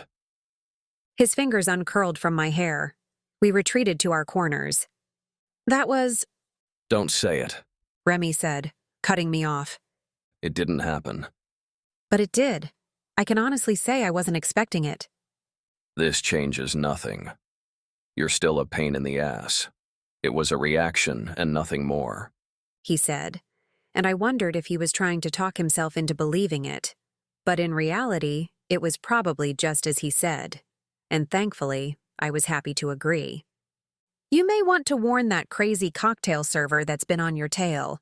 If you kiss pain-in-the-ass girls, I can't imagine what a stalking server would get. Not that she would mind. Jet, get your ass out of the car. Don't you want to kiss me again? I taunted. Out. I laughed and kissed him on the cheek before I dashed out of the car. A string of curses followed me. He gunned the car, escaping as fast as he could. Poor Remy. I turned to find Frankie in the parking lot with his mouth hanging open. You didn't see anything, I said, walking past him. I know what I saw, he said, following me. You were kissing Remy. No, he was kissing me. I distinctly remember seeing both parties' tongues and hands. Ew, you make it sound slobbery. It wasn't. Damn, I had a feeling he knew how to give a good kiss. You never know with those big burly types. Give me the details, He ordered as we stepped into the elevator. I couldn't give you details even if I wanted to. It happened so fast and then it stopped. He was just as confused about it as I was. How did it start? He was yelling at me and then all of a sudden he was kissing me. Frankie sighed with a little shiver. Those are the best kisses. It was good, I admitted to myself. But it was a product of reaction, not deliberation. And, again, I was quite thankful for that. You have to promise not to tell anyone what you saw, I said. My life is a mess already. I don't need any more complications. He pursed his lips. Frankie, you have to promise. Nothing is going to happen between Remy and me. Ever. Oh, fine. Thank you, I said, stepping out of the elevator. Oh, I completely forgot to tell you, he said, shaking his head, laughing. That kiss wiped all thoughts from my head. Frankie, I warned. Yes, yes, he said, waving off my warning.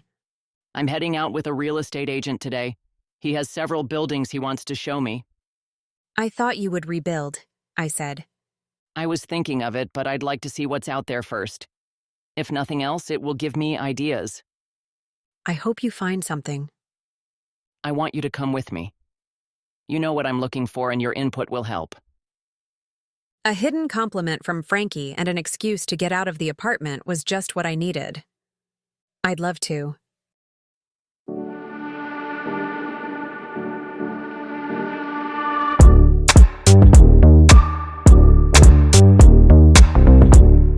Chapter 19. As we toured the second building with the real estate agent, I kept my eye on Maya. She had insisted she was feeling better and wanted to tag along. She did look better. Her cheeks had returned to their rosy color, and her eyes weren't bloodshot. But I'd never heard of a 3-hour flu before. Are you sure you're feeling better? I asked. You ask me that every 5 minutes, Maya said. I'm fine. I feel a little tired, but otherwise I'm fine. I gave a nod and watched as Frankie fluttered around the building. This place has potential, but I was hoping for more living space.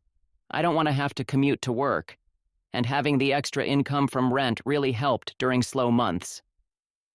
Then I think we should cross this building off the list and head to the next, I said. You have 3 more buildings to look at. I think you're right, he said, heading over to the agent. Why waste my time? The next 2 buildings we looked at weren't quite right either, and Frankie was becoming discouraged. As we headed to the 5th building, I prayed that it was closer to what he was expecting, or, if nothing else, would spark ideas for a new building. The agent pulled alongside a building not far from Frankie's, and we all gasped. It was Mark's fairy tale castle -1 turret. The for sale sign was in the ground, and a crew was removing the turret debris. As you can see, there was a mishap with the turret, and it's scheduled to be fixed, the agent said.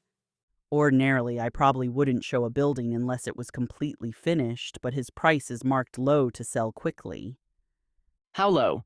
Frankie asked, his eyes never leaving the building. The agent shuffled through his papers and listed the asking price. When Frankie heard the price, his eyes widened. He'll lose money. Why would he do that? I heard he wants to sell so he can move out of state. Frankie's eyes widened. Move? Out of state? He repeated and then turned toward me.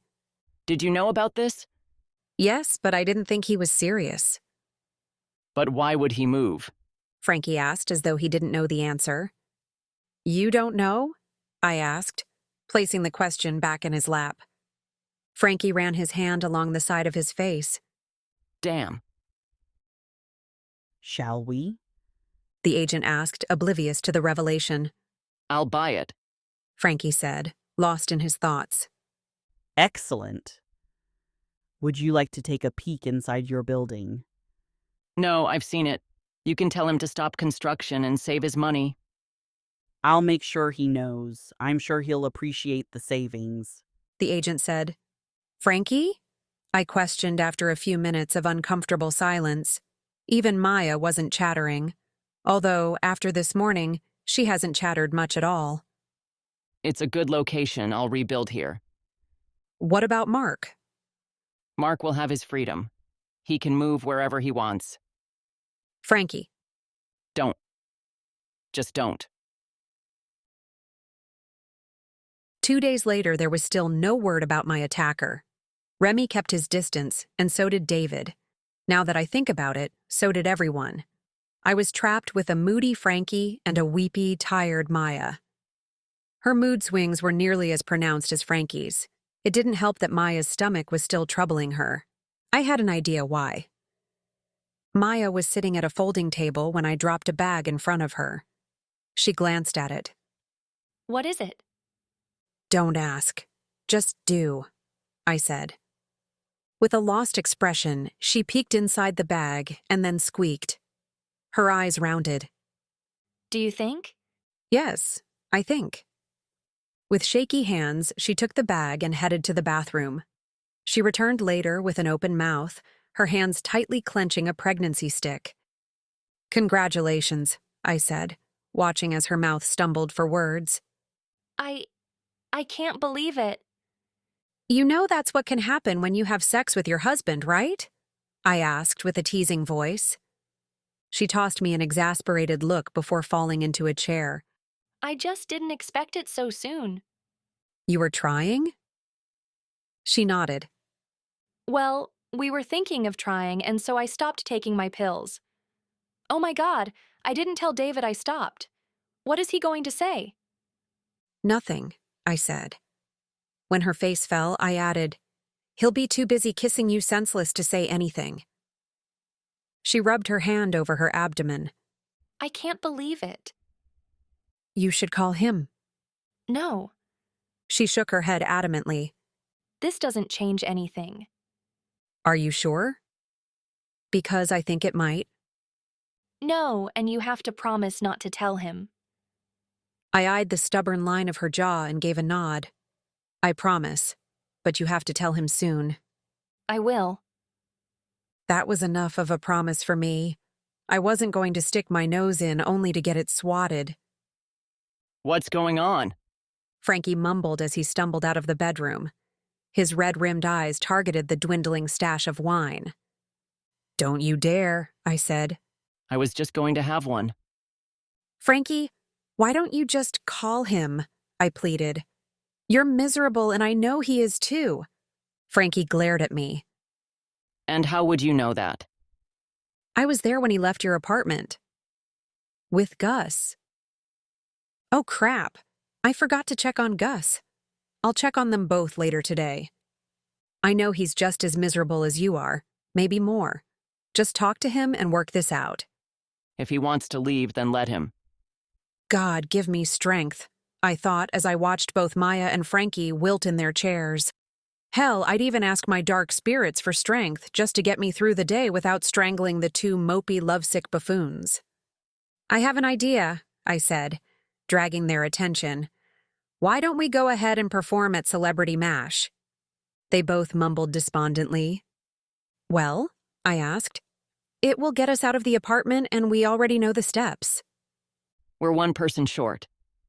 That's okay. You can just switch it up a little. It was supposed to be a duet.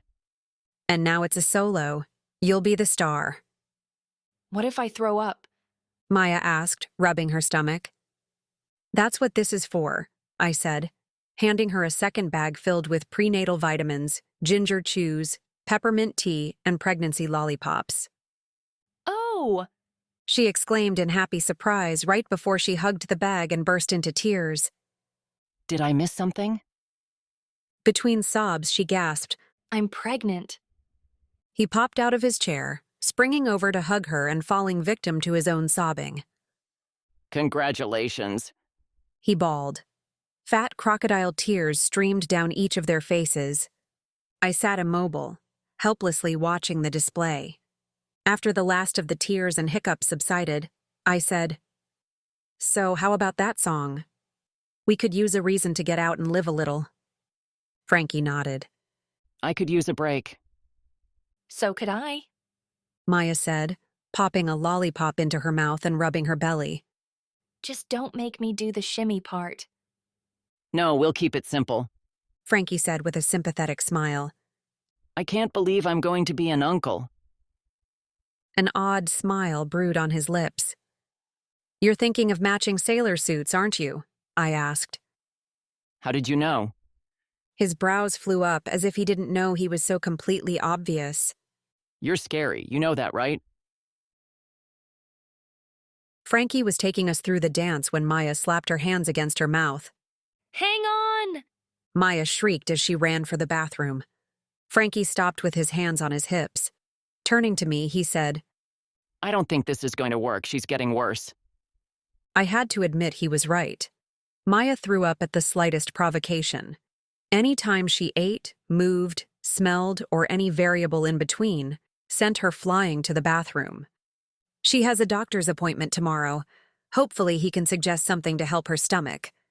Otherwise, I'm afraid she's just going to have to wait it out. That doesn't help our performance tonight. Let's keep going with the plan. She can back out at the last minute if she wants to. If nothing else, it will keep her mind focused on other things, I said. At least with the new dance moves, we can be another person down and it won't matter. It may just be you and me on stage. I won't mind. He smiled. Neither will I. We jumped when the door was pounded on so forcefully the walls shook. Frankie and I looked at each other and groaned, Muffin.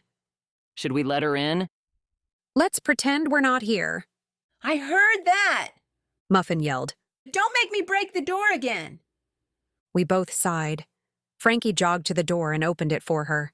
She bulldozed in and dropped heavily into an inflatable chair. Frankie and I braced for an explosion. Thankfully, the chair held up. Why are you here? I asked. Is that any way to treat the person who saved your life? Muffin asked. Do you have any snacks? I've been all over town and Bear is hungry. I have a bag of veggie chips. She grimaced. I wasn't too thrilled with the snack options either. Living with Mark, even the short time, had Frankie eating all sorts of healthy snack options he wouldn't have tolerated before. Never mind, she said, popping a lollipop into her mouth. I'll just have this. Muffin! That's one of Maya's pregnancy lollipops. She popped it out of her mouth to inspect it, then stuck it back in. It ain't half bad. She's pregnant? Yes, but it's a secret for now, I said. No worries. I'll stay as silent as the grave. So, where am I sleeping? Frankie and I exchanged worried glances.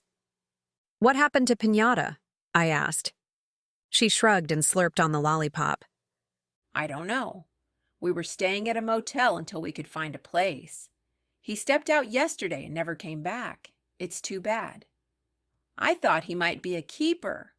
Normally I don't like my husband's crowding my bedroom, but he gave it to me like a soldier going to battle. Frankie and I winced.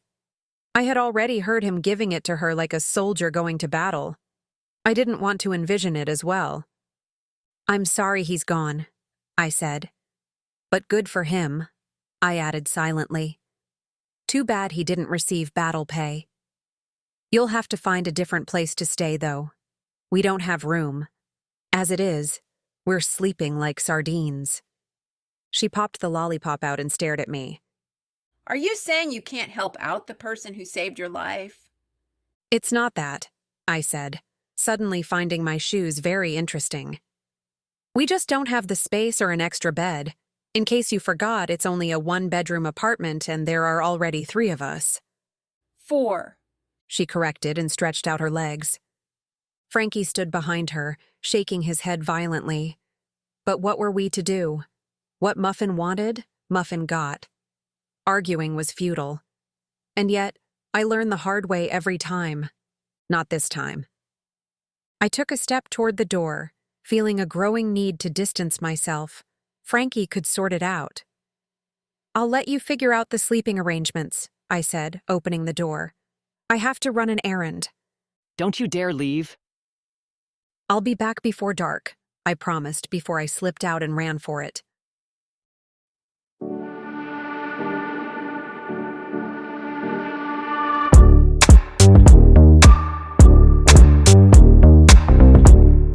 Chapter 20. Mark slammed books into a moving box. Did Frankie send you? No, I came to check on Gus and you, I said, watching as more books were treated to the same abuse. He stopped for a moment to eye me. Why? Can't I check on you without an ulterior motive?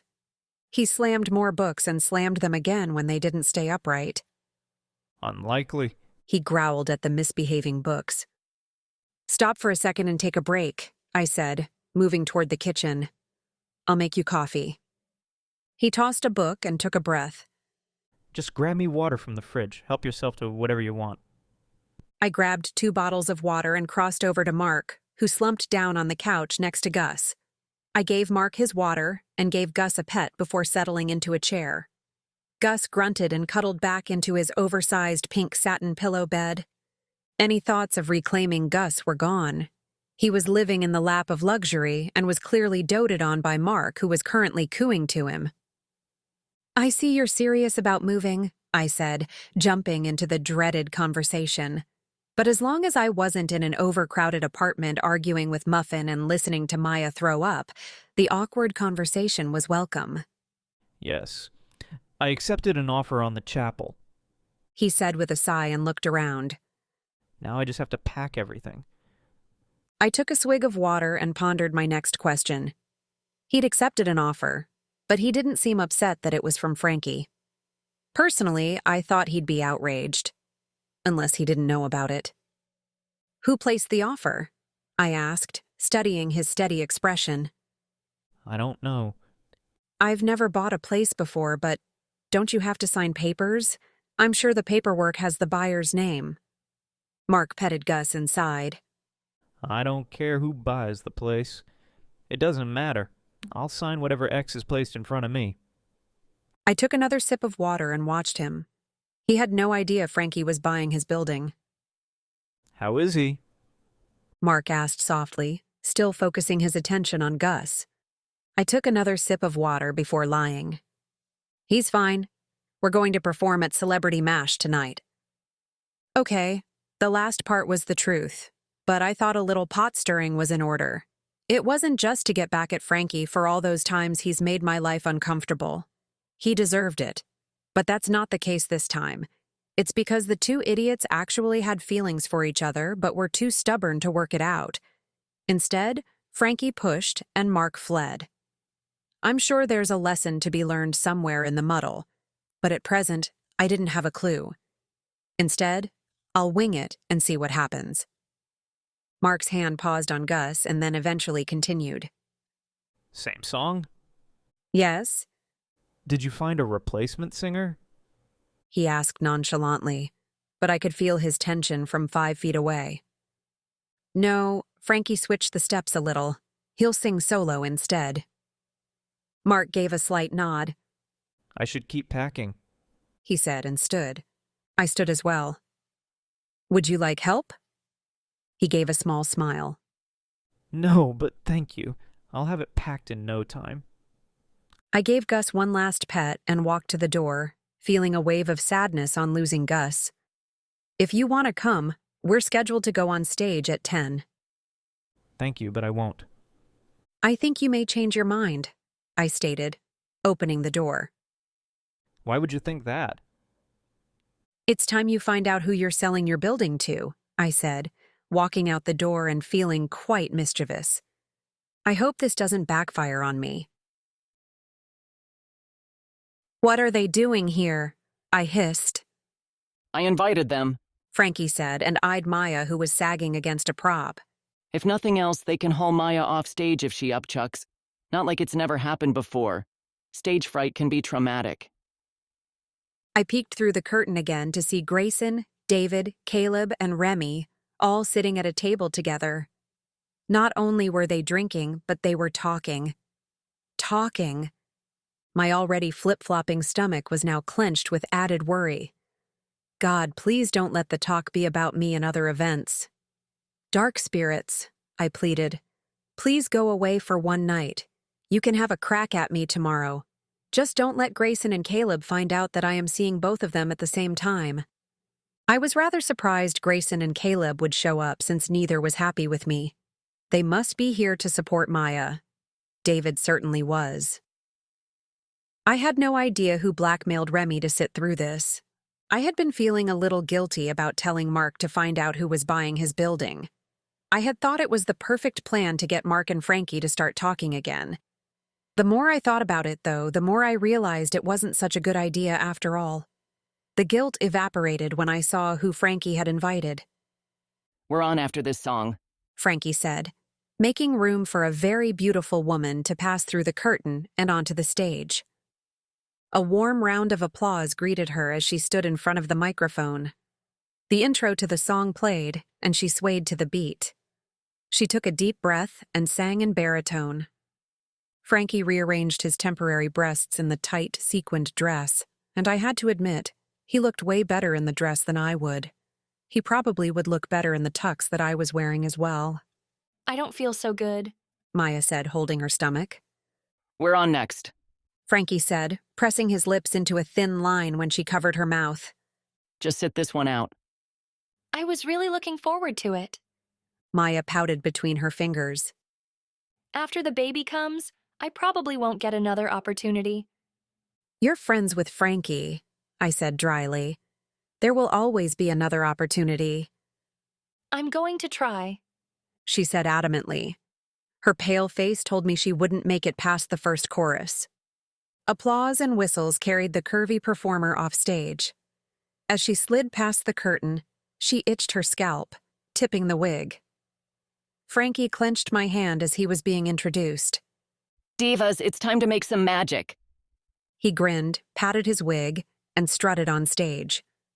Maya and I followed behind, not nearly as theatrically, but we gave our best. We stood in the spotlight, waiting for the music to cue. Thankfully, I couldn't see anything past the bright lights. My jittery nerves spiked to a crescendo as the first notes played. I heard the music and Frankie, but everything else was a haze. I felt like a ghost as I moved through the routine. 1, 2, hands up. Breast jiggle. Magic hands and shuffle. A horrendous wrenching noise caught me off guard. I couldn't remember if I was supposed to slide or shake. I glanced over at Maya for help and instantly forgot everything. She was bent over and heaving. I dashed over as Frankie stopped in mid-verse. David had the same idea and was on the stage in a flash. Maya, are you okay? David asked, wanting to help but turning the same color as Maya. Does she have the flu? He asked me, cringing as she tossed up her accounts again.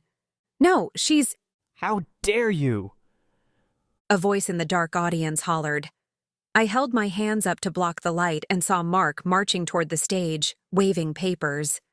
Oh boy, I was hoping he would confront Frankie and work things out, but I didn't think he would charge into Celebrity Mash. Mark hopped on stage and stood toe-to-toe with Frankie.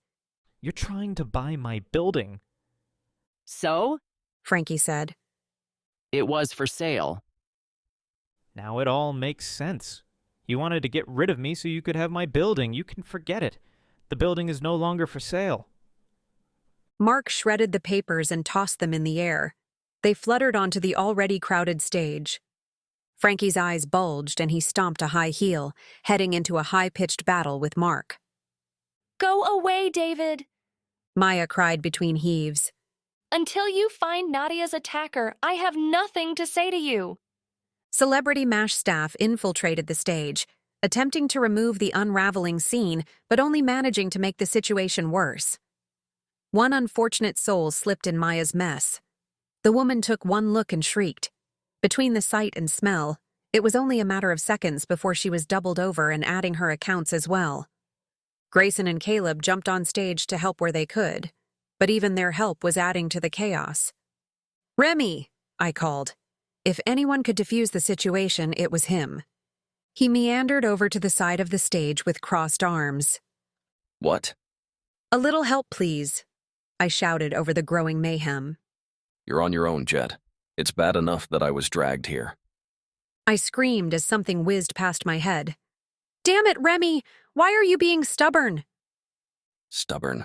His arms uncrossed as he stepped menacingly closer. I'm not stubborn, just smart.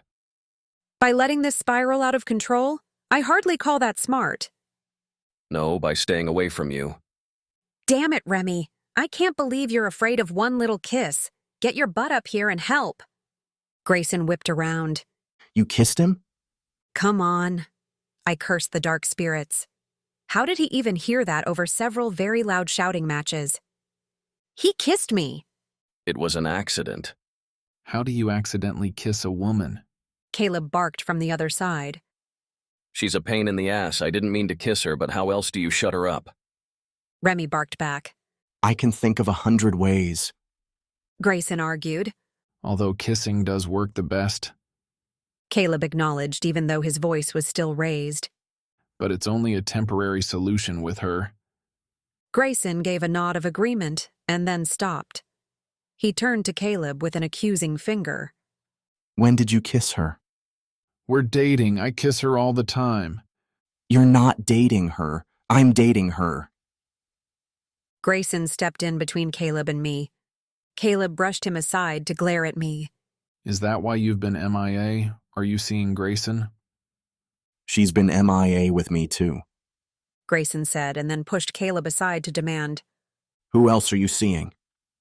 His eyes shot over to Remy, coming to his own conclusion. Would you two shut up? Frankie burst through with Mark hot on his heels. You're both dating her. Frankie! It's the truth. But my money's on Remy.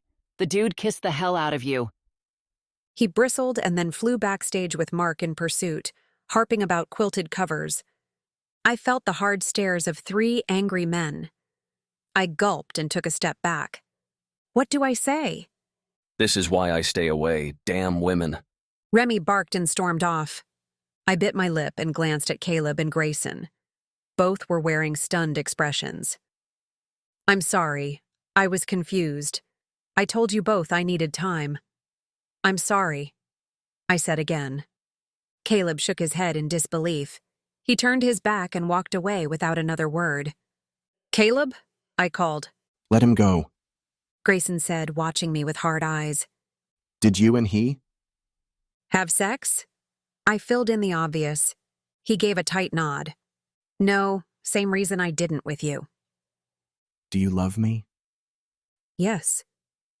A beat of silence passed before he asked. Do you love him? Yes, I answered.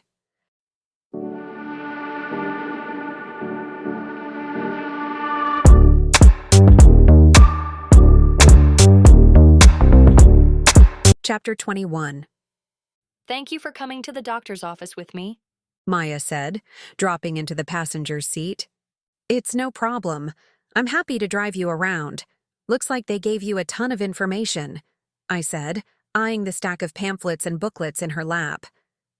I didn't know how complicated it was to have a baby, or how miserable I'd feel. I almost didn't change my underwear today. It takes too much effort. Maybe you should go home to David, I said. He'll take care of you. I'm sure he'll even change your underwear for you. She gave a weak laugh. I'm thinking about it. He's doing his best to find my attacker, I said. And I haven't been attacked since he started searching. Maybe he scared the person off. It's possible, she said hesitantly. I'm thankful to have you as my friend, Maya. But you have a wonderful husband who worships you. Don't let my problems separate you. It's not just you. He needs to know that I can take care of myself too. I want him to treat me like an equal partner. He'll come around, I said. I hope. She stopped and pointed out the window. Is that Jessica?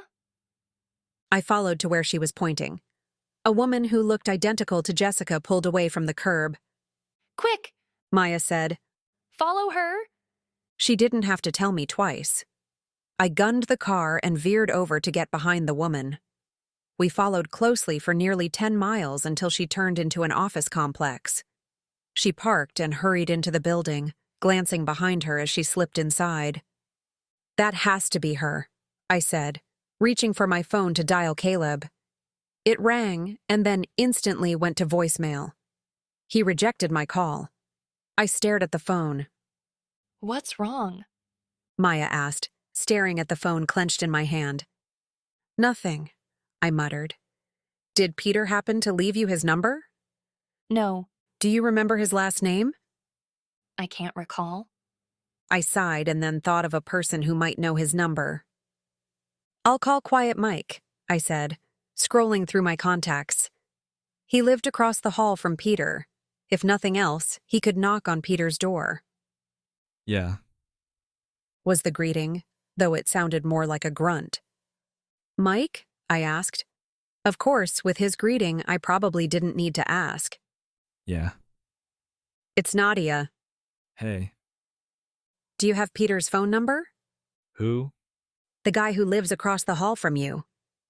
No. Do me a favor and walk across the hall and knock on his door. I have to speak with him. It's urgent. I heard a rustling, and then a few moments later he said, He's not there. Okay, thank you, I said, and then blurted, Have you heard from Caleb? Yeah. And? Dude's messed up. When did you talk to him?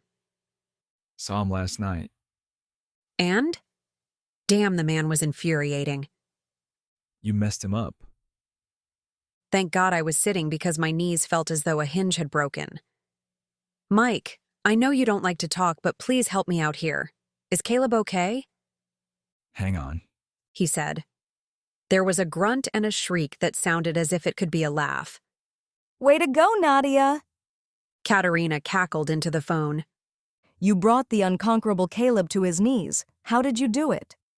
Kat, just tell me what happened, I said between clenched teeth.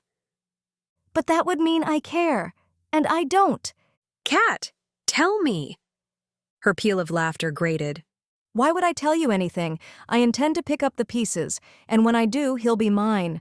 I should thank you, Nadia, but I won't. If it wasn't for you, he wouldn't be so receptive, and last night he was very receptive. I gripped the phone, fighting the urge to hurl it through the window. Maya put her hand over mine and tugged the phone out. She pressed end and tucked the phone into her palm. Don't let Kat bother you. She's full of lies and deceit, Maya said. She would tell you almost anything just to get under your skin and into Caleb's bed. I scrubbed my hands over my face, removing the image of Kat and Caleb together. She always had long black claws when my imagination took over. I've ruined everything, I said. In between throwing up and arguing with David, I heard a little of what happened. You didn't do anything wrong. You had asked them for time and to start over. Then why do I feel so guilty? Because you are a good person. You didn't want to hurt either of them. You were just trying to find answers. A lot of good that did me. It did you a lot of good. You found your answer. And now they're all furious, she shrugged. That's men for you. He'll come around. Speaking of which, she said with a smile. Who's the lucky man? I shook my head. Maya gave a small pout before changing tactics. When did Remy kiss you? I groaned. I want to know. During one of the many times you were throwing up. Her face twisted. That's not romantic. It wasn't romantic, and it wasn't in the apartment. He swung by, and I met him in his car. Oh? Her eyes begged for more information. It was a mistake. You know Remy. He acts first and thinks later. I don't think that's it. I've always thought he liked you. He just never made a move because of Grayson. Maya, please don't make this more confusing than it already is. I'm in love with someone else. And Remy is in love with you. My eyes slid to her. She nodded. It's true. If there is one thing I'm good at, it's matchmaking. I see love as if it was a physical presence. Whether he admits it or not, Remy is in love with you. I think he's too stubborn to see it, and he's going to be sorry when it's too late. Maybe in a different time and a different life, Remy and I may have been just the thing. But it's not the right time, nor the right life. I still had the suspicion Remy's heart had been wounded. Now, it's just confused. And I happened to provoke enough of an emotion in him to react. too bad that emotion is irritation. But there you have it. I irritate the man to the point of acting out. And Maya's knowing smile grew. I know who you're in love with. No, you don't. Then I'll tell you. You have a 50-50 shot. The odds are favorable. It's not a guess, it's... Jessica's coming this way. I spotted her as she hurried to her car and jumped in. I quickly backed out of the parking spot to follow her. What's she up to? I don't know, but she seems to be in a hurry. We have to follow her. I don't want her slipping away. Maya tightened her seatbelt. Step on it. We flew down the road, weaving in between traffic to keep up. I wondered if she knew we were tracking her, but I didn't want to give her too much space and lose her. Maya, call the police and see if you can find Peter. As Maya fumbled with her phone between my jerky lane changes, I attempted to formulate a plan. Nothing was coming together until I saw Muffin lumbering down the sidewalk, elbowing people out of her way. I screeched to a halt halfway up the sidewalk. Pedestrians screamed and scattered. Get in, I ordered. She ducked down to peer in the window. It's about time. You left me alone with no food. Get in. I'll buy you food. Chicken? Whatever you want, I pleaded, losing sight of Jessica. She wrenched the backseat door open and plopped down. I stomped on the gas before she closed her door, nearly taking out a bench. Are you insane? She hollered, reaching out to close the door. Yes, I hollered back, and at that moment, I did feel insane. My twitching eyes scanned for Jessica's black Mercedes. Do you see her? No, Maya said. Who? Muffin asked. Jessica, we both answered. I see her, I shouted, swerving into the next lane to take a hard right. Maya clung to her seatbelt. I instantly remembered the baby and went easier on the gas. Sorry, I don't want to hurt the little kumquat. Muffin moaned at the mention of food. How did you know that was the size of the baby? Oh, she turned left. I turned quickly but not hard. I had a lot of time to read pamphlets while I was waiting. You should have come inside the room with me. I hate those rooms. They're like stale white coffins. I've seen enough of them to never want to see one again. Speaking of which, you shouldn't drive with a broken arm. It's a broken wrist and I'm driving just fine. No, you're not. Unless the object is to get into a car wreck. Where's my chicken? I'll buy you chicken after we follow Jessica. There's a funky chicken at the next corner. I prefer clucky chicken, though. Their sides are better. Stop there. Hey, you didn't stop. We're following Jessica. Why did you bother picking me up then? I was almost to Taco Hut. I'll buy you chicken and tacos, I said. She leaned back. I smell a rat. Maya squeaked and tossed her legs on the dash. Where? Nadia's the rat. Muffin grunted. Maya patted her racing heart. Oh, I had a flashback. I burst with laughter, remembering poor Maya holding what she thought was a furry rock. It didn't seem like we met less than a year ago. I feel like I've known her all my life. Her bubbly personality grew on me quickly. My eyes flashed to the rearview mirror. Even Muffin, who sat surly and hungry in the back seat, had grown on me. Sort of. I think she's going to turn into the parking lot ahead. Jessica's brake lights flashed red. Muffin, I need you to stop Jessica. Tackle her if you have to. I'm here for the chicken. I don't tackle anyone until I'm fed. You'll get chicken when I have Jessica bound and gagged. You're crazy, says the woman who is really, really hungry. I can hear Bear rumbling. Bear needs food, I taunted. I was running out of time.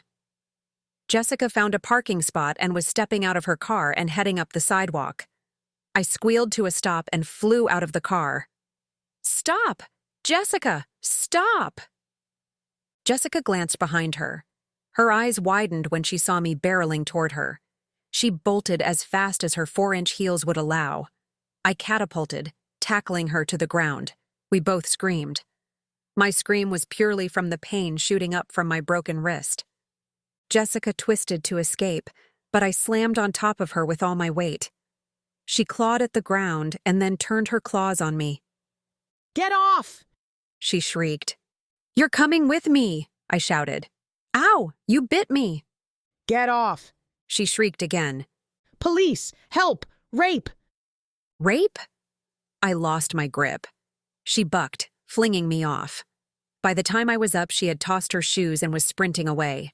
I attempted to run after her but collapsed after just a couple of steps. Pain wrenched my ankle. I heard another shriek and looked up to find Muffin's large hand wrapped around Jessica's arm, dragging her toward the car. I expect a bucket with all the sides, Muffin demanded. I nearly clapped, but then winced as I stood to hobble to the car. Maya was waiting with jumper cables. What are you going to do with those? I asked. We have nothing to tie her up with. I gave a nod. Good thinking. It was better than nothing. Jessica struggled and screamed. Do you have a scarf in that giant purse of yours? I asked. Jessica screamed again. We need a gag before she calls attention. Maya dumped out her purse and rummaged around. Would this work? She asked, holding a roll of designer duct tape. The roll was printed with glittery pink zebra stripes. I grabbed the roll and ripped off a long strip. Muffin held Jessica in a headlock as I slapped the tape on. Jessica growled and twisted. She's rather volatile, I said. Let's use the rest of the tape to tie her. She reminds me of you, pint size with a gallon of crazy. I'm not. Well, you are rather volatile when cornered. Just hurry, I said, ignoring them. We're starting to draw unwanted attention.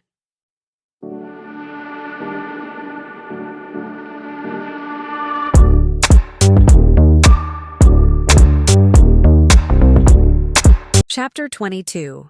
When I finished the roll, I stepped back to admire my work. Jessica was bound with the entire roll of sparkly pink zebra tape. She twisted, trying to escape. She looks like a very stylish mummy, Maya said. Get her in the car, I said, opening the door for Muffin to toss Jessica in. Amazingly, we hadn't attracted a crowd. I didn't want to push my luck. Now what? Maya asked once Jessica was deposited. I guess we take her to the police, I said. Call Caleb and have him meet us there. Why me? Because he won't answer my call, I replied. Maybe I should drive, Maya said, watching as I hobbled to the driver's side. I'll be fine. It's your right ankle, she said with hands fisted on her hips. You won't be fine. You'll end up in an accident. I'll drive, Muffin said, swiping the keys from my hand and knocking me out of the way. I need chicken and I need it fast.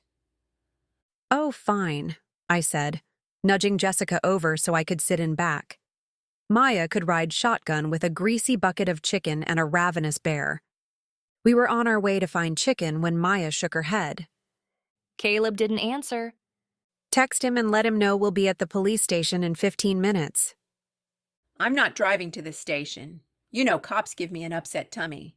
I'll drop myself off at home after the drive-thru. Hang on, I said. We can't go through a drive-thru with Jessica wrapped in duct tape. I don't see why not. You're taking her to the police anyway. True. Even if the police were called, we'd be at the station only minutes later. Muffin slowed and turned into the funky chicken drive-thru lane. She placed her order, which included every side they had, plus a bucket of extra crispy. I yanked money out of my pocket and smacked it into her outstretched hand. She took it and paid the employee who gawked at the pink zebra mummy. Costume party, Muffin said, taking her chicken. Keep the change. Muffin, I scolded as she drove off. You just gave him a $20 tip. Would you rather stay and give him time to think? No, let's get to the police station. After I drop myself off at the apartment, she reminded as she dug into the bucket. Just hurry, I pleaded. The thought of having Jessica bound and gagged wasn't sitting well with me, even though she deserved it for stealing Caleb's money. If the police found us first, they'd have a hard time believing we were going to turn her over. As it was, the glittering pink duct tape was attracting attention from cars passing by. "Lie down," I ordered. Jessica glared and shook her head. "Lie down!" She shook her head violently. I sighed and tipped her over. She had no way of catching herself and toppled rather easily with a muffled scream as her only protest. I sat on the edge of the seat, giving her room to lie flat. Where do you think your husband is? Maya asked Muffin. I don't know, She answered, biting down on a wing. I thought there was something different about him as soon as I saw him that first time. But he was just standing there as Frankie and I were heading back to Vegas. It seemed like too good of an opportunity to miss. I should have known. He decided to leave California just like that? If by leave you mean let himself get abducted, then yes, that's what she means, I said. You abducted him? Maya asked Muffin with disbelieving eyes. Have you never met Muffin before? I asked dryly. Muffin snatched another wing. You really should stop marrying men like that. Wait for the one you love. Nah, it's nicer when I don't care about them. Then it doesn't matter if they leave. She shrugged as she licked her fingers. There's always another one around the corner. I thought you liked Piñata? I asked. Muffin stilled and then shrugged again. I did, but he's gone. We should find him. No, he's gone. Can't force him to stay. Yes, you can. You always do, I argued. He's different. I can't force him to do anything. He stayed because he had a reason. What kind of reason? I never figured it out, and then he was gone. You love him, Muffin muttered under her breath. It's okay to love him. Now we just have to get him back. He's not coming back. Stop hoarding the chicken. Maya held the bucket out of reach. Did you tell him you love him? I bet he doesn't even know how you feel. It wouldn't matter. He's gone. I'll never see him again. For the first time in my short acquaintance with Muffin, I actually felt sorry for her. She had finally found a man worth keeping, but because of her brutish ways, he was gone. Piñata was actually perfect for her. While she had had the upper hand with gorilla strength, he was a match for her coarse personality. And really, who wouldn't she be able to dominate with her strength? Even Remy was no match for her. Piñata was slightly bigger than the other men she'd abducted, and he wasn't afraid of her. He almost seemed happy while in the heat of battle with her, something I'd rather not remember. Maya was right. If there was one person Muffin should go after, it's Piñata. I wonder if I can find him. Remy can help. On second thought. Why are we talking about me? Muffin asked, slurping soda. Nadia's the one who can't keep a man. Maya's lips turned into a thoughtful pout. It's not that she can't keep them, it's that she can't figure out who she wants. I've told her before, just marry both men. That's illegal. Anyway, I know which one she loves. So do I interrupted. But that doesn't mean anything. Yes, it does. She's right, it does mean something, Muffin said, taking a swipe at the bucket. You manage to piss off every man who gets close to you. Why is that? I shrunk into the seat until Jessica kneed me in the back. I glared and sat heavily on her. She groaned. I don't know why, I said, using my weight to keep Jessica from bucking. Yes, you do. It's the same reason I marry men that I could never have feelings for. Because she doesn't want to get hurt, I thought. Muffin turned into the apartment parking lot. She snatched her chicken and wrenched the door open. Maya rolled out as well. Nadia, do you mind if I stay home? Maya asked, clutching her stomach. All of a sudden, I don't feel so well. Stay home, I said. It shouldn't take me long. What about your ankle?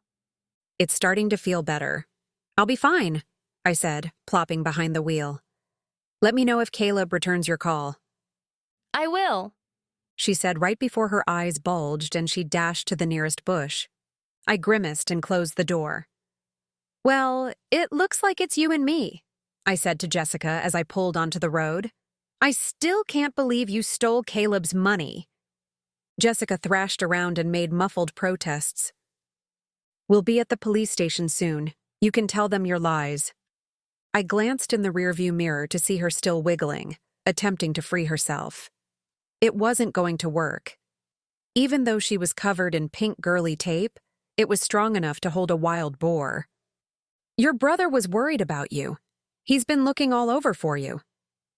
She stopped and blinked. Where's Caleb's money? I asked. I thought you might have transferred it to an offshore account.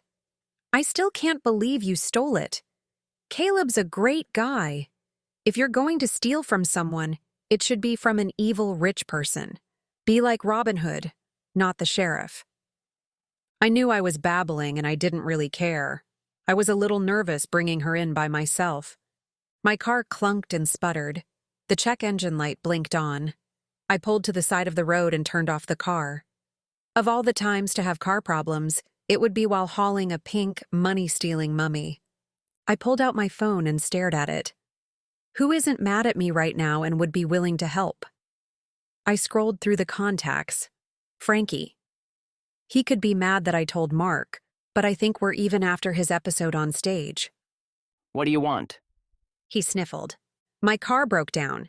Can you come and get me? I'm a little out of sorts, he said, sniffling again. Call Caleb or Grayson. I can't. They're mad at me. He sniffled again. I'm sorry about that. Mark had me so frazzled. Everyone was yelling at each other and I snapped. I didn't mean to tell them. They were bound to find out anyway. What happened with Mark? Jessica thrashed and squealed in the back seat. I ignored her. I don't know, he said and blew his nose loudly. I held the phone away from my ear. We argued about the building and then we argued about silly, ridiculous things. I still don't know why he was mad that I was buying his building. And people tell me I'm blind. Mark wanted to start a chapel with you, not have you take over his building. I'm sure he feels hurt that you'd rather have his building than him. That's not why I put an offer on the building. I was trying to help him. I doubt he sees it that way. Did you explain why you did it? No, he kept shouting at me. What are you going to do now? I asked. I have a contractor coming to look at my building in a few minutes. I meant about Mark. Nothing. I didn't say anything. He needed time to sort through his feelings. Heaven knows that I couldn't judge. As soon as things settled down, I planned to talk to Grayson and Caleb. I'm sure Frankie will talk to Mark when he's ready. If not, I'll come up with a plan for him too. One that even Maya would be proud of. It looks like the contractor is here. I should be home in an hour or so. Okay, I said. Call when you're done. I may still be stuck on the road. I will, Frankie said and then shrilled. Oh my God, you'll never guess who the contractor is. Who? Hang on a second, let me open the door. I waited and listened. Not like I had anything better to do, I thought dryly, shooting a glance at Jessica who had given up on escaping. I heard a rustling sound in the phone and then a shriek. Frankie? I listened hard. There was a scuffle and another shriek. It was definitely Frankie's voice. Frankie? The line went dead. Crap. I started the car. It clunked and shook, sputtering in protest. I had no choice. I just hoped I'd make it to the chapel. I merged onto the road and hauled ass to the chapel. I should clarify. Hauling ass in a broken car was equivalent to moving 10 miles an hour with a hissing noise and billowing smoke. I quickly scrolled through my contacts. Remy. I coughed into the phone when he answered. I'm busy, Jet. I'll talk to you later. Get to the chapel. Cough. Emergency. Smoke was invading the car. I rolled down the window only to get another lungful of smoke from the outside. Damn it, Jet. What the hell is going on? Frankie's in trouble. Cough. Get to the chapel. I'm on my way, but I'm about 20 miles out. Where are you? A mile away, but my car is smoking. Don't tell me you're driving it. I won't. Damn it, Jet. Stop yelling. I'll call David. He may be closer. He's with me. Pull over and get out of the car before it explodes. Cough. It's white smoke, and I have Jessica. You found her? Yes, we have her in the back seat taped up like a mummy. Cough. Who's we? Maya and Muffin were with me, but then Muffin didn't want to go to the police station and Maya was throwing up. I was on my way to drop off Jessica when Frankie called. It sounded like someone attacked him. Cough. Don't go in. Call the cops and wait. Do you hear me? Don't you dare go in. Yes, Repeat what I said. he warned. Call the cops, I said. And? Cough. I'm losing signal. I heard a very loud curse right before I hung up. The temperature gauge in my car soared, and the car shook for the last time. I stumbled out of the car with smoke trailing behind me and opened the back door. Jessica, I'm going to unwrap your legs. We have to run about a quarter mile to get to the chapel. She twisted like a wild animal. Clearly, she wasn't going to make this easy. You can either come with me or I'll toss you in the trunk, I stated, giving no room for arguments. Not that she could. She stopped twisting and gave a curt nod. I quickly unwrapped her lower legs and knees but left the upper legs wrapped. She glared at me. It's so you don't try to outrun me, I explained. She huffed. I grabbed Jessica's ankles and dragged her out. Hurry, I said, hauling her to the sidewalk. She stood rigid. Hurry. She stood like a pink, glittery statue, defying me. I unlocked the trunk and pushed her toward it. Her eyes widened and she turned and scurried down the sidewalk. I caught up within a couple of steps and turned her to face the opposite direction. This way, I ordered. I ignored her muffled curses and called Caleb as we raced down the sidewalk. It went to voicemail. Caleb, I have Jessica with me, I puffed. My car broke down. Frankie is in trouble. I'm heading to the chapel. Please pick her up. She's pink. Can't miss her. We passed a couple walking on the sidewalk. They gawked as we raced by. New magic show, I shouted. Buy your tickets today. I didn't look back to see if they believed me. Almost there, I wheezed, giving Jessica an encouraging nudge when she slowed down. Oh, call the police, I thought, remembering Remy's order. It's probably the smartest order he's ever barked at me. I dialed 911 and puffed out answers to the dispatcher. He then told me to stay on the line. Jessica and I finally made it to the chapel parking lot. Frankie's car was sitting in the lot, next to a large van with a ladder tethered on top. I had to encourage Jessica to the chapel door. The door was locked. I dug out my keys and fumbled. It wasn't easy trying to hold the phone to my ear, keep Jessica from running away, and unlock the door. Multitasking was never my strong suit. Jessica tugged herself free. The phone slipped and shattered on the concrete, and my keys went flying. Get back here! I shouted at Jessica, who was already scurrying down the sidewalk, leaving me with a dilemma. Do I chase after Jessica, or do I help Frankie? Jessica was closest. I raced after her. She looked back to find me charging after her. She gave a little hop and squeak and picked up her pace. I ran full force, tackling her to the ground. You're making this difficult, I yelled as she put up a worthy fight, even without the use of her arms. I grappled at her, pinning her down so she'd stop fighting. Jessica flung her head forward, nailing my forehead. Pain ricocheted through. Stars and tears flooded my eyes. We both lay flat on the ground, whimpering. After the stars subsided, I rolled to my knees and dragged Jessica up with me. You could make this easier on both of us, I said. I'm taking you to the police no matter what. Her muffled argument rattled against my nerves. Shut up, I muttered, and hauled her back to the chapel. As we returned to the parking lot, the van rumbled to life. Jessica and I quickly scuffled over to avoid it as it careened toward us. Jessica couldn't keep up. I pushed her out of the way and jumped to the side. The driver's window came into view. My pulse quickened and my hands popped up to signal my surrender. The lethal nail gun that was pointed at my head wasn't as frightening as who was holding it.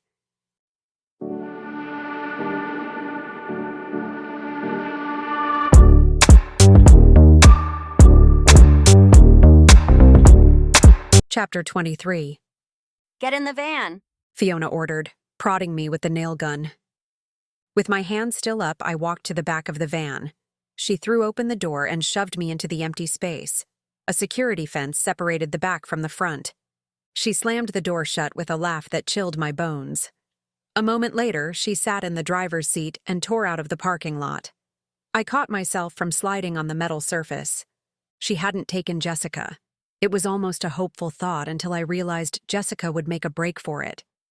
Jessica would never tell the police I was abducted. Frankie knew who the driver was. Where was he? I caught glimpses of her eyes in the rearview mirror. They told the whole story. Death by nail gun. "Where's Frankie?" I asked. Her eyes flashed in the mirror. He's tied up at the moment. I let that sink in. He's alive. Remy and David are on their way to the chapel. They should be able to rescue him. If she didn't take Frankie or Jessica, then I must be her target. I eyed her again. She was the attacker. She's the one who operated the excavator and set the bomb. But how? How did she know how to do those things? Why? I asked, not having to expound on the simple question. Her icy laugh filled the van, and then it was quiet. I didn't think she was going to answer the question until she finally broke the uncomfortable silence. You took everything from me. It's only right that I return the favor. I didn't take anything away from you, Fiona. You did it to yourself. He was happy with me. And he would have stayed happy with you if you hadn't controlled every moment of his life. Did you flush the toilet for him too? My sarcastic comment earned a deadly nail flying at me. It lodged in the metal van floor only inches from my leg. Dang, that's a big nail.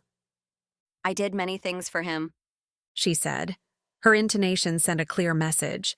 But I knew Grayson, and she was a few blueberries short of a muffin. After he fired me, I had to grovel for my old job back. The thing is, Daddy doesn't just let a person leave and crawl back. Daddy never lets anyone leave. The chill was back, and this time it was creepy, but it started clearing up a few things. Her eerily calm voice while talking about her dad had my active imagination running like it was infused with 10 shots of espresso. I watched, waiting for her head to start spinning like in a bad horror flick. When nothing happened and no nails were shot at me, I asked, "Where are you taking me?" To be with Grayson, she said simply, and then whispered to herself, "Happily ever after." I slowly slipped close to the back door and fumbled with the handle. I'd gladly fling myself out of a moving vehicle to get as far away from Fiona as possible. The damn thing didn't budge.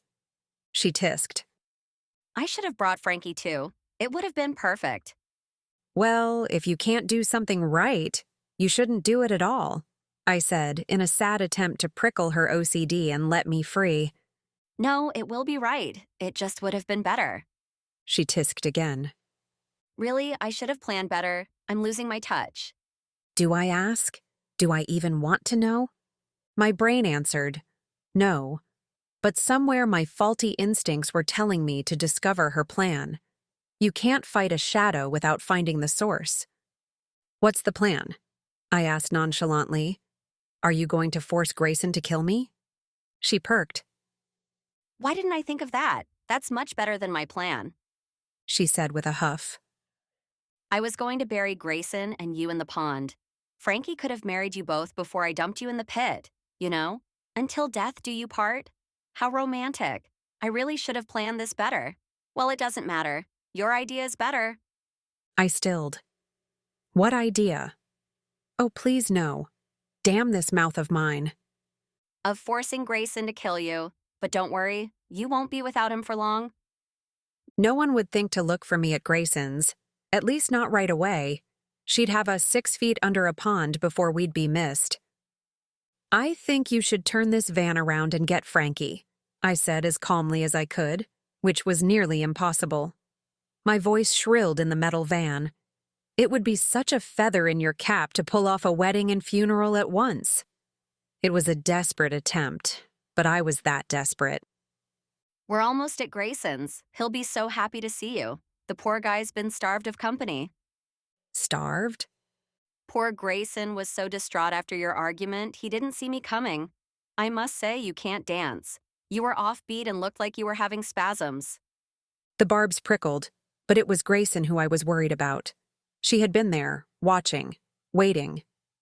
"You've had Grayson this entire time?" Had him? She asked wickedly.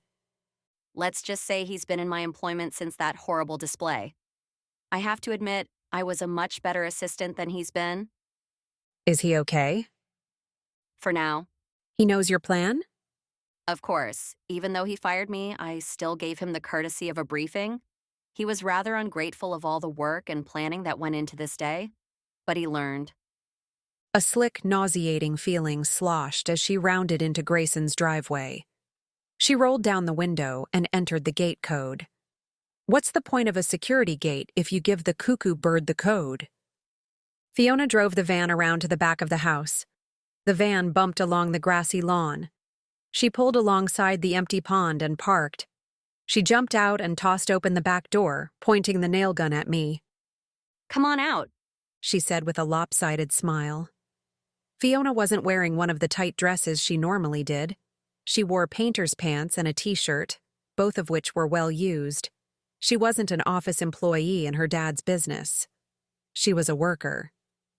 "I said get out," she shouted. Her fingers grasped the gun firmly. "I'm coming," I said, scrambling out. There was no way I'd argue while trapped in a confined space where she couldn't miss. Talk about shooting fish in a barrel. As soon as I was on the ground, she shoved me into the pond. I rolled and tumbled until I came to an ungraceful, sprawling stop at the bottom. I quickly stood, holding my arm in pain. "Grayson, dear, I brought you a visitor." I heard a low muttering, perhaps cursing. I scanned the pond and saw a deep pit a few yards away. I quickly crossed over to it and looked down. Grayson was at the bottom, bound and gagged. The pit was deep enough that he couldn't get out even if he wasn't bound. I whirled around to find her behind me. She shoved me, toppling me inside. Grayson made an attempt to break my fall, but with bound hands, he made us more of a tangled mess. He moaned as I landed on him, my knee falling in an unfortunate spot. "I'm so sorry," I apologized, popping off him as he curled into a ball. A laugh echoed in our deep prison. I glanced up and didn't see Fiona. Not that I wanted to see her, but not seeing her worried me. I stooped to unknot Grayson's binds. He was still curled up, but he wasn't groaning, except for the occasional whimper. "I told you she was crazy," I scolded, unraveling the knots. I knew it wasn't the time to tell him what he obviously knew, but it had to be said. No one ever listens to me. As soon as I had him freed and the gag removed, he rolled up with a wince. "I've learned my lesson 100 times over. Where is she?" "I don't know." She laughed and disappeared. "She'll be back," he said, rubbing his wrists where the binds had rubbed his skin raw. "I'll boost you up. Run to the garage. The keys are in the Ferrari." "What about you?" I asked. "I'll find a way out." I glanced up at the wall of dirt. He wasn't getting out. He read my mind and said, "Go find help. I'll stall." "But—" "There's no time," he said, grabbing my legs and pushing me up. "Grab a hold." My hand dug into the dirt, but it crumbled. Grayson sputtered as dirt fell down on him. "Can you push me any higher?" I asked. "I can't get a grip." He let out a low grunt and tossed me out. Those recently added muscles came in handy. "Hurry," he ordered. Damn him. I knew he was ordering me away so I could escape. He knew darn well I'd never make it back in time to help him if I left him there. If he thought I was leaving him to die, he was crazier than Fiona.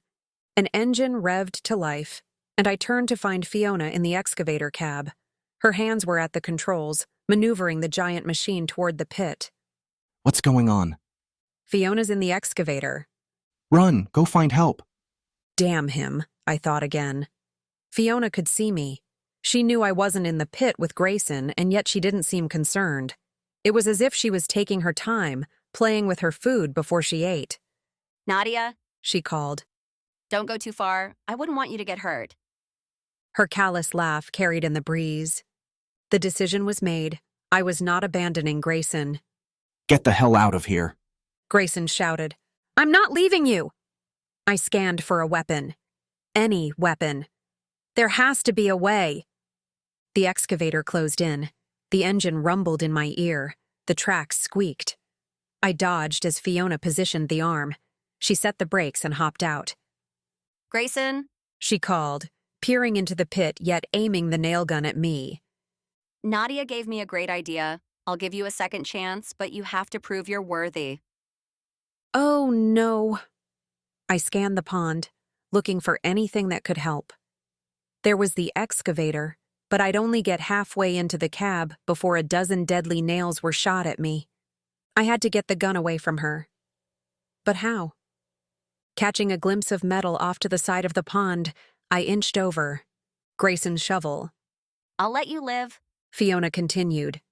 but you have to do something for me. What? Grayson's voice was controlled, but underlying anger infused it. I was inching closer to the shovel. Fiona wasn't paying attention, but I knew she'd detect a sudden movement. Grayson had to keep her distracted. Kill Nadia! She trilled with a pleased laugh. There was no answer. You won't do it? She asked with displeasure, her mood deteriorating rapidly. If you don't, I'll just shoot you right now and bury you. No, that won't do. I'll bury you alive. Can you imagine it, Grayson? Her lips curled into a sick smile. Your lungs burning like they're on fire. Panic. Fear. She grinned with a small hop.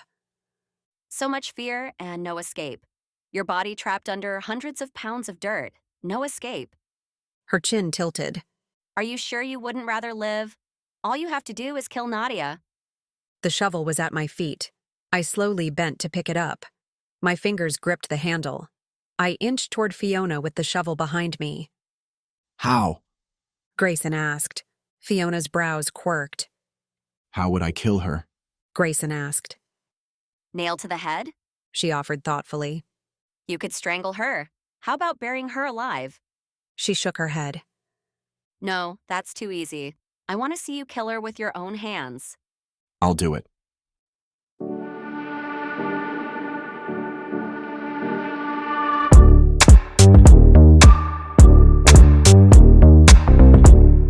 Chapter 24. I'll do it. I nearly stumbled with the shovel. Grayson said it so casually and without emotion. If I didn't know better, I'd think he was serious about killing me. I'll toss her down for you. Fiona grinned and stepped back from the pit. No. You will get me out of this pit first. I don't think so. Did you forget the art of negotiation, Fiona? Grayson asked calmly. Your dad was right. You'll never make it in the business world. You'll never amount to anything. Oh, geez. You're not making my job easier, Grayson. But amazingly, he did. Fiona squeezed her eyes shut and shook her head. I crept up behind her and froze when her eyes popped back open. They were glazed over as if she couldn't see. I will make it. She gritted. I will make it.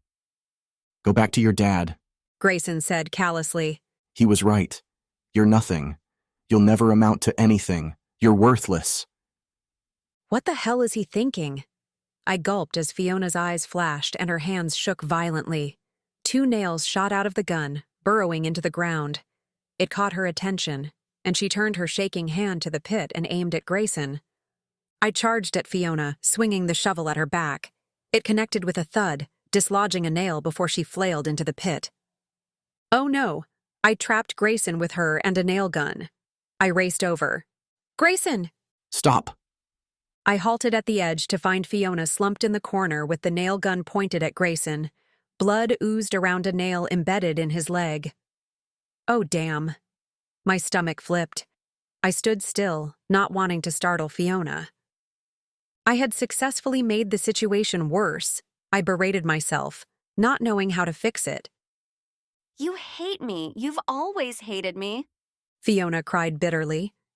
Grayson looked at her from his side of the pit. He kept quiet and didn't move, just watched. Why do you hate me? Her already shaking hands jerked. I don't. A quiet laugh died in her throat. Is it because I'm not a boy, Daddy? Is that why you locked me away? Can't be bothered with a girl? Oh boy, Fiona's in her own world and Grayson's trapped. I'd almost feel sorry for her if she wasn't so intent on killing us. I had to rescue Grayson from the pit before she realized that it's her daddy she wants to kill. I ran to the excavator and climbed in. If I lower the bucket into the pit, he could ride out in the bucket. I touched the controls and the arm swung, wrenching to the side. Or, I'll end up killing him with an uncontrolled movement. Suddenly the plan didn't seem like such a good idea. With a string of curses, I jumped out of the cab and ran to the pit. Fiona was still in her delusional cloud. Grayson's eyes lifted to mine. He attempted to convey a message, but I had no idea what it was. His house and grounds were so large that I'd be running all over trying to find something to help. As it was, time was not on our side. Fiona's cloud was growing darker. She screamed for her dad to stop. Stop! She wailed. A nail shot out and hit Grayson's shoulder. He tumbled back with a groan. Stop! She screamed again, shooting another nail. It hit Grayson's arm. There was no time left. With the shovel in my hands, I jumped into the pit and swung. The metal connected with a thud. A zing stormed my broken wrist, but it barely registered. I stood motionless, except for my heart, which was blasting against my chest, waiting for her to shoot. Nothing happened.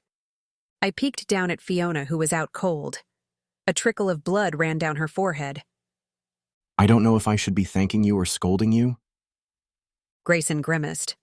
I turned to find him slumped in the corner, holding his bleeding arm.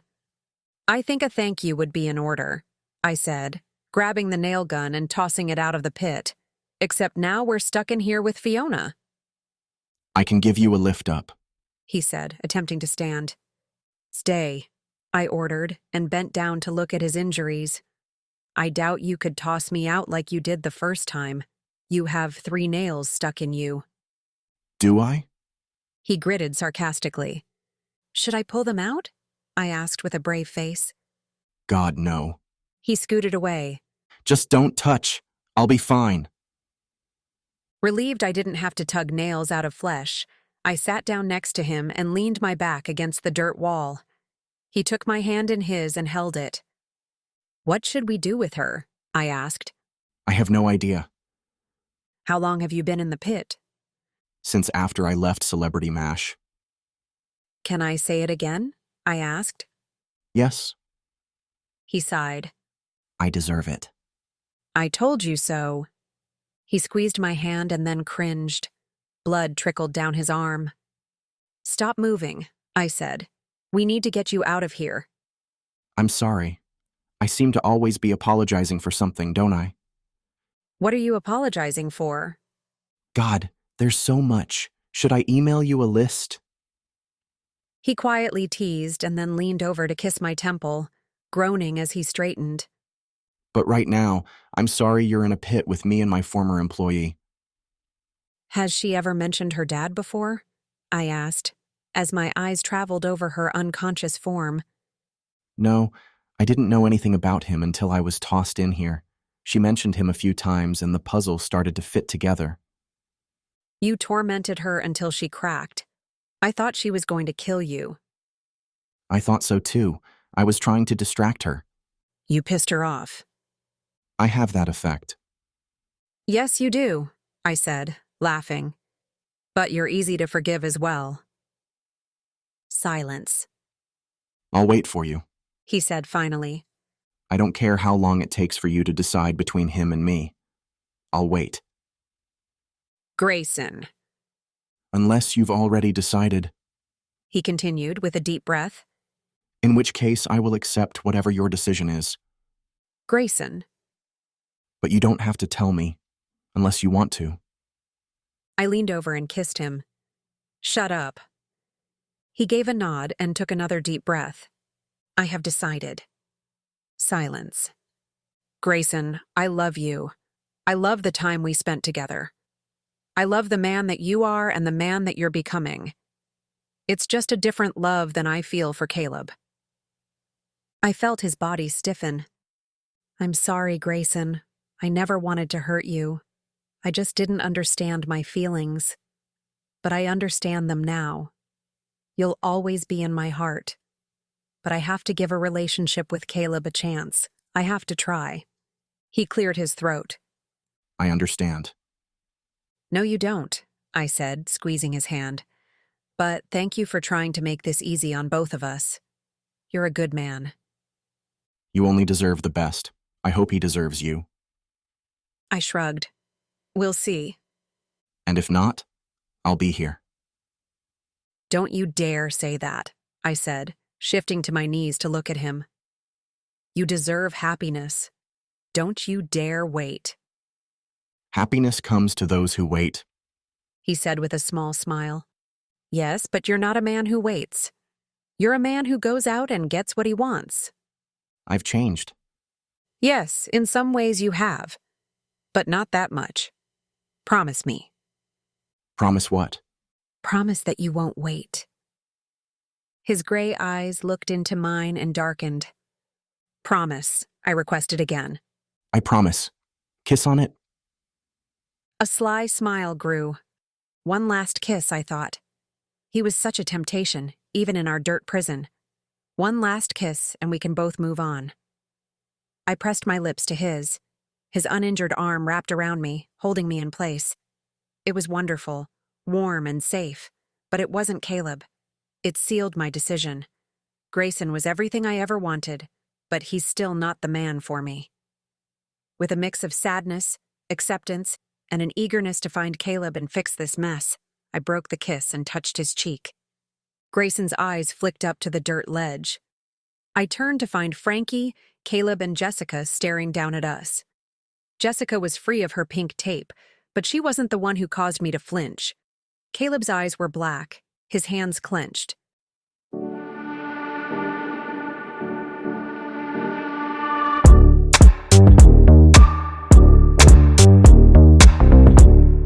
Chapter 25.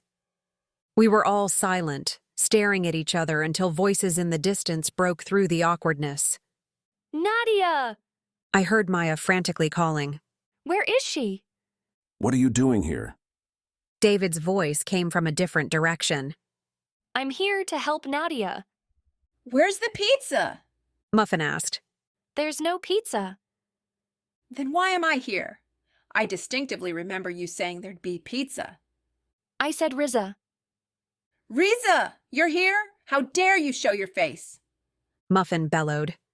Remy peered over the pit as arguing broke out all around. Need help?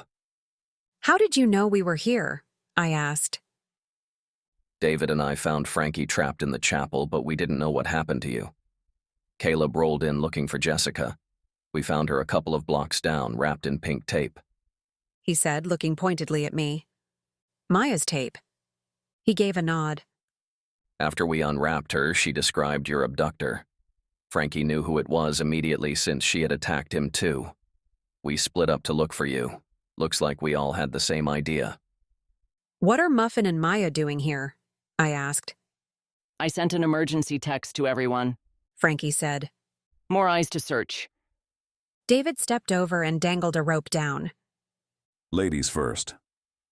I glanced over at Fiona. She can wait for the police, Remy said. I quickly looped the rope and tied a knot. I slipped it over Grayson. Let's get you out first. I'm fine. You're a human pincushion.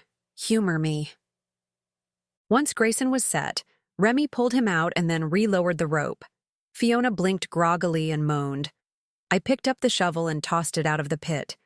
No need to arm her with another weapon, and I had a strong urge to whack her with it again. I slipped the rope around me and held on tight while I was lifted out. Remy steered me away from the edge and into mayhem. David and Maya were arguing. Mark and Pinata had shown up at some point and were arguing with Frankie and Muffin.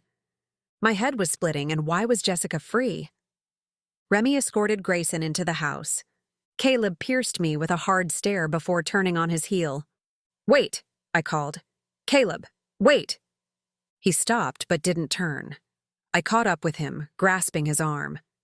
He tugged free. "Don't do this, Caleb. Don't shut me out," It seems you made your choice. he said with a steely edge. I did. He made an attempt to leave. "It's you. Caleb, I love you. I want to be with you." Then why were you kissing Grayson? Don't lie to me, Nadia. I don't know what you want from me, but I'm tired of being strung along. He stepped away. "I'm sorry." He continued his path. "Can't you forgive me?" I asked. No comment. He just kept walking. "You owe me a favor," I shouted to his retreating form. He turned with a dark brow. "I want my favor," What's the favor? he asked with the same steely voice. "I want you to forgive me." He shook his head and turned. "You owe me a marker," I said pleadingly. "You owe me this favor." He stopped again and stood perfectly still. I pride myself in paying off all markers, but I can't do what you ask. Not this time. "You didn't pay either of my markers," I stated. Anger, hurt, and panic swirled in my chest. Jessica will have a check to you by tomorrow morning. "She's not going to jail?" I asked. "No, I'm not," Jessica interrupted. "If you would have talked to me instead of hog-tying me, you'd know that I didn't steal Caleb's money." "But you ran," I said. "Because you were chasing me." "What happened to the money?" "Adam transferred it into high-yielding accounts." "But you both disappeared," I said. "We were on our honeymoon. We didn't have cell phone service. We just returned today." "Why didn't anyone tell Caleb?" "I did." She stared pointedly at him, his icy facade chipped under her judging eyes. "He never listens to me." "Your brother didn't know you were on your honeymoon," I said, still not convinced. It would be easy to blame Caleb. He never listens to Jessica, and everyone knows it. "My brother and I don't talk. Adam and I eloped. It was very romantic." "Oh." "I'll stop by tomorrow with your check." She snipped and tossed her long, dark hair back. "I'm staying at Sergio's," I said numbly. "Text me the address," she said, handing me a business card. "Caleb, let's go. I've had enough for one day." Caleb's eyes caught on mine before he turned and walked away. I let him. Let him go, I told myself. Let him go.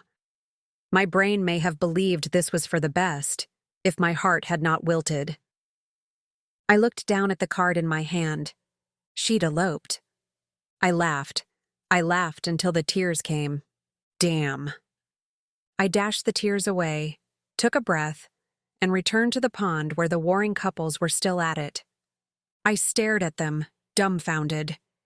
They had love in their grasp, and they were wasting precious time arguing. Putting my fingers to my lips, I blew an ear-splitting whistle. The arguing stopped in mid-strike. "Stop," I said, pressing my fingers to my temple. "I have a headache and you're making it worse." Muffin opened her mouth to launch into another campaign. "Bonnie!" I warned, using her given name. Her mouth clamped shut, but it wouldn't be for long. If I was going to end this, the conflicts needed to be aired. And damn it, this was going to end. Everyone was miserable.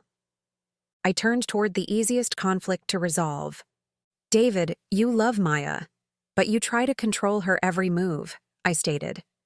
"No, I don't." He said. "Then what are you fighting about?" "That she won't come home." "Did you demand or ask?" I watched as his features stumbled. "You demanded. If you want her to come back, then you have to ask her." "But—" "Ask," I ordered, gripping for patience. The look he shot at me was not one of someone who was going to surrender quietly, but he surprised me when he turned to Maya and gently asked her to return home. She said yes, and he hugged her tight. "Don't hurt the baby," I scolded. "Baby." He pulled back with wide eyes. "Maya, are you?" She grinned. I turned to the next couple, ignoring the makeup kissing going on between Maya and David. It was sweet, but if there was going to be makeup kissing, I wanted it to be all mine. Frankie. He shifted uncomfortably. You liked living and working with Mark. I put up my hand to silence him. I know you did. You only put an offer on Mark's building so that he could be free. It was a self-sacrificing move. If you didn't care about him, you'd never have placed the offer. The building is all wrong for your purpose. I could have made it work, says the man who crossed off a building because it opposed the natural feng shui. Mark's building has a turret missing. Its feng shui is a disaster. Mark eyed Frankie as if wanting to hope but not allowing himself. You both are the best in the business, I continued, hoping for an easy transition. If you opened a chapel together, you'd be unstoppable. Frankie frowned, and I thought I might lose the battle. I never thought I'd want a business partner, he said, looking at Mark. But we are the best. We are the best. Mark agreed with a hesitant smile. We could look for a building that's big enough to hold several different themed chapels. Frankie's mouth twisted in thought. With extra space for living. I'm not sure if we can find something big enough for multiple chapels and 2 living spaces. We can always rebuild to accommodate. We can plan it together if you want. Frankie's eyes settled shyly on Mark. I guess I wouldn't mind if there was only one living space. Mark's mouth fell open as his hand came to his heart. I looked away as a tear slipped down my cheek. I brushed it away and focused on the toughest challenge. Muffin. I took a breath and faced her and Pinata. Or is his name Riza?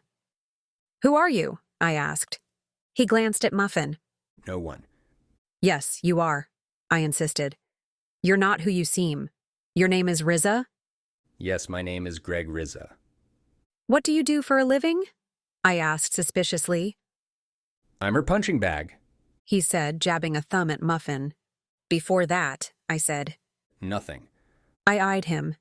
He was hiding something. Do you know anything about him? I asked Muffin. She shrugged. He's not too bad in bed, and he can make decent ribs. I rolled my eyes. He's the one man you actually like and you don't know him. She glowered. Are you saying you never asked him anything about himself? You said he's the only one you've ever wanted to stick around. You wanted me to stay? Riza asked her, confusion etched on his brow. You could have fooled me. Muffin scowled at me and kicked the ground. Ask him, I said. Ask him what? Ask him to stay and marry you for real. Her hooded eyes pinched together. Is that what you want? I never said that, she said, crossing her arms in defiance. He shook his head with a small laugh. I don't know why I bother. I have things to do, he said, turning to leave. Sirens wailed in the distance. Muffin's scowl flatlined and she began the cops are coming dance. I've got to get out of here, she said, clamoring to escape. We both watched her circling in frenzied panic. As Riza watched her, his face cleared, and something flickered in his eyes. He took a breath and shook his head again, deciding to stay against better judgment. Freeze, Riza ordered. Muffin didn't stop her frantic circling.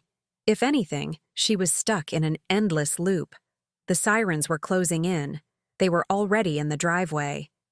Damn it. Freeze and put your hands on your head, he barked, pulling a gun from his waistband.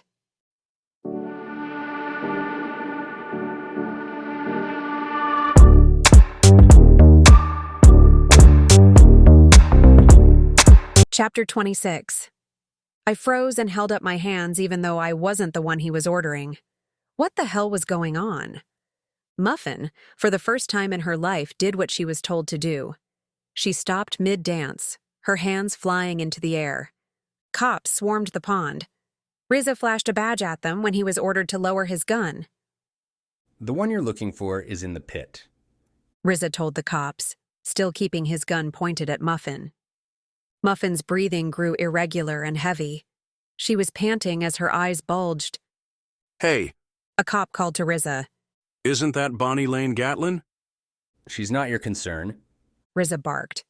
The cop moved closer to Muffin for a better look, still maintaining a safe distance. It is. She's a wanted woman. The cop said, turning his gun on Muffin. I've been staring at her mugshot for the last year.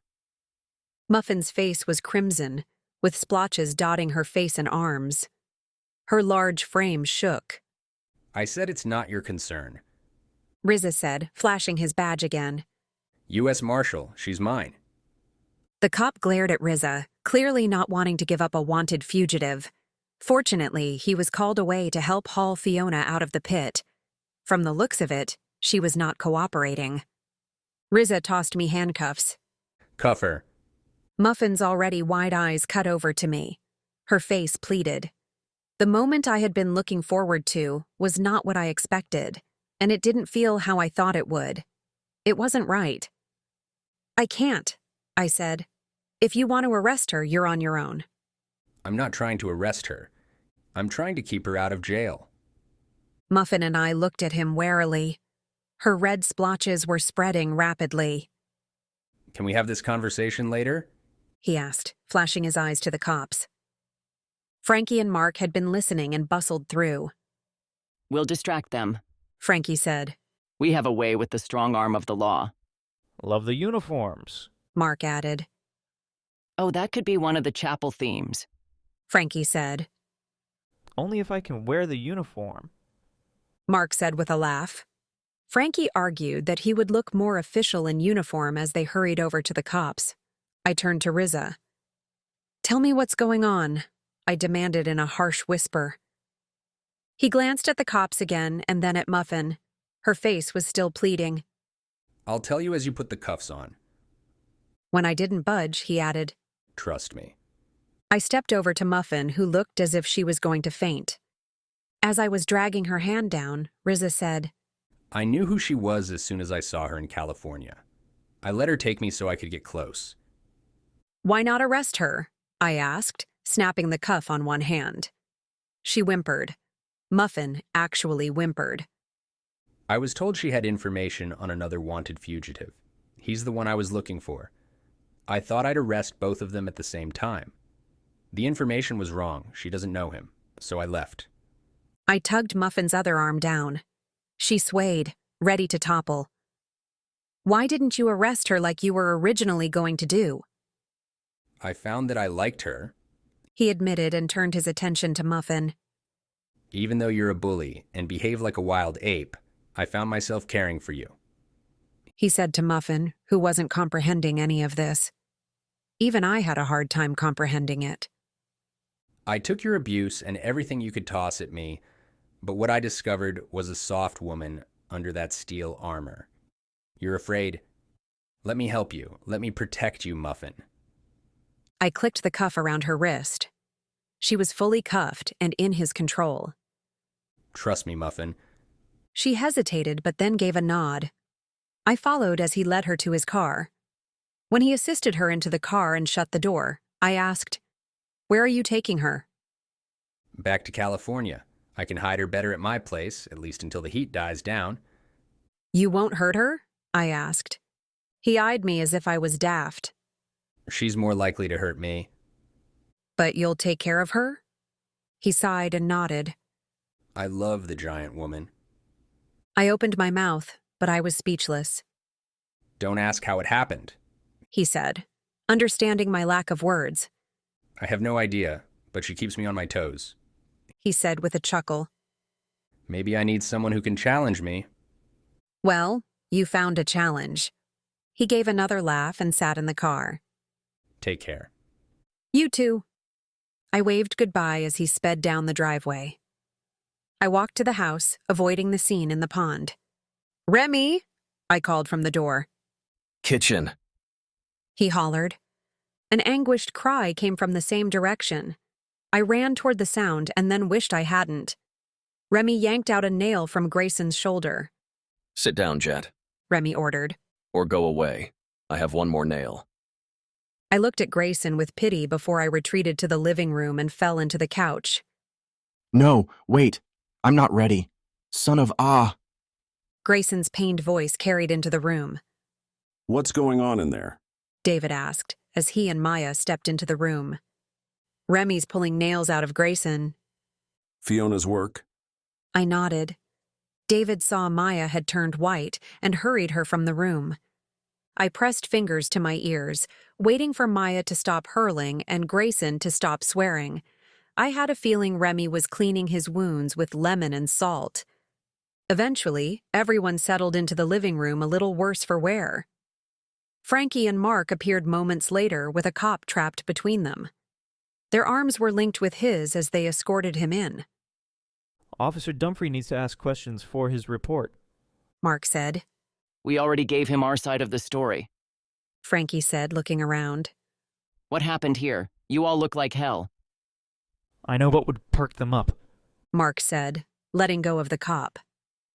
I'll make my famous green power smoothie. Just point me to the kitchen. Frankie shook his head violently behind Mark's back. Maya bent over the couch and heaved. It doesn't taste that bad. Mark huffed.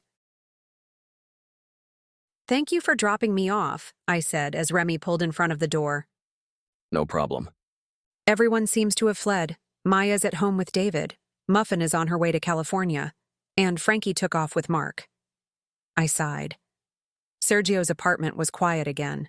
But this time, I wasn't looking forward to it. Do you want me to walk you up to the apartment? You don't have to. I sighed again. He put the car into park and cut the engine. He looked over at me before pushing out the door, muttering something under his breath. Do you think he'll be okay? I asked Remy in the elevator. Who? Grayson. Yeah, he'll be okay. The question is, will you? I lost him, I assume you're talking about Caleb. he said as we walked down the hall. He took my keys and let me into the dark apartment. Yes, he's gone. I sighed again, flipping on the lights. Then he wasn't meant for you, Remy said, heading to the kitchen. He came back with a mini bottle of wine and pressed it into my hands. Real love isn't one-sided. It sure feels real, I said, thinking more about the real feeling of pain, shooting and stabbing I was currently experiencing. Come on, Jet, I'll tuck you into bed. I took a swig of wine and followed him into the bedroom. Giving another feeble sigh, I flopped down on my air mattress. He knelt down and slipped off my shoes. What's your story, Remy? I don't have a story, he said, pulling the blanket up to my neck. Liar, Maybe there is a story, but it's not for you. he said, placing a slow kiss on my forehead, then my nose, then my lips. You have a story too, and it's not finished, not by a long shot. He pressed one last kiss and stood. Go to sleep. Tomorrow's another day. Remy's hot and cold attention had me baffled, but he was right. Tomorrow is another day. Another long, painful day. I finally fell asleep with empty mini bottles spread around me, hoping Remy could find some peace even if I couldn't. It was another day, seemingly the same as any other day except for the gaping hole in my heart. I shuffled into the living room to find an envelope had been slipped under the door. I stooped to pick it up. Not just any other day. I ripped open the envelope and removed the check for $1 million. Definitely not just any other day. Yes, Remy, I think you're right. My story is not nearly over. I made a quick call to Frankie and then jumped in the shower. By the time I was heading out the door, a familiar person stepped off the elevator. Sergio? I asked. His eyes snapped over and a smile grew on his face. I raced over. I can't believe you're back and alive. I was worried about you, I'm back for now. he said, tugging me into a hug. It's so good to see you. I'm surprised to see you here. I've been hiding out, I said shyly, and then remembered to give him the key to the lock. I slipped it off my key ring and handed it to him. I was about to pocket my key ring but stopped to give it another look. It had the chapel keys, my old apartment key, and my car key, all of which were gone. I had absolutely nothing and no place. It made my current path all that much clearer. I tossed the keys in the hall garbage without a second glance. "There's food and wine to last you for a couple of days," I said. What about you? Are you staying? "No, I have to catch a plane." Where are you going?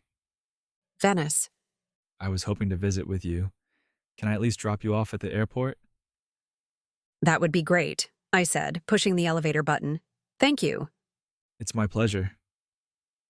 As we stepped on the elevator, I said, "Whenever I think of you, it's with the silly accent and goofy t-shirts." He smirked. I was playing a role, and I did it well. "You sure did," I said, remembering the way that I used to avoid the annoying mega fan who turned out to be the wayward son of a drug lord. He glanced at my arm as we walked to his truck. I see you've been up to your usual mischief. "It's never my mischief. How's your mom?" Alive and far away. "And the business?" Gone. "And your brother?" Dead. Not by my hand. Anyone else I would have felt sorry for. But this was a good thing. He was free from the family. He did what he set out to do and ruined the family business. "And you're alive," I said again. "I'm relieved." I survived. At least for now. "You're not safe?" Don't worry. I will be. He said, as though he was forcing himself to believe it. "The families," I said in thought. "They aren't happy." Let's just say the families were more entangled than I originally suspected. When I took down mine, they felt it too. "They'll come after him," I thought. "They'll know he's here." He smiled, reading my thoughts. Don't worry, my poker goddess. They'll come for me, but I'll be ready. I've learned their weakness. His eyes drifted over my shoulder. But now is not the time to talk about it. Let's get you to the airport. "Can we stop at the bank first?" I asked. As you wish. He said with a teasing smile. "I'm glad you're back," I said with a laugh and hopped into his truck. I am too. The European Poker Tour consisted of 8 tournaments in 8 different countries. I was on my first day of the second tournament. I sat between 2 men who were speaking in a foreign language. Everyone was speaking in a foreign language, and it was oddly comforting. I assumed it was German since I was in Munich. I repetitively shuffled a stack of chips in my hand, ignoring everything around me except for the hand dealt. Voices began blending together. The players blended together. In fact, the whole tournament was like moving through a Monet painting. Such was my life since I'd left Vegas. In my numb, melancholy state, I was actually doing very well and had already doubled my stack. It was probably because I didn't care. I never became agitated and I never second-guessed. It was mathematical and logical. Simple, unemotional cards. It's what carried me through the first tournament. I had won the first tournament. I had actually won a major tournament and took the €500,000 prize. What that equated to in dollars, I had no idea. It was a good win, but it didn't mean anything. Well, it did, but so many other things seemed to trump it. It was just a part of the hazy Monet painting. A tournament director closed the table to consolidate. I scooped up my chips and moved to my new table. I sank down in the chair and restacked them. A hand was already in play, so I leaned back and relaxed. I automatically reached out to shuffle my chips. There was something soothing about feeling the smooth, round chips in my hand and hearing them click together as they fell. Something brushed against my leg and I felt a tingle. It broke through my peaceful haze. Odd. Not even winning the first tournament had broken through. I ignored the tingle and resumed shuffling. When it happened again, I glanced over at the man next to me. He glanced back. "Hi, kitten." Caleb said as soft as a caress, which was at odds with the hard drawn lines on his face. "Congrats on your win."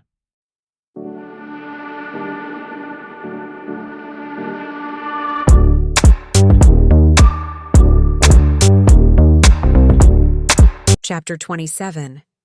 What the hell is Caleb doing here? My Monet painting exploded into a Picasso.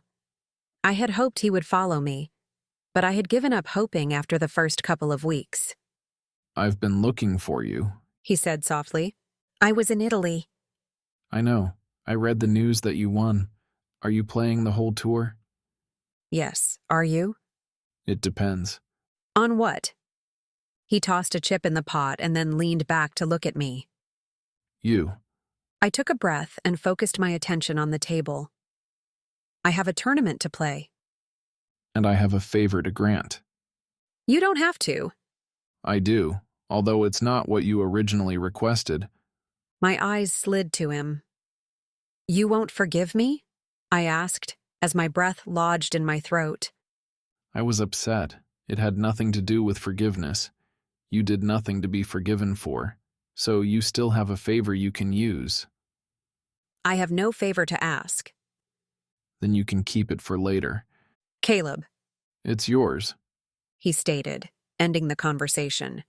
But not before he gently touched my leg, and I felt the singe of his fingers. My breath hitched. How am I going to survive this tournament? Our eyes locked as we sat at the final table. Caleb had just knocked out a player, leaving the two of us heads up in front of a camera crew and audience. 5 beautiful women dressed in low-cut necklines and high-slit dresses walked out, stacking bundles of euros on the table. The prize. I didn't even know how much the prize was. I didn't care. The last couple of days I had focused on cards, except when I would catch sight of Caleb at a neighboring table. Our eyes had met several times, and each time my heart strangled itself a little bit more. He was close and aloof at the same time. It was as if he wanted to call me over only to turn his back.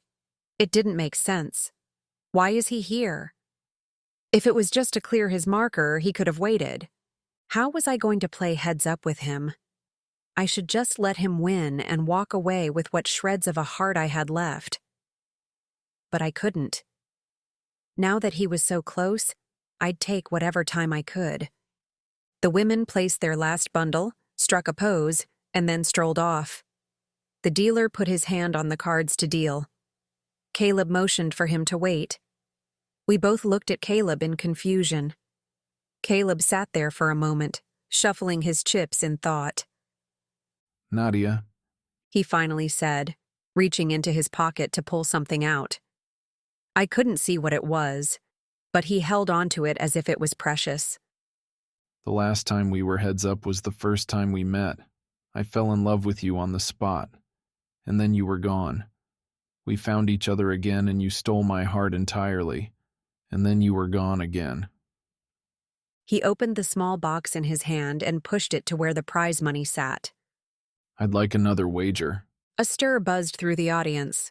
A diamond ring sat in the box, blinding me with sparkles. It was the most beautiful ring I'd ever seen. I closed my open jaw and turned my wide eyes to Caleb. A ring? I mumbled, dumbfounded. If I win, you marry me. His eyes sparkled just like the diamonds. And if I win? I asked, fighting the urge to make a blundering tell. Although, with a gaping mouth and wide eyes, that cat was out of the bag. I don't lose, He said smugly, knowing exactly how to bait and hook. But I was already hooked. How could I not be? Married to Caleb. I was willing to take whatever he offered. However, I'd never expected this. All in? I asked. He smiled and nodded. All in. I might win, I said. Not likely. He said with teasing eyes that lured. Our eyes mingled and we both shoved our chips in, the diamond ring twinkling in the middle. Even while shoving my chips in, I knew that he was going to win. He always wins except for the one time he lost. And things didn't work out so well afterward. Best not to think about that. As I looked across the table at Caleb, I knew this was what I wanted. He was what I wanted. Caleb gave a nod to the dealer to proceed. I watched as our 2 cards were dealt face up. I had a queen and an 8. I looked over at Caleb's cards. A 7 and a 2? Our eyes locked in remembrance. It's statistically the worst hand ever. Also, the same hand that I had lost to him in our last tournament. Caleb defied statistics. He was going to win, and I was quite happy to let him. For the first time in my life, I wanted to lose a tournament. Even if I wanted to win, there was nothing I could do. We were all in, and the dealer was setting down the flop. Married to Caleb. Our relationship might have had a rocky start, but it didn't matter because I could envision a wonderful life with him. I glanced at the flop, a pair of twos and a queen. I made a pair, but Caleb made a three of a kind. He was winning and smiling smugly. The heat in his gaze warned that there'd be a long, steamy, celebratory night ahead. God, married to Caleb, I thought again. Our kids would know how to wager before they could walk. Kids? Startled at the thought, I peeked up at Caleb, who still wore a smile. His gaze had never left me. Kids. I could picture toddlers with mops of caramel-colored hair and eyes as blue as a tranquil ocean. The turn was laid. A 10. I glanced at the ring, wondering how it'd feel on my finger. When I had pictured myself with Caleb, a ring never entered the picture. But the addition was perfect. For a woman who doesn't care about accessories, I was nearly giddy with anticipation, longing to slip it on. I'm sure it was written all over my face.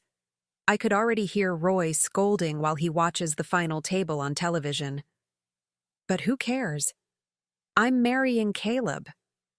The dealer turned over the river. A queen. I smiled, and then frowned. A queen? I won. Caleb blew out a low breath and pushed back from the table. I won. I didn't want to win. Why do I always win when I don't want to? A swarm of people circled around me, congratulating me. Direction was given for the trophy handoff and interview. I pushed through to find Caleb. He was gone.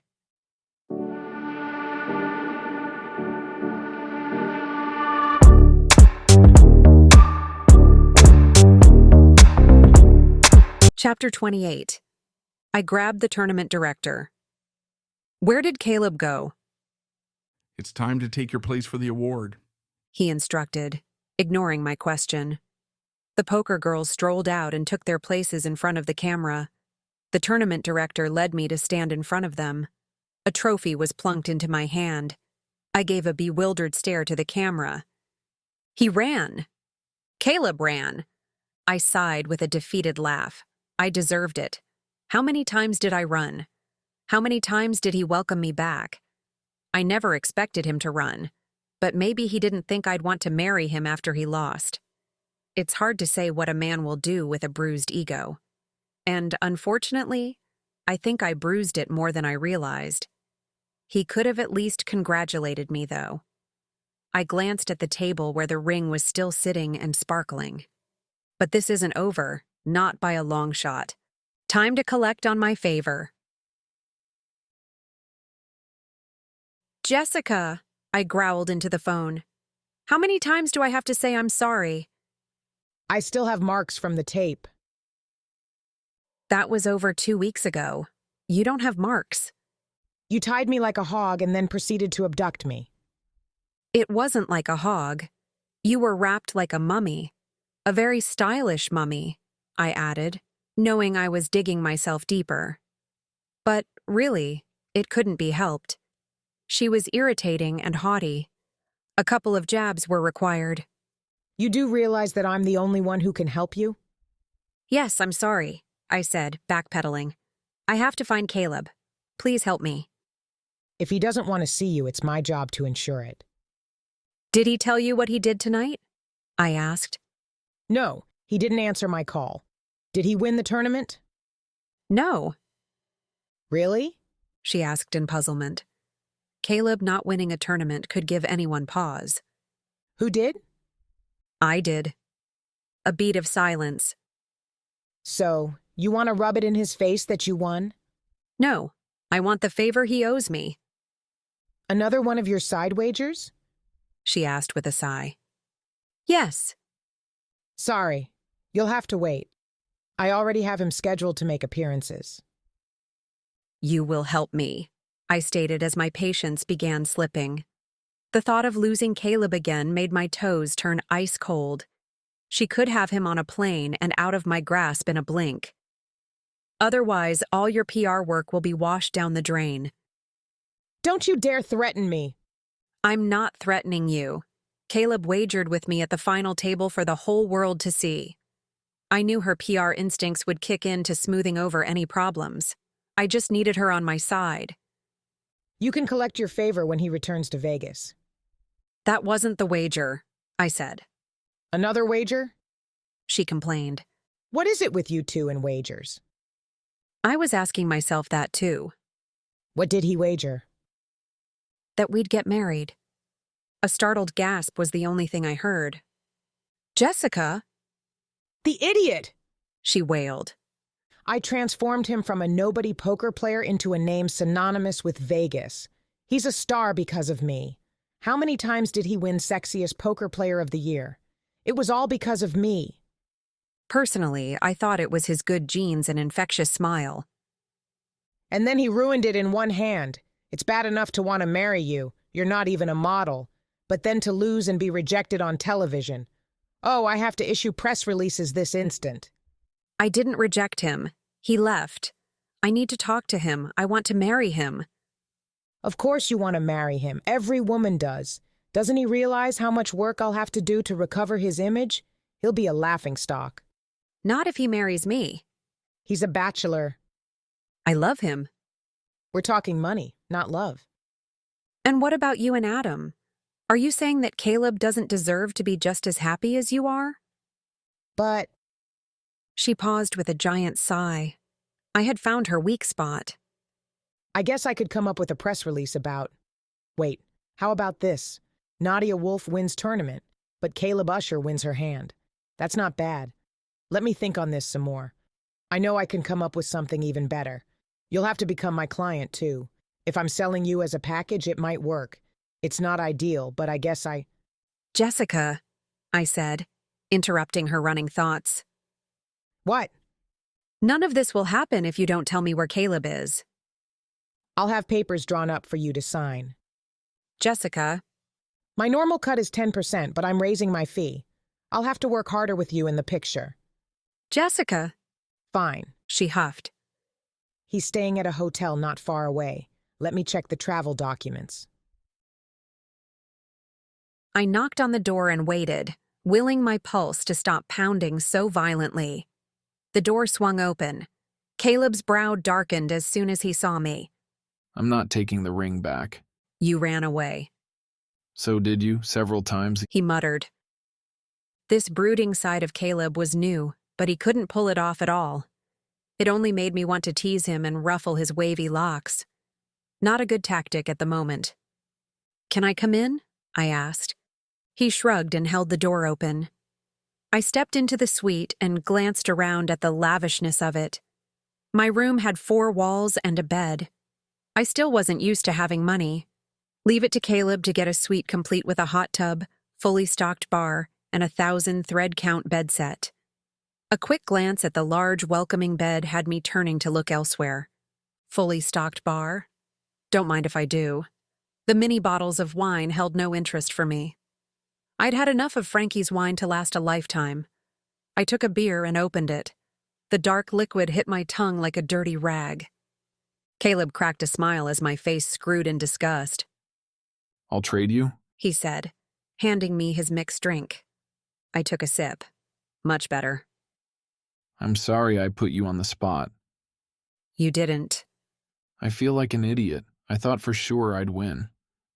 I thought so too. You normally do. Except when it matters the most, he said, taking a swig of the filthy brew. His face didn't pinch together, but he still wore a scowl. You owe me a favor, I said, stepping close. He eyed me suspiciously, but stood his ground, which was quite close. I won't take the ring back. Would you shut up about the ring? I grasped his shirt and pulled him into a kiss. He shut up. Look at that. Kissing really does shut a person up. But it was making me forget my purpose. Not that kissing him didn't fall into the plan somewhere, but first step first. I released his shirt and stepped back. His brows rose in confusion. but at least the scowl was gone. Come back here. Not until I get my favor. I should learn never to wager with you. Funny I said that about you, And yet here we are. he said, scowling again.